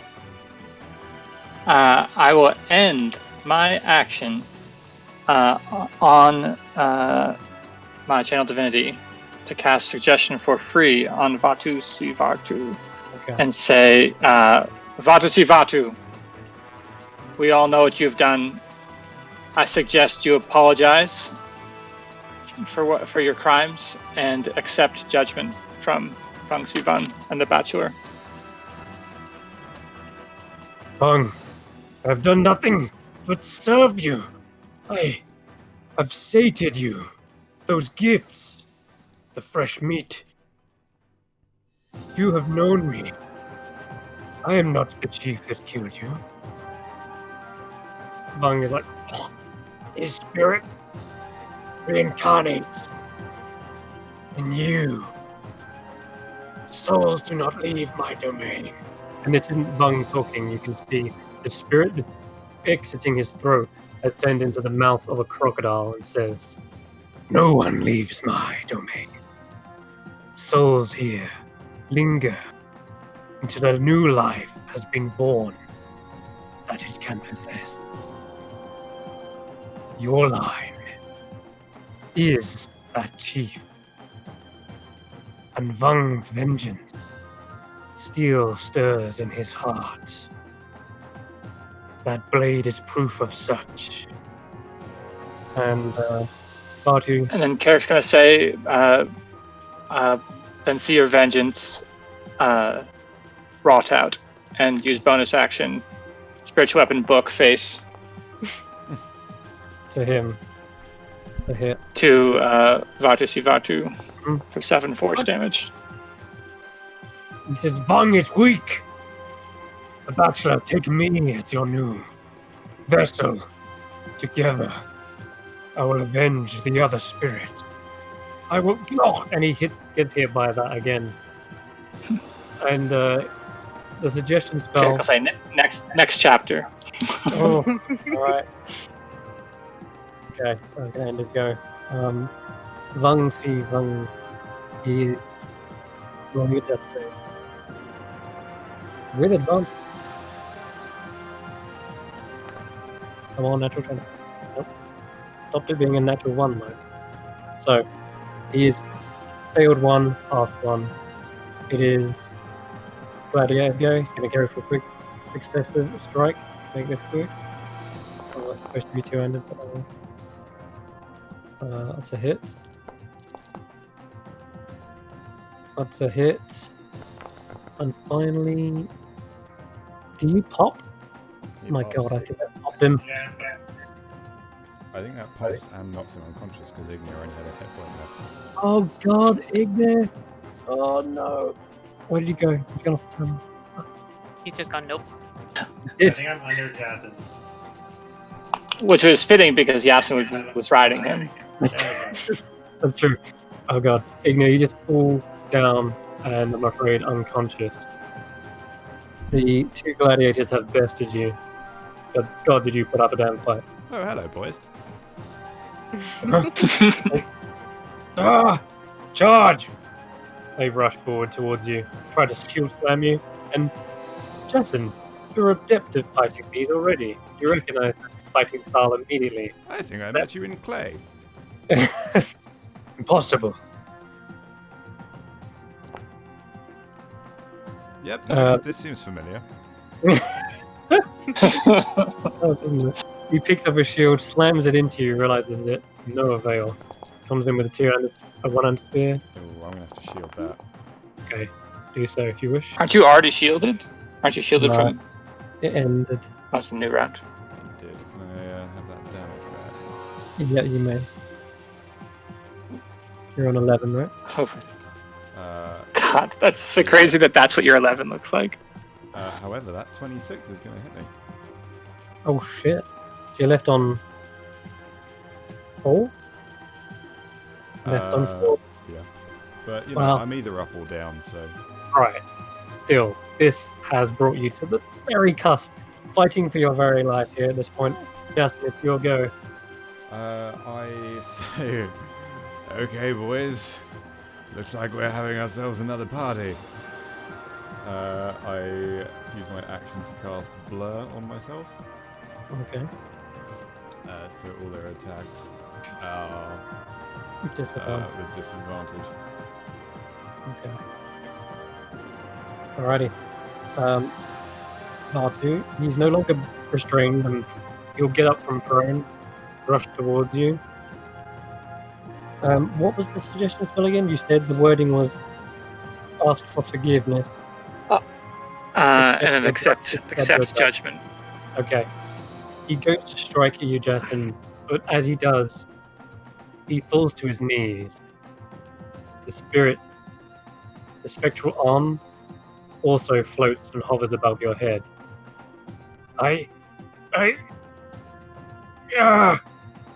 Get out of my head! He is unable to attack you. Go against Carrick's word. However, Gorgeous. Dokey dokies. he says, use me then, Bung. Use my body as your new vessel. If you Go need ahead. to ask something like that, you're not exactly worthy, are you? Indeed.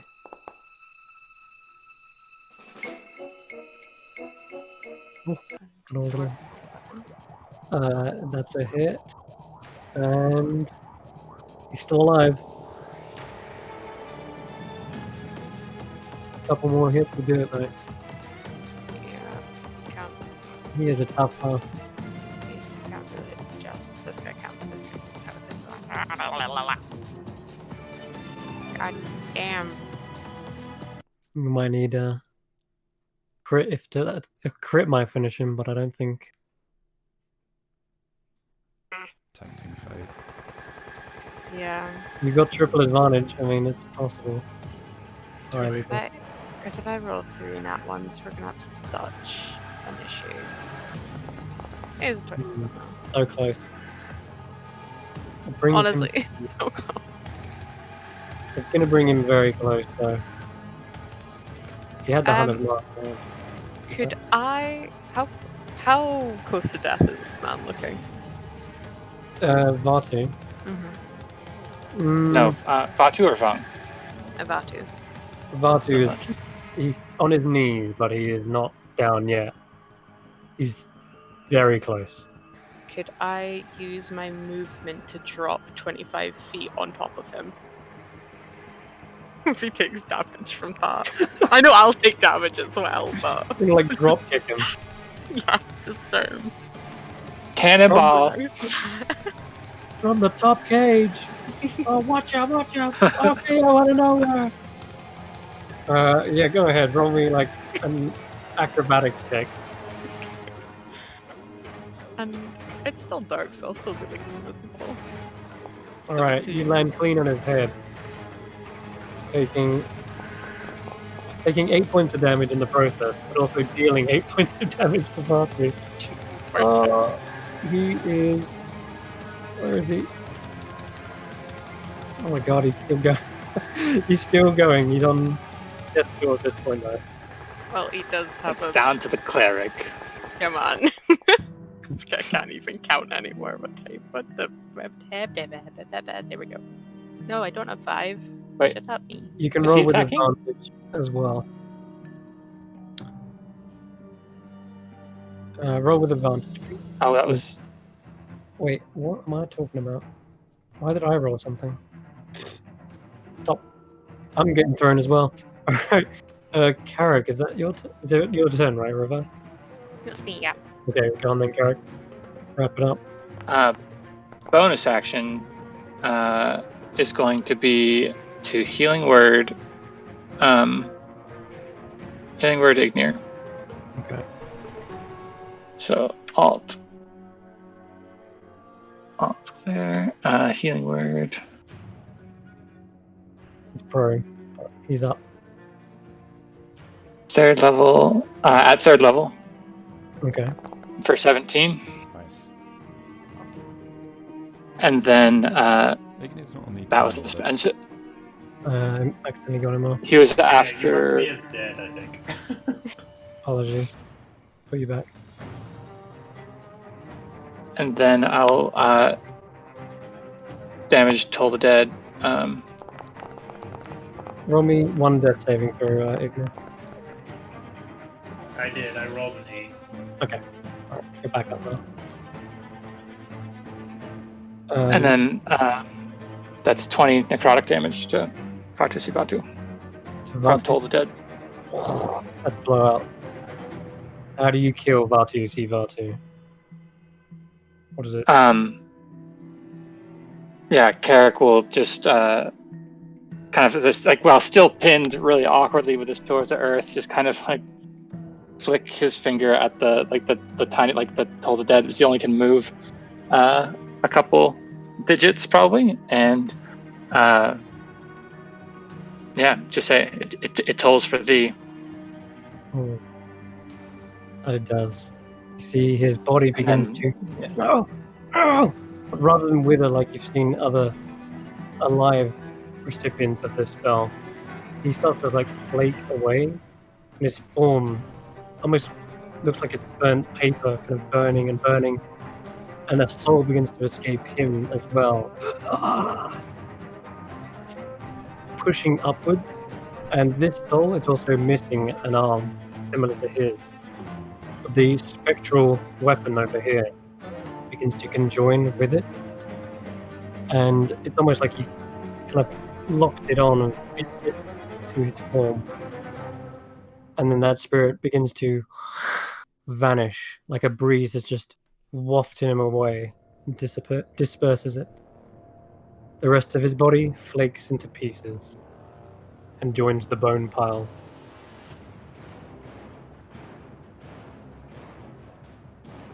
And right there, where there's two guard gladiators left. Carrick done. These gladiators witness their leader fall, and after Carrick has just displayed a rather terrifying power, they seem to sort of stagger back from this. No. We were only following orders. We are not enemies. We surrender. They throw their spears aside. You were right. Crocodile cult is wrong to try and face Batu. If he was inhabited by the chief that killed him, then he got what was coming to him. And he was the one that caused this in the first place. They sort of back away, disengaging. Are we free to go?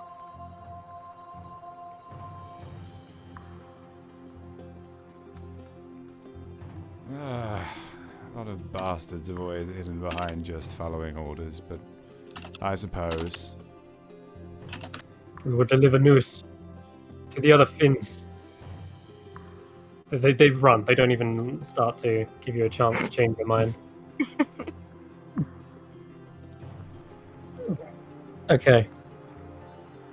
It is past the 3 o'clock mark, but if we could just continue for just a few more minutes before we wrap up.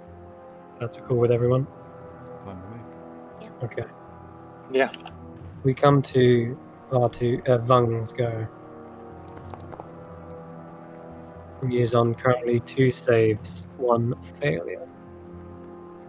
You have all got a turn if you wish to do something.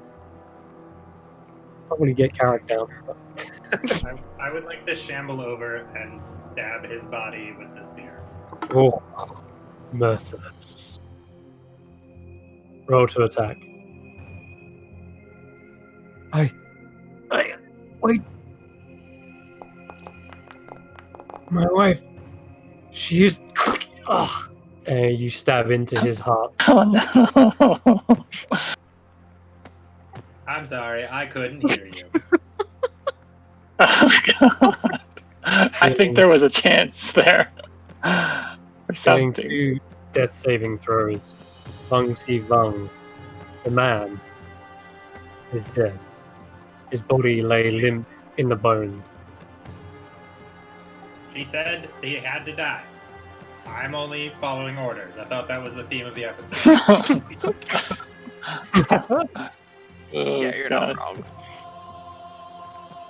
However, something does happen. The throat begins to expel this misty, swirling light. Same texture, the same color as the sconces are giving off. And to use one as an example, as this mist rises up, it begins to shrink down, taking the form of a familiar pale white crocodile that he took the form of earlier. He begins to hover just above in the rafters and watches what happens next.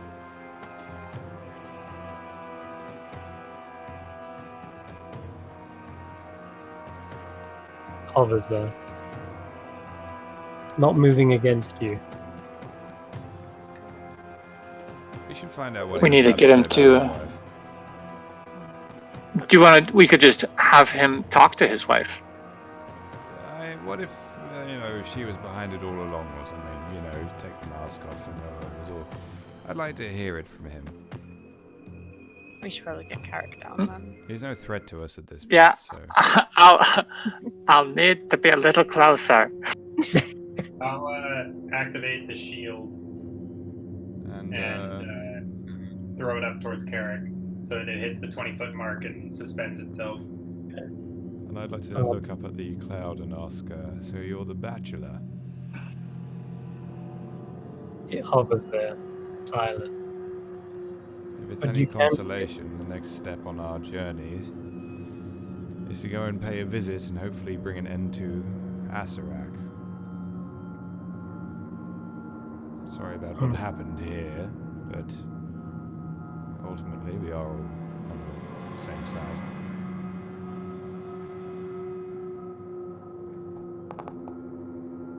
You speak his name. You dare. Well, mostly we call him Asarak. I don't know if that makes you feel better or worse.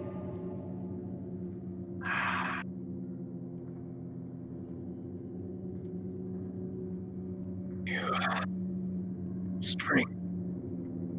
You have proven yourself. But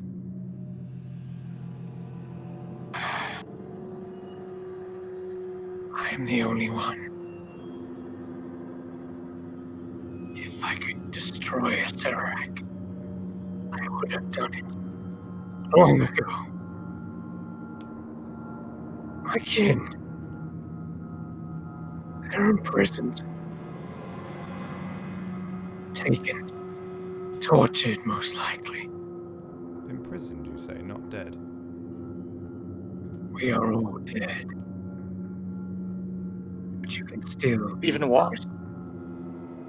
Are Even you Wongo? Are you not imprisoned here in my domain? I mean, are they imprisoned by Acerak? Yes. He and, as Carrick said, even Wonko? All mine.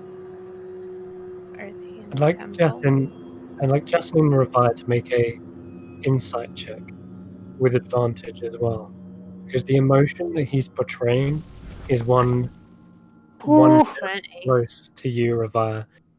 This spirit is grieving, and that grieving is manifest in many ways.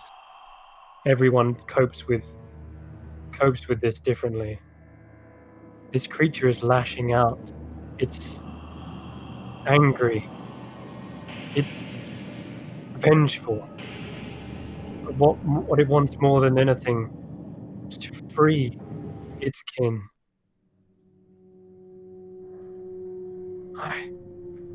I've been stealing soul from that lich,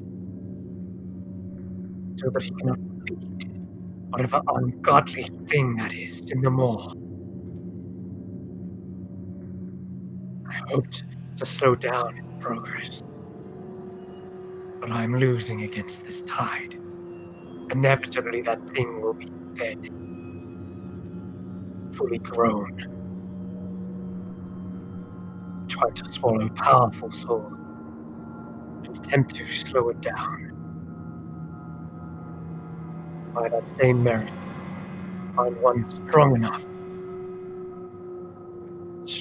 to break free from death's grasp and aid me in avenging my kin.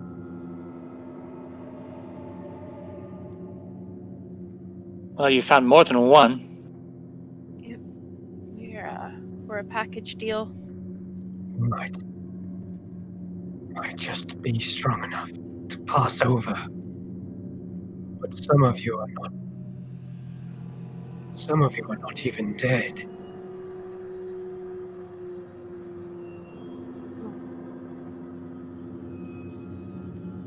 Is that a problem? That Yes. is, on the contrary, that is less work for me and for you.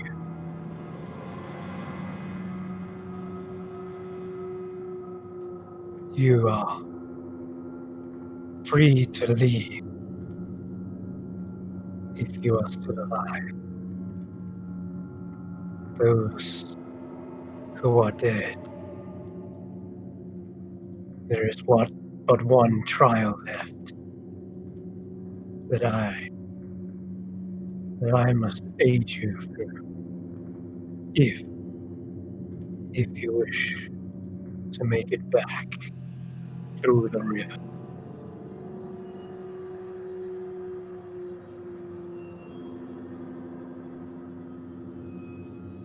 Well, we're happy for the aid. I think we have some business to see to here with Vang. But Yes, I will wait. I will watch. I feel my shrine pulling me. The mist disperses and exhales as it does.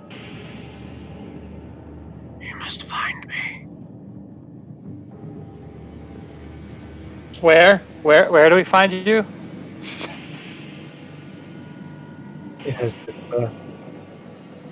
It is God gone. damn it. Another treasure hunt.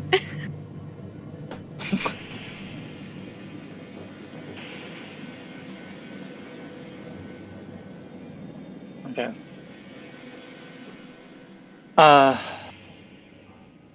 Oof. Well,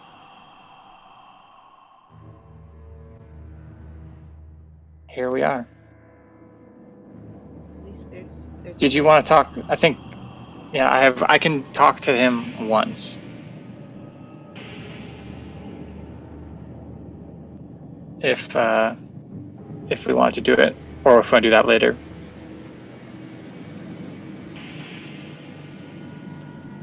I'm down for it now, before we move. I could also cast it. We could ask 1 or 2 questions, and then if we can get him back to his wife in 10 minutes, she can ask him 3 more. Might not be graceful, but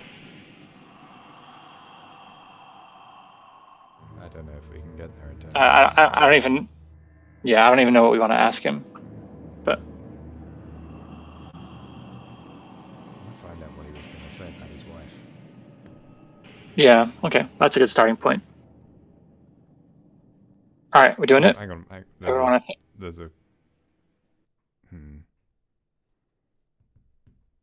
is a compromise here. We could move him closer and then ask him. Yeah, I like that. Yeah, but she's up in her little vestibule thing. Yes. Yeah.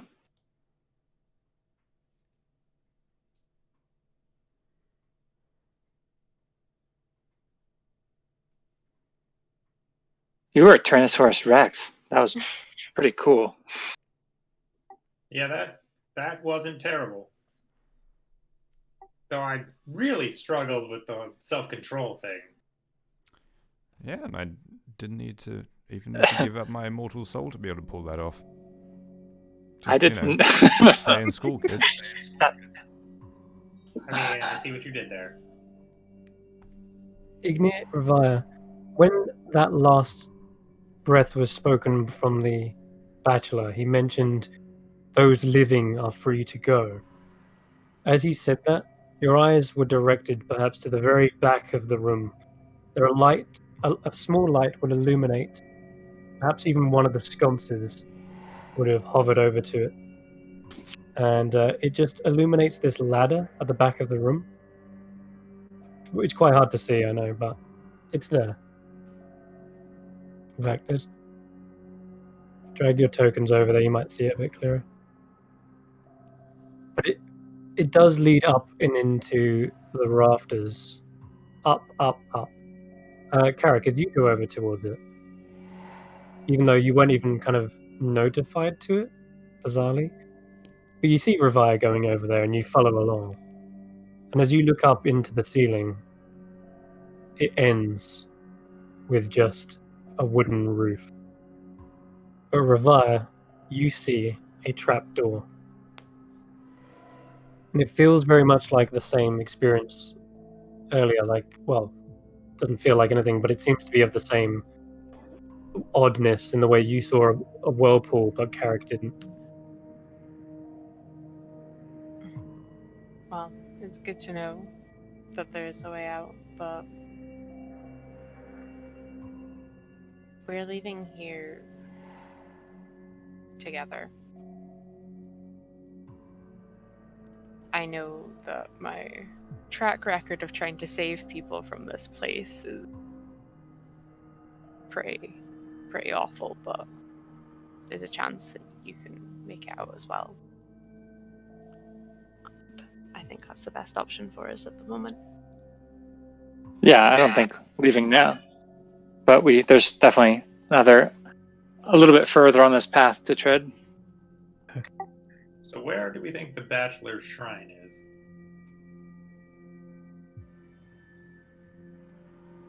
Good question. We're in his head.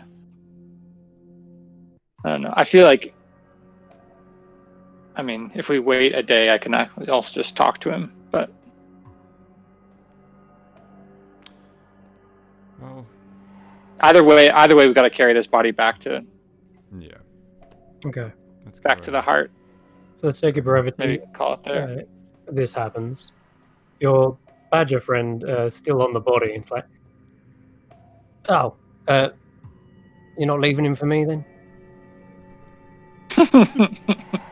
I nibbled a bit whilst you were talking, but I've stopped now. So. He's all yours. There will be plenty more to come that you can. God, we messed him up. Yeah, we did. Nice shooting, by the way. Proper Nice. ace. Nice Right. chewing. You're I've got fight in me. He disperses and then back into the quiver. Alright. You guys head towards the Bachelor. Inner in the cottage. And she gasps, seeing his body. He is not how I remember him. This is not. It's not him. No. This is not my love. Something else. She looks towards his hand and notices the missing finger. Even my wedding ring is missing from him.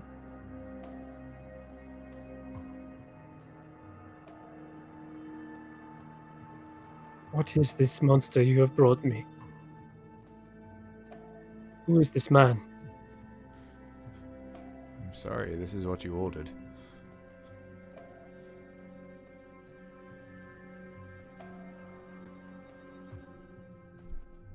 We can ask him 5 questions.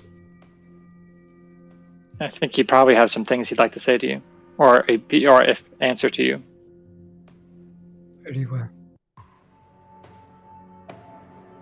She Last seems to spell slot. steady herself. She sort of takes a gulp. Go ahead.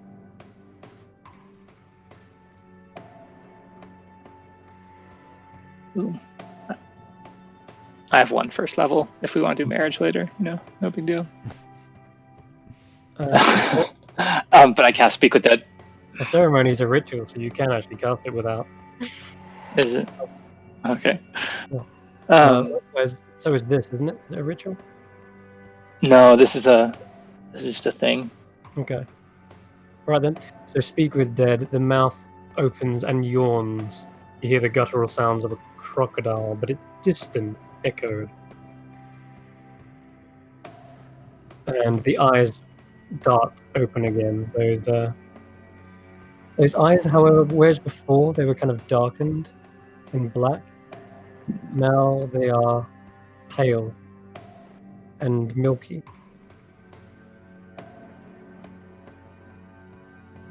And let's just go to here for now.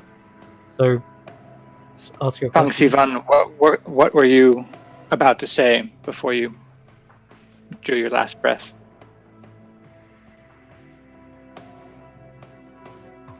My wife. Please. Heal my wife. Cleanse her. Return her to the way she was. When she was beautiful. Full of life. Full of adventure.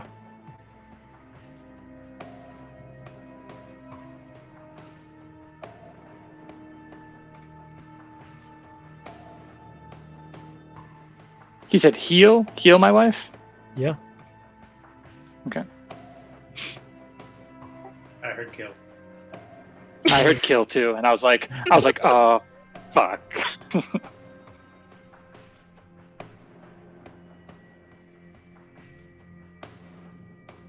She has become plagued. Okay. Plagued by the undead. Plagued by greed.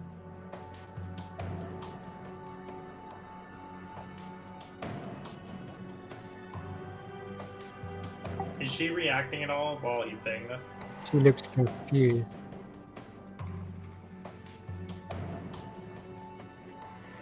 She looks uneasy, unsure, unfamiliar. But then there's also sort of a sense of like she should know, but doesn't. Perhaps she's also got a look of like trying to rack her brain as to what he means. What are the trials that the Bachelor spoke of in regards to for the undead to leave this place? The same trials I overcame to pass from death into life will place a strain upon your soul, one that will draw upon your deepest emotion and your deepest fears. If you have the willpower, if you have the resolve, you may yet have hope of returning.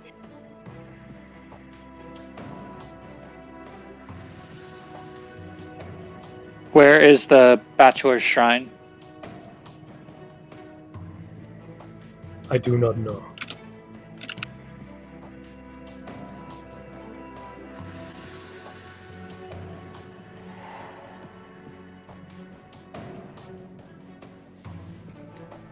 My body was washed down a river.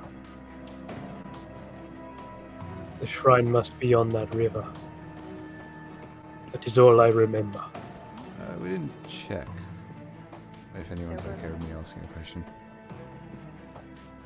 Do you have any, like, Yeah. cool shit that we can have?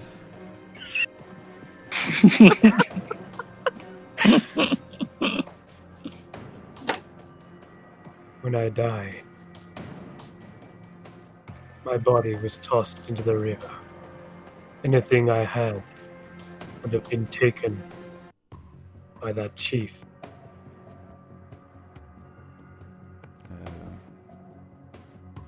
He took Alright. everything from me, including my wife. Should we just do a nice closer, or has anybody got any info that they want? I mean, I'm good if, they're welcome to have a moment, last husbandy wife thing. If you had one last thing you could say to your wife, what would it be? Oh. Shit, sorry. It's okay. I was just throwing it out there. That wasn't like a standard question. I just Okay. Go What for the about cute the thing. bodies in the altar, indeed? Mm. He says, I wish to see my wife return to the old day, to her former glory. I wish for people to respect her.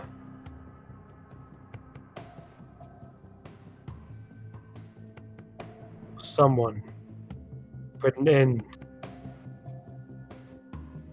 to the pillaging, ravaging, greed. I wish my wife would return.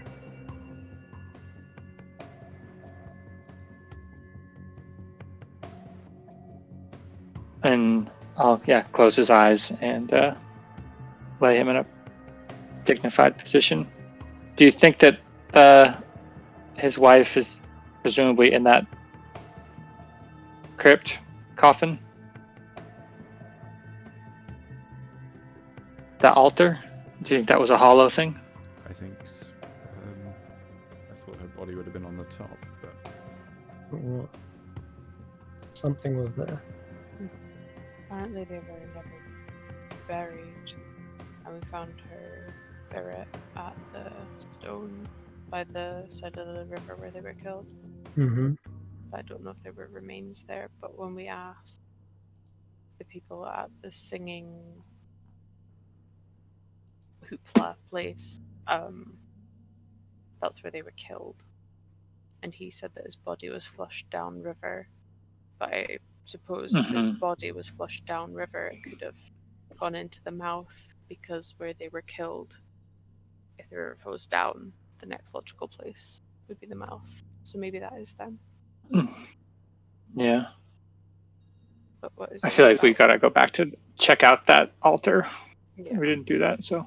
we should probably find what's the pillaging and ravaging and greed he's on with his wife. I do not Yeah. know what really he speaks of, but I am thankful that you put an end to this. I can finally rest in peace. Yeah, if you're not dead, then I think we can take you back to this spot and you can climb out and be free. I've been dead But you, longer than yeah, he. you are dead. They killed me first. They wanted to know his secret, how he became invulnerable. The river was his weakness. They killed me, even after pleading for my life. They had all they needed. Let us return to peace. I have no more words.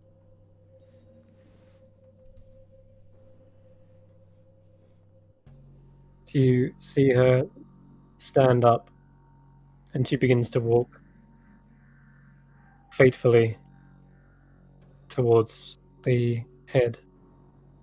And you guys carry the body? Yeah. Okay. So, turning back to that map real quick. Chief's Longhouse. No, not that one. That one. Okay. You bring over the body, and you can see the altar. There is, again, as I mentioned, two bodies wrapped in dark cloth, tied by vines, laying upon the altar.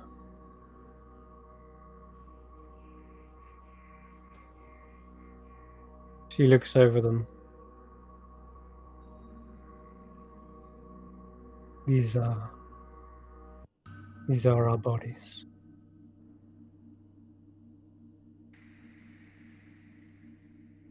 They are almost mummified by the looks, if you inspect them. And you can tell this is definitely matching. It matches Vung Si Vung. It is the warrior and his wife laying here, but without all the tattoos, without the scales upon its body, kind of wrapped anyway, so you wouldn't really see the skin anyway. But there in the pile, you see his wife begin to sort of climb up and onto the altar, and she begins chanting something in Old Amurian. It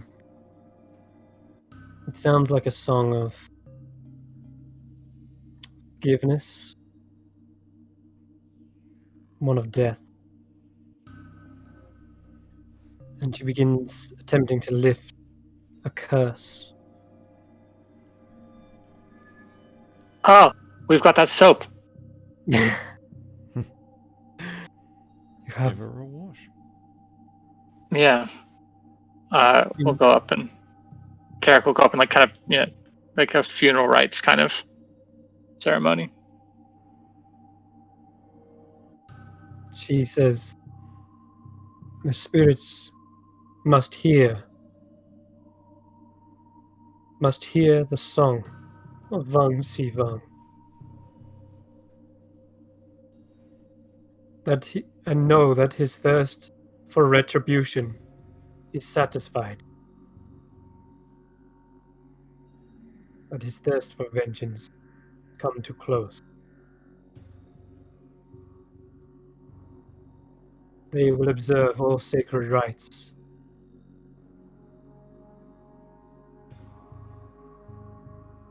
And she begins chanting again this song of Vang Si Vang, the one told by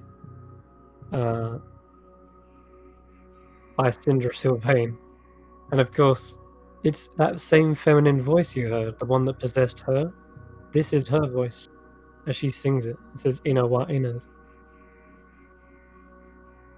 And you see that her form becomes more and more ethereal the further she gets within the depths of this song.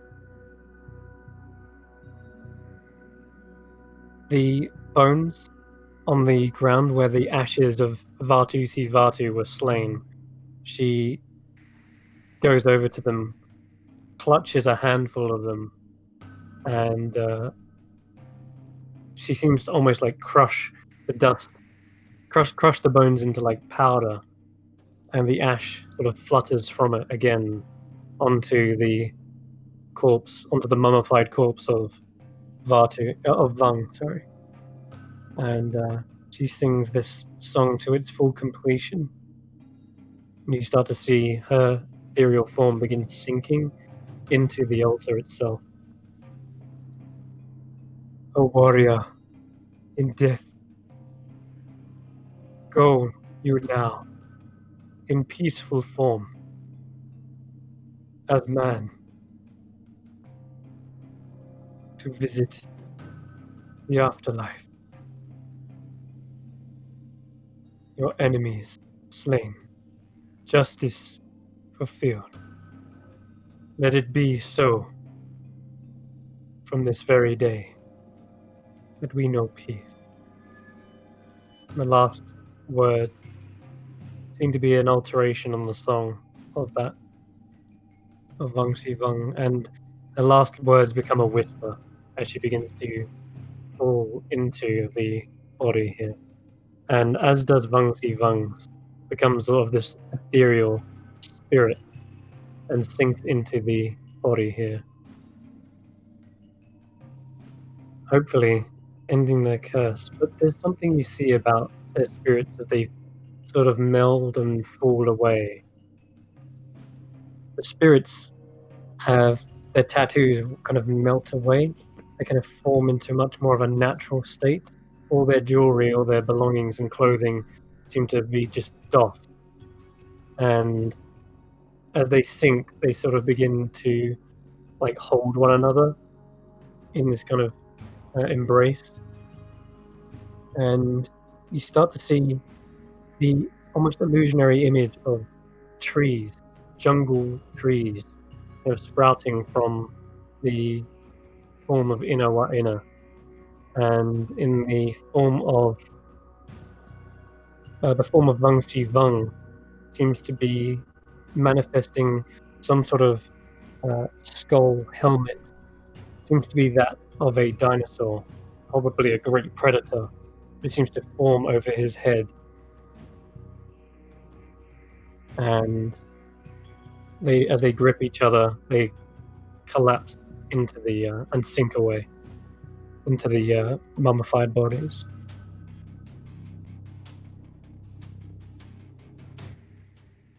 And that is probably where we will also end tonight's session. So it's getting on, but I thought this might have been the finale. However, it seems we have one last hurdle to climb. A hidden shrine. A 10th shrine, perhaps. And if anyone knows the jungle better than you guys, and if anyone surveyed it more than you, it has to be Valindra, hasn't it? That's where we will end tonight's session. Maybe she knows. She, after all, found the location of Omu before you guys did. It all comes around. That's where we will end. But one last thing I'd like to say as you return these spirits back to their resting place is you have all leveled up. Yay! Level 9 Level 9! as you restore this power back to their resting place. An achievement worthy to be commended. That means I get to read the book. Oh no, you're gonna make flesh columns. I'm making flesh columns, and look at all those bones. Oh, damn, Bo. I'm just saying, it's a thing I can read now without blowing my brain out. I mean, all we need is a year. We don't know how time passes here. Dodgily. Very. Woof. I forget how to level. So do Hold I. on to your butts, because it sounds like to pass this trial, you must sail a river. Same river that he kind of drowned in, perhaps, or was dragged down through. Damn it. Okay. Are you doing hit? Let's Doing hit do it. dice? That is. Oh, fitting. I'll be right back. Will you do some level up? Okay. Should we sign off the stream? We'll sign off. Thank you very much for watching. This has been the Lorn song of the Bachelor. And next session we will return, hopefully, to the tomb of Annihilation. Until then, may you also rest in peace. May your soul find comfort. Good night. That's a bit dark.